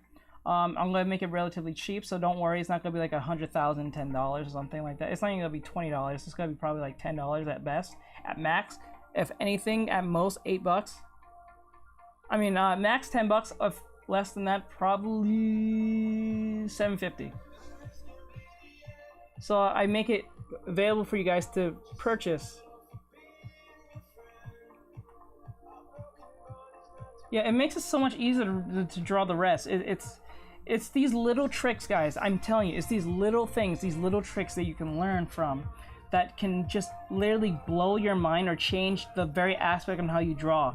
So you don't ever have to like overdo it or overthink it. Like, it's just these little tricks you learn. I learned these tricks over the time of other artists from watching either podcasts of them doing artwork like I'm doing, or watch a YouTube video, or I've never purchased a course because I always felt like I can kind of learn from YouTube because I've been stuck on there for so long, so I have a bias towards that. But if for some reason that a course can help you more, like a Skillshare course or something will help you, go for it. Nothing's wrong with it. Nothing's less of you, even if whether you pay for a tutorial or not. If you feel like that value is worth it, go for it. I don't think nothing's wrong with it, whether it be a YouTube video for free or another thing. Do you have pre-record lessons? Yes, in the sense of Twitch. There are videos that I've done that you can go to my VODs and check out. But if you're talking about YouTube videos like a strip tutorial, yes, they are up there. There are a few up there. I have about, I think, 10 or 15. Like legit YouTube videos. But I am working on a legit course, a lot more updated, a lot more alive, a lot more, you know. Because like those other videos I sound a lot more timid. I was kind of like worried, but now I'm more confident on how I'm doing my stuff, how I'm doing my teaching. So if you guys like what you hear, if you guys like you see, oh, I also have Patreon. So if you guys want to check out the Patreon, your names could be in my YouTube videos. I also have a perk where you guys will get all my PSDs for the Hot Girl Challenge. Those of you who chose to be part of the Patreon, it's only $8. I think $3. The max is $8. you get the PSDs out of the 8. So you get all 30 references of my PSDs up there on Patreon as soon as we get to the 30th day, so you guys can study them as much as you can, or where the case may be. All that stuff. So I hope that answers any of your guys' questions. Okay, back to work where we have the shadows in. That's great, but this is not done. We are far from done. Actually, we need to make this look soft as possible, but yet hard at the same time. How do you do that? So we always learn something. The further away the light is, the harder light is.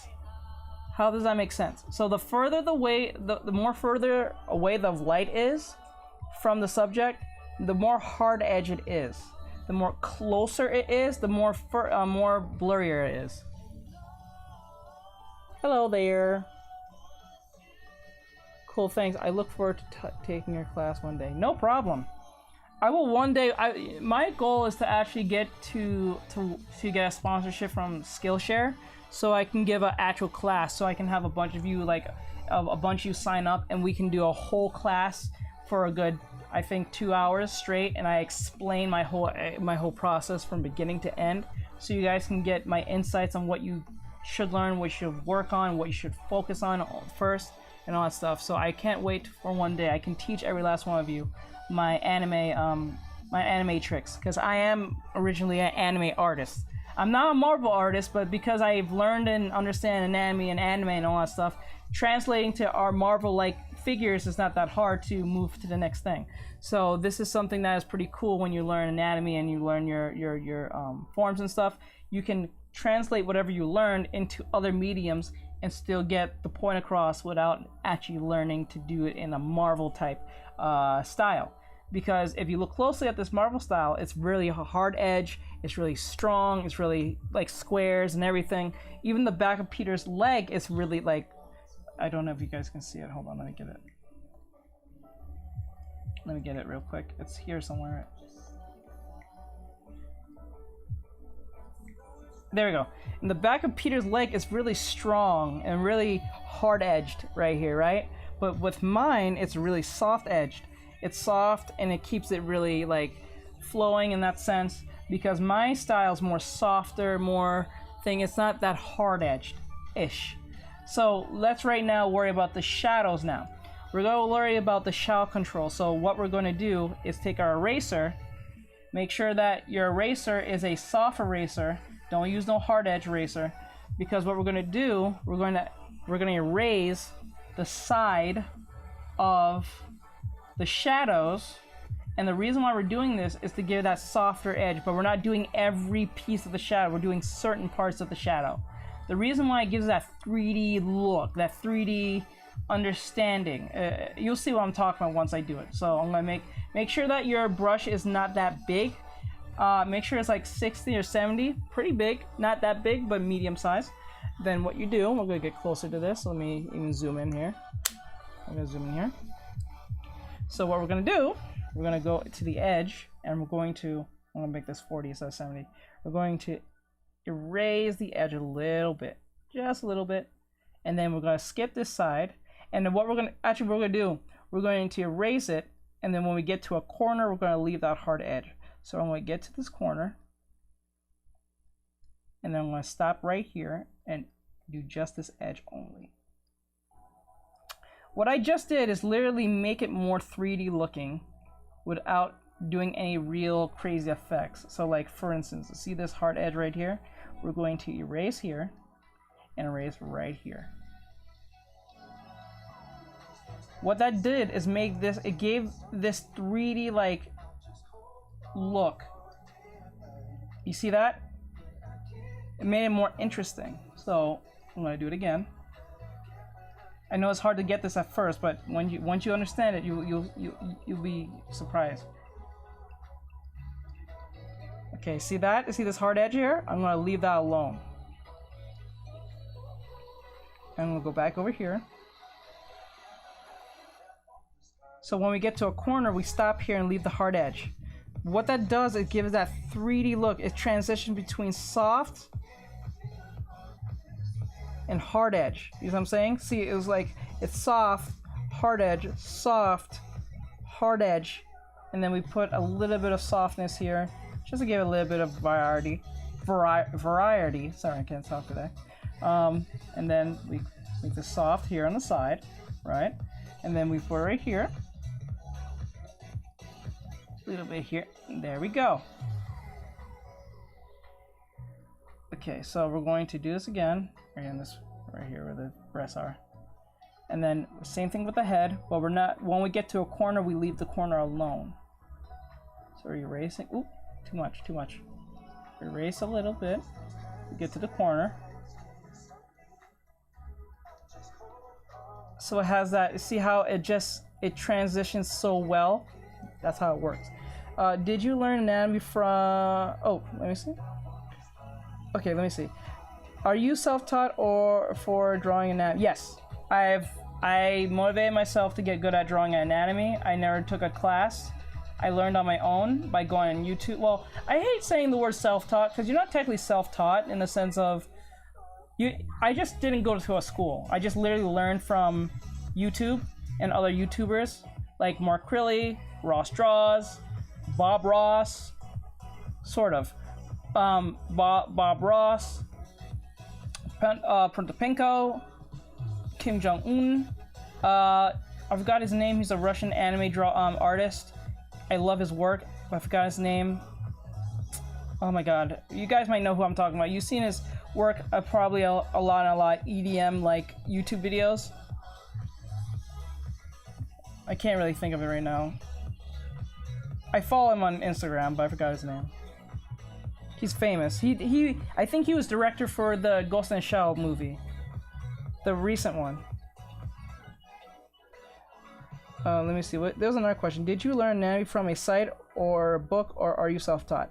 No book, no site. Well, site is, I guess you can say YouTube. That's the most fairest thing I can say. But not from a book. I never looked into a book to learn how to draw. I tried to do it, but I just couldn't do it. But people like Mark Crilly taught me. Keaton Lafferty taught me. Not personally, but taught me in the sense of by looking at their YouTube videos, studying them, studying their work. I had to watch YouTube videos over and over again just to get the concept. So if you're like I want to let you guys know, you don't have to when watching a YouTube video or a course video, just because you didn't get it the first time doesn't make you dumb or make you less of an artist. People think once you watch that YouTube video, therefore you should get it. Actually, that's not quite true. What happens is once you learn to watch it, when you watch a YouTube video and you learn something for the first time, you may not get it at first, so you have to rewatch it, and it may make sense after the first, third, or even fifth time. Probably even the 20th time. And that's totally normal. That happens. That happened to me. I'm using you as a body double for homework. Bonus is I'm learning more from you than my teachers. Well, you know, I feel flattered with that one. I feel real flattered on that one. Thank you for telling me that. This is something that I think the problem why teachers tend to not do well at this is because they want you to figure it out on your own with the motivation of their techniques and stuff. I wouldn't associate their teachings because they're there for a reason, and usually those teachers are in the industry in some form, especially if you're in college. So that's impressive. Thank you. Now, last but not least, what we're gonna do is go to the darkest of darks. This is known as the ambient light. The ambient occlusion. Please know this, ambient occlusion. That means the darkest of darks. What you're looking at is not the darkest shadows. This is just the shadow in general. Now, what we're gonna do, we're going to put the darkest of darks. So we're gonna get this color. We're gonna go to our color wheel. We're going to darken it towards this way. Always darken it, because whenever you want to, we go to the coolest part, or at least the darkest part of the color wheel when you're doing shading. So you bring this down a little bit, not completely. You never go black. Never go black. Never do that. Never ever do that. Always go more darker than before, but don't go a little bit darker like that. But don't go like straight to black. It will never look right. Never do that. Alright, so since we're doing this, we're going to take our lasso tool. Oh, actually, no, we're not even using lasso tool. we're going to use our soft edge brush. We're going to go into the corners, the very corners of the body where the light don't shine, meaning where the light cannot reach. So here is one, like the breast right here under the breast, right? Or what you can do to make this easy, you can block these in by using the lasso tool. Let me use this as an example. Okay, so I go like this, like that. Just block these in for now. You can do that, it makes it easier for you to see this. So right here in the crotch area, right? Don't mind how it looks, don't worry about it, it's okay. This is probably the most easiest hard thing to do because you have to look for the corners that you know the light will not reach.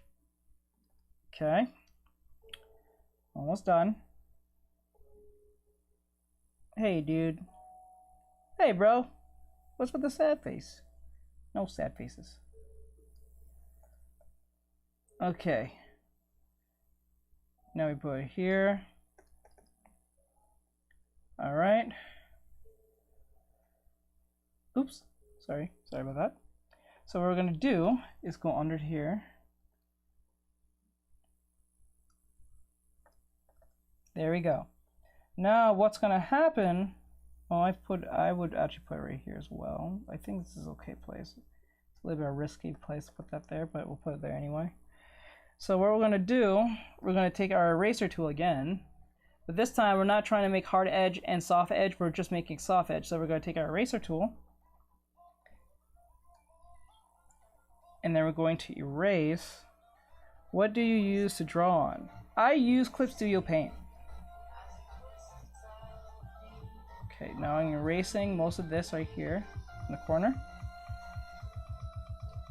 Right, and then I'm going to erase this part.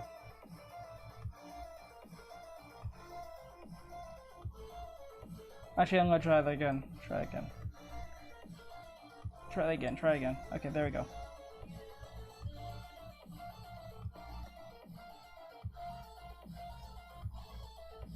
Like that. All right, and then we'll go to the neck here. Okay.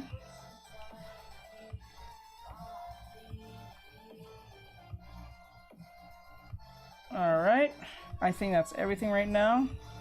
I would have did more with that, but I'm just keeping it simple for you guys for this one. Now, what does this all mean? So once we did all of this, now we take away all the color, all those shadows, and what we're going to do, we're going to go to the part where we was putting all those, there we go, where the design of the clothes were. Okay, now I wouldn't use straight black for this. I will use a pretty dark gray, which is almost like saying black. I will even put this on a blue side just for the sake of it. Okay. The sad face cause I don't feel happy too much anymore because I feel my friends are fake. Don't worry about them. If they're fake, hang out with the reality that you're having fun. I think that's best. Don't worry about your friends. Friends come and go, but you know, learning to draw stays forever. Not to disregard your feelings or anything, but don't let it bother you too much, bro. And if you feel they're fake, I suggest just find new friends. Find people who make you feel happy. I wouldn't upset myself over that. That's something you just can't control, you know?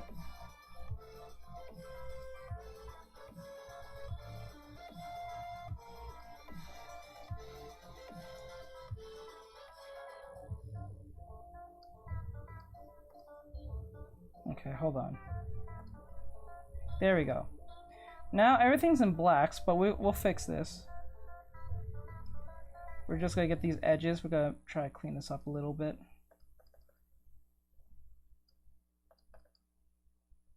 Clean this up a little bit. Okay, back. Welcome back. Better to be alone than with fake. Yes, I'd rather be alone than with fake friends. I'd rather learn a new skill than hang out with fake friends. That's better. You can at least use that skill to get somewhere in life, and that That skill can probably take you to the Bahamas. It can take you anywhere. Fake friends don't. That's why they're fake.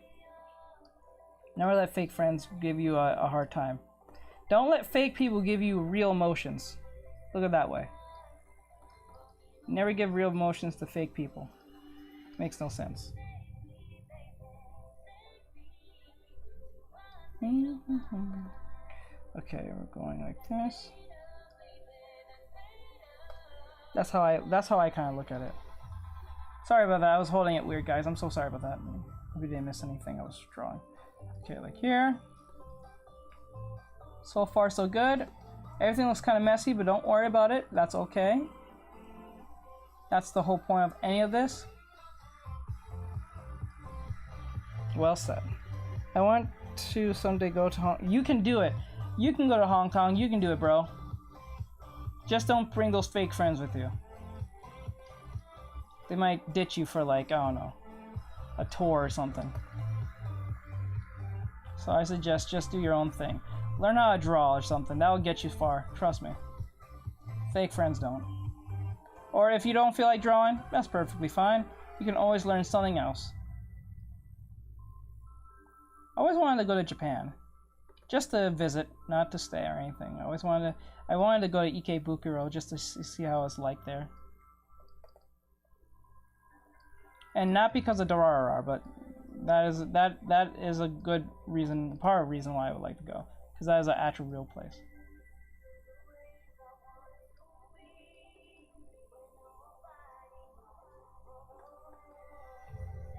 Let me see. I want to only to see the dogs that run a shop. Only to see the dog that runs a shop. Really? Is it weird? Is it weird to be watching this while drawing? No, it's not weird. Do you know what Warhammer? Oh, Warhammer, the game, the video game? Yes, I do. I think I've heard of that game before. Isn't that Blizzard game, Warhammer? No, that's StarCraft. I think I'm getting that confused.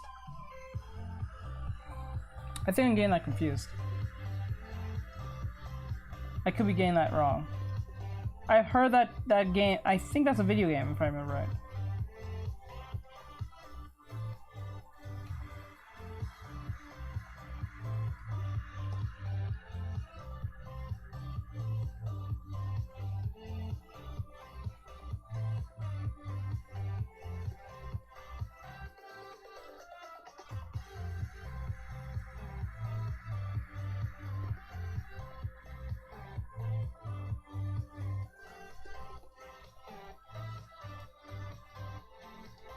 Okay, like that. I think that's a good look so far. Okay, I think we got most of this down.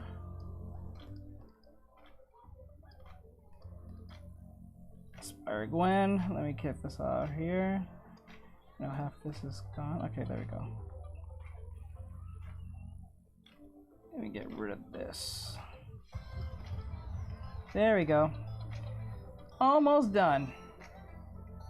Now the reason why I did this was we're going to apply the shading to the actual coloring. So it kind of just, oh wait, there's one last thing I forgot about Spider-Gwen. I think her gloves are colored too, I'm not sure, let me check. Other than the pink that she has, I don't think, hold on. Let's go back here. Oops. No one's there, okay, just making sure.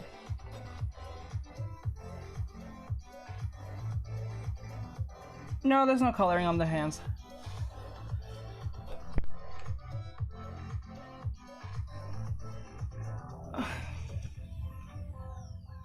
Not only a video game, it's mainly a tabletop game that I've spent half my life doing. My new army I'm building. It's called the Toe, which is pronounced, but it really fun. You should look at it. Okay, I'll give it a try. Look it up. Be careful reading chat out loud. I did that on live and read someone's chat and got banned. I hear you. I went through something like that before. So that's why I try not to read it too fast. I read it first in my head before I read it out loud. I learned that from experience as well. Okay, let me do real quick.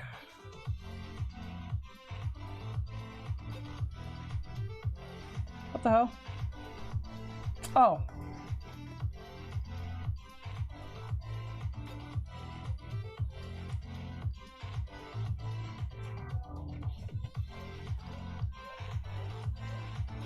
I learned that the hard way once. There we go.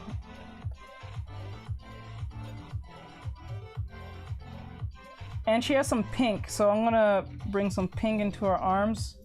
Because she has pink on the arms. Some parts of the arms. Seems to be.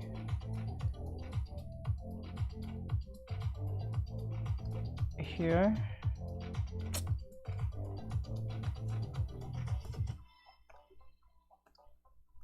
Okay, and then pink over here. Okay.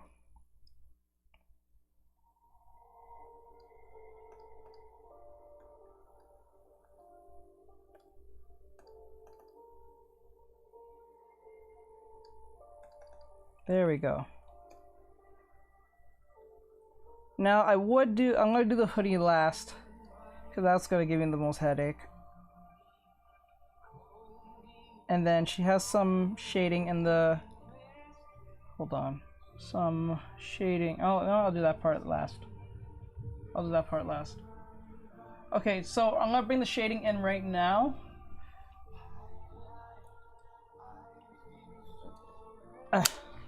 Okay. I've been trying to find ways to edit my OC Willow. There's always different ways. You can always do that with looking at character designs, and you can see how you can be that way. But thank you for the heads up, Pillow. No, I missed so much of it. I'm sorry about that. Vibes. I'm gonna say vibes. I don't want to read that wrong. Harrison, by the way, in some areas. Okay, I've been to. Do you do these themes? Yes. My schedule is always 6 to 10, Tuesdays and Thursdays. Tuesdays and Thursdays. I've been doing it for the last 7 months now.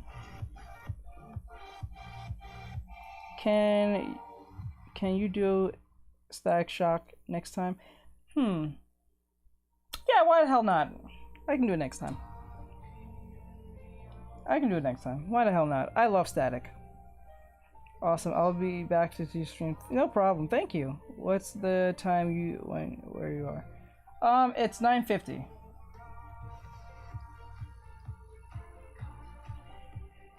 Okay. Hold on real quick. I think I did something stupid. Where is it? Where is it? Where is it?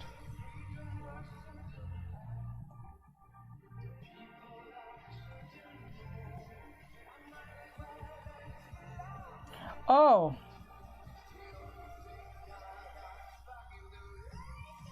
There it is. I was like, wait, what was going on? And I realized what happened. Okay.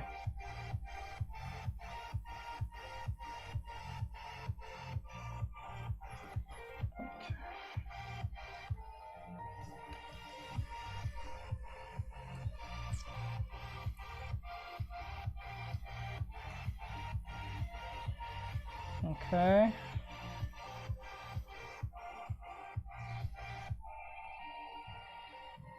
Oh, I can see why. Okay, I see why the issue is here.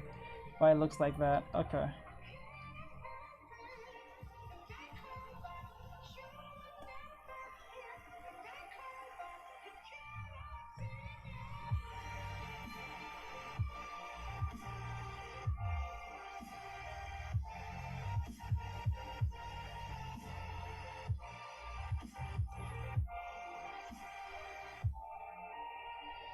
Okay, there we go.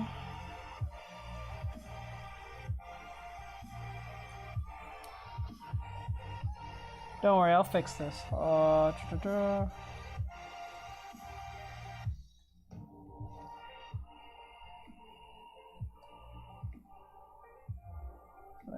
I think that can work.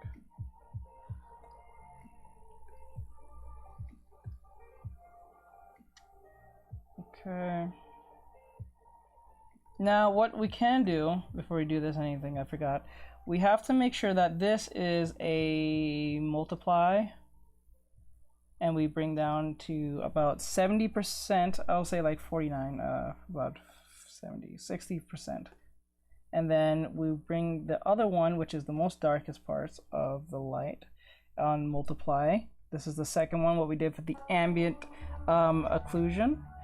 So what we're doing, we'll pull it back down by 39%, well, not that much. I'll say 54%. So it's gonna look like this, but we're gonna bring up the opacity a little bit more.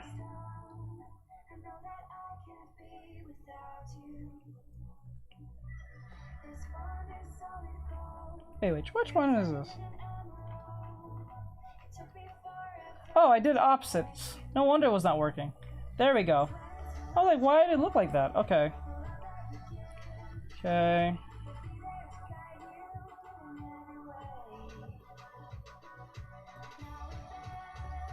Multiply. Like that. Okay, 90%. Alright, what is this? What color is this? What is this? This is nothing. Delete this. I was wondering where that was going. Alright. I'm excited to see you do anime. Yes, I'm an anime artist. That's what I do first. But I'm doing this as a lesson for someone who asked me to do females and males to show the distinction between the two. Okay, I think we got most of this.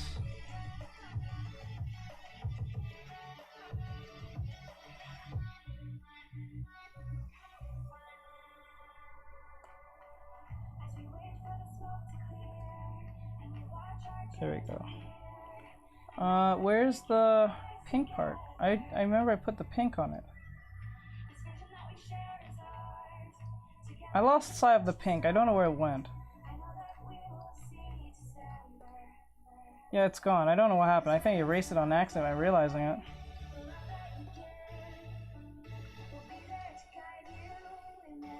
Yeah, I think I erased the pink. I'll fix it. Whatever. I'll get the pink.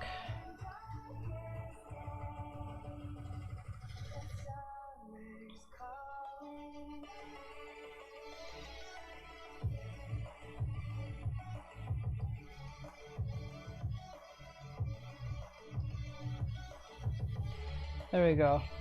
And we're gonna bring down that opacity on the pink. Oh, that looks nice. Maybe it was that one yeah, maybe it was the one I deleted, but it's fine. Can you please try to draw more fantasy style, like maybe, or yeah, I have that in mind a long time ago, but that's why I need to get good at drawing clothing, because a lot of high fantasy based stuff is focused on the clothing most cases. Now we're gonna put something called the reflectant bounce light or reflected light. There's names for this, but I'm going to put the blue, and we're going to make this into a multiply layer. And what this does, it brings out more instead of just the shading. So we're going to before I even get into that, what happened to my darkest darks?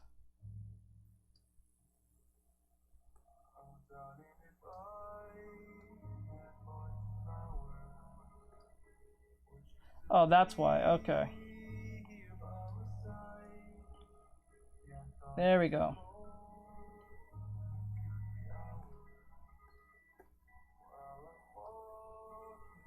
There we go. So, let me see.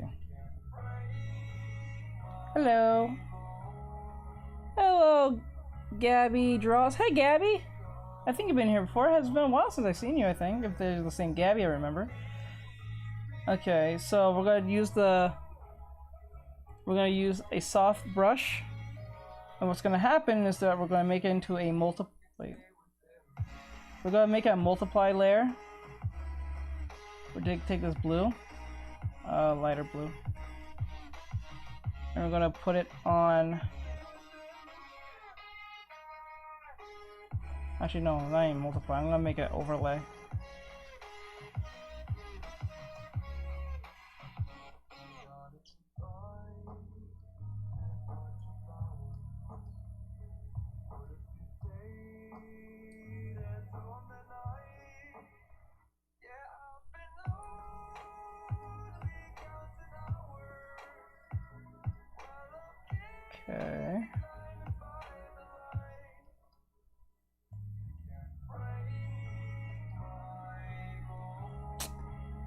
I just realized. Okay. Overlay. And we're gonna turn off the clipping. There we go. That was much easier. That was just getting annoying after a while. Okay.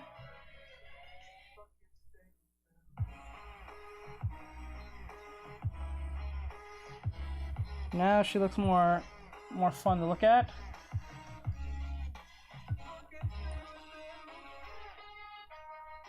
And then we want some shine onto this. I'm gonna put some shine. Hold on, guys. I'm gonna read your comments. Sorry. I just want to get this out of the way before I forget.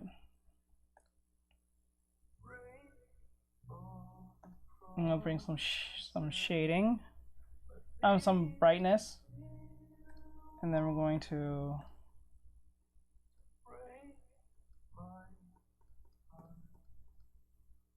There we go.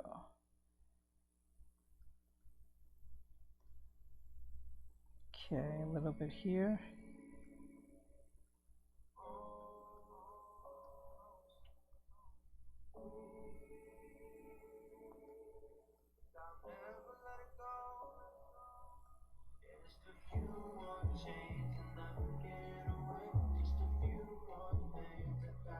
Oops, not that side.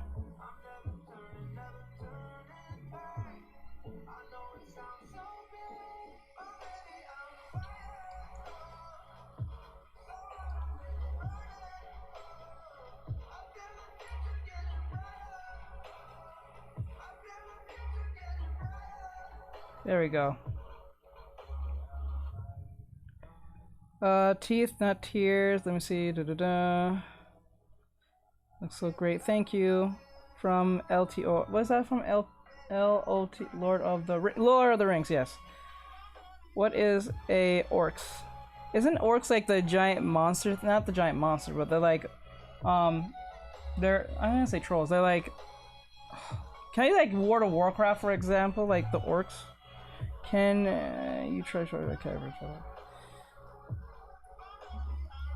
Why are they all so good? Thank you. Let me see. Thank you for the follow, guys. There's one thing I need to show you. You guys mentioned fantasy base. What I want to reach, I'm going to show you where what kind of level I want to reach when it comes to this very thing you guys are mentioning. There's someone I followed just recently. And let me see if I can find him. Let me see if I can find him. Following. I followed him just recently. Where is he? I think I messaged him. Let me go to my messages. I think it's here.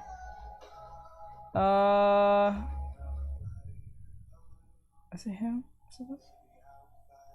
Just no, that's not.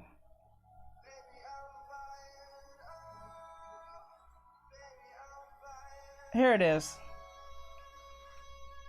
It was him. It was Horninso Eggy. I like his style. His like it gives me like this what do you call it? Black shooter Final Fantasy style type fantasy stuff. I would love to do work like this. This is the type of work I want to do. Like concept artwork like this. Like I want to draw items and stuff like that on characters like this. This is where I want to go. I thought they were some kind of pigs from what this name sounds like. I gotta rewatch Lord of the Rings. It's been a long time. No, I've lived is going to finish now because it's 10. Yeah, I'm gonna finish up. It's past 10, but right now, I'm just telling to you guys right now, this is amazing. Like, if you want to, like, he does great work, and I need to learn how to do clothing. If I can do clothing like this, I would love to do this. Like, I love sketch art like this, but if you can master clothing and where they can be placed and stuff like this, you can get far. And this doesn't need to be colored. If anything, this is in grayscale. I have nothing but confidence that you can do that. Aw, thank you. Aw, thank you. I appreciate it. Thank you. See, this is amazing. I love this. I love video game like type art like this, like Final Fantasy art, like concept art, like character design. I want to be a character designer so bad. I think what really got me into character design was I think I watched Did You Know on YouTube on video games, and they was talking about Kingdom Hearts and how in Kingdom Hearts they was going through the character designs, and Sora didn't look exactly how he did in Kingdom Hearts 1, if those of you know what Kingdom Hearts is. Sora was supposed to have a tail, he was supposed to have a chainsaw, and he was also supposed to be some type of half-lion humanoid creature. Bye, Master. I have to go sleep now. Aw, okay. Have a good night. Okay. Aw. That is absolutely amazing. Yes, I know. This is beautiful. I have no problem showcasing other people's work and art. This is amazing. I love this. Look at this, dude. Look at this. This is amazing. Holy moly. Look at that. That is amazing. I just need to master, like, clothing, and we can get there. I love Kingdom Hearts. Thank you! Yes, pillows! Yes! Someone who loves Kingdom Hearts, yes! Because, like, Sora was supposed to have, like, a headphones. He was supposed to be, like, half a lion. He was supposed to have, like, lion hands, like, paws. A chainsaw and a tail. Instead of the keyblade and all that stuff. So it was so cool on how different iterations of characters went through so many, like, changes and how they are and how they were back then. Just like in, Overwatch, if you look back, if you look at the behind the scenes when Overwatch was first called, it was first called Titan, I think, and when they was making characters, Genji and his brother Hanzo was the same person. It was supposed to be a ninja samurai with a sword and a bow, but they made a decision to cut them in half instead of as one person, to make them as brothers. So that was really cool. So if you guys ever into concept design, I suggest look into these type of things. You will be so inspired to get into this stuff. It's amazing. Look at this. This is so cute. This is so cute. This is amazing work. Look at this monster. This is badass. This is the very essence of creativity and using exaggeration. He used the exaggeration of the male body and made sure that he made, like, okay, there's something that Modern James said on YouTube. He said there's a way to make things look really exaggerated. So they'll do this thing where they'll put like a L, S, and M. L is for large, S is for small, and M is for medium. So for instance, if you put an L by the backside here, like it'll be large. S is for small, so this part will be small. M will be medium big. So you make this the forearm big, this arm here small, and this big. So this is a way to keep things kind of like how to make things so like exaggerated in a sense. So you can certain designers would like, no, okay, this part is gonna be really huge and exaggerated. This part is gonna be small, and this part is gonna be medium size. These legs are gonna be huge. It's like it's those kind of things that you have to learn. I recommend a lot of YouTubers for these very things. This is amazing. And it's work like this I want to get into animation and animate my own characters just like this. I would love to have like an art style like this. This is amazing. Look at this, dude. This is amazing. This is so creative. Oh my god, it's amazing. But confusing. I know it's confusing at first, but over time you get it. It's a pattern after a while. This is cute. I like this one. I would love to design a character with those little fluffy things around the edges. That's really cool. Just like Rorschach's from Destiny. You see that? Like the head, like they'll put an S by the head, so the head is small, but everything else, the whole torso to the arms are huge. And then like the waist here will be small, and the rest of this will be medium size. But everything is emphasized here. This is small, and this is medium size. Did it on her too. Yep. This is amazing. This is so cute. I love this. And this one other artist I really look up to, like I really like his. Oops, go back. I don't know what happened there. His name is Lack. Let me see. Oh, guys, just to let you guys know, if you're lacking in any type, if you're looking for more lessons, this is a Instagram artist named Taco1704. I think he's a Korean artist, and he does everything from anatomy, everything, from angles and everything. I recommend his stuff to you guys. He goes in depth. Yes, it's in Korean. It's kind of annoying because you can't read it all that well. If you spell Korean, this is amazing for you. But if not, you can still interpret these and see what he's referring to. He's showing that when you're drawing the arm, you're supposed to leave this gape open or something like that. Or if you're bending the character, you should make sure that this back is showing, so you show back. So you always show that there's a gap here and stuff like that. So like, it's these little things that makes all the difference on how you draw. So if you're looking for any type of like anatomy, in-depth stuff, you can at least analyze and look closely at what to look at and what to look for. So if you don't remember, his name is Taco, TACO1704. Check him out on Instagram, please. You know, that great stuff. He has a bunch of them, a lot more than I have, and it's amazing. Like, he emphasizes and colors what's there you must focus on. So check him out, please. But the artist I was referring to earlier that I really like is Lack. His name is Lack Illustrator. I love his work, and I wish I can color like him one day. He does awesome work. I love his shit. It's amazing. Look at this. Look at this, bro. This is amazing.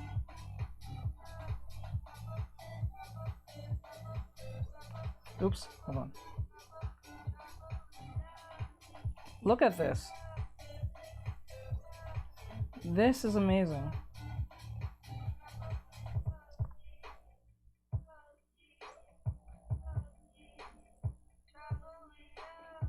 Kitty. Kitty paw. Man, that's amazing. He does awesome work, and I love his stuff. And I can't wait to draw like him one day. This is amazing work. But anyway. Alright guys, so I'm pretty much done for today. I'm gonna put in the hoodie and then I'll have this ready for TikTok. So I hope you guys enjoyed this. I hope you guys had fun. Those of you who stayed most of the whole stream, we did a bunch of lessons today on how to do and draw females and males, the differences, what you should look for, and all that great stuff. This was really fun. I had so much fun, guys. I hope you guys learned something from me. And you can see that, you can see differences when I taught you guys. This is the original, wait, hold on. Oops, got it. Okay, this is the original drawing here. Right here it was Peter. And then I broke it down and showed you guys what to look for in shapes, forms, and all that stuff. I broke it down for you guys. We made the pose and we had fun learning how to do gestures, how to make it flowing, how to make it more fun, how to keep things proportionized, and all that stuff, if that's even a word. And then I translated the pose into Gwen. Bye, Comfort Streamer. Aw, thank you. Comfort Streamer. I like that. I like that. Thank you. Aw, I'm already bad at drawing people, and people are doing this like shit. Aw, don't worry. When you come back, Anime Guru, I can teach you even more stuff if you have any questions. And I like the Black Clover, the Black Bulls insignia. I like that. It looks awesome. So with that said, thank you guys. You guys are amazing. If you guys like what you see here, please follow on YouTube, Twitch, Instagram, YouTube, Twitch, Instagram, TikTok, and all that great stuff. If you guys like what I do so much so that you want to support even more, there's Patreon, there's Cash App, there's Patreon on YouTube. Let me see. Let me go here.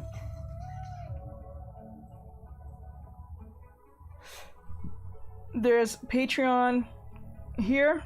There's TikTok, Twitch, and YouTube. So you can check out my tutorials here on YouTube. I'm making a new video soon, and hopefully I'll get it done before the 30th. Twitch, you can donate through the Cash App there. I think there's a Cash App that you can go down and donate. You can donate through TikTok with the roses and the gifts and all that great stuff. And there's Patreon. You can check out what I have in store for you guys if you want to check them out, see what perks you can get from them. Your names will be in my YouTube videos. So the next YouTube video, you guys will be in the end of the video, and you can see your name and in your picture there on Patreon and all that great stuff. Is your YouTube the name same? Yes, everything's the same. Same face, same name, same insignia, everything. This is the insignia you have to look for. This is my design insignia, and yes, it looks like All Might and Sans at the same time. I combined them two, and they got this. So with that said, have a great night, guys. I'll see you guys on Tuesday. I'm here from 6 p.m. to 10 p.m. Eastern Standard Time. If you're on Mountain Time or Pacific Time, you guys gotta check that out. I think I have it up here. If you want to see the time, I think it is... Where is it? Twitch. Hold on, I think I have the timer here. The timer's here somewhere, I know it is. It's weird, I don't have it here. Did I take it down or something? Oh, here it is. So like, let me see. 6 p.m. to 10 p.m. Eastern Standard Time. Okay, I didn't put the other time, so I'm sorry about that. But with that said, have a great night, guys. I'll see you guys in the next one. Pillow, thank you for the flowers. Aw, thank you. I appreciate it. But I hope you guys learned from me, had a fun time, and I'll see you guys in the next one. Have a great night. Keep safe. Keep plus ultra. Hug your family, hug your dog, love your family, love your friends, and punch your ex. So with that said, I'm out, guys. Laters.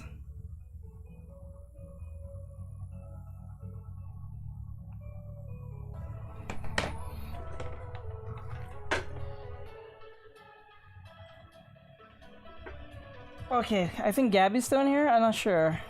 I don't know if she's still in here. Beautiful drawing. Oh, thank you, Gabby. Gabby, I hope you can come to the TikTok next time, because I'm mostly active there on the TikTok now. So with that said, hey guys, later guys on TikTok.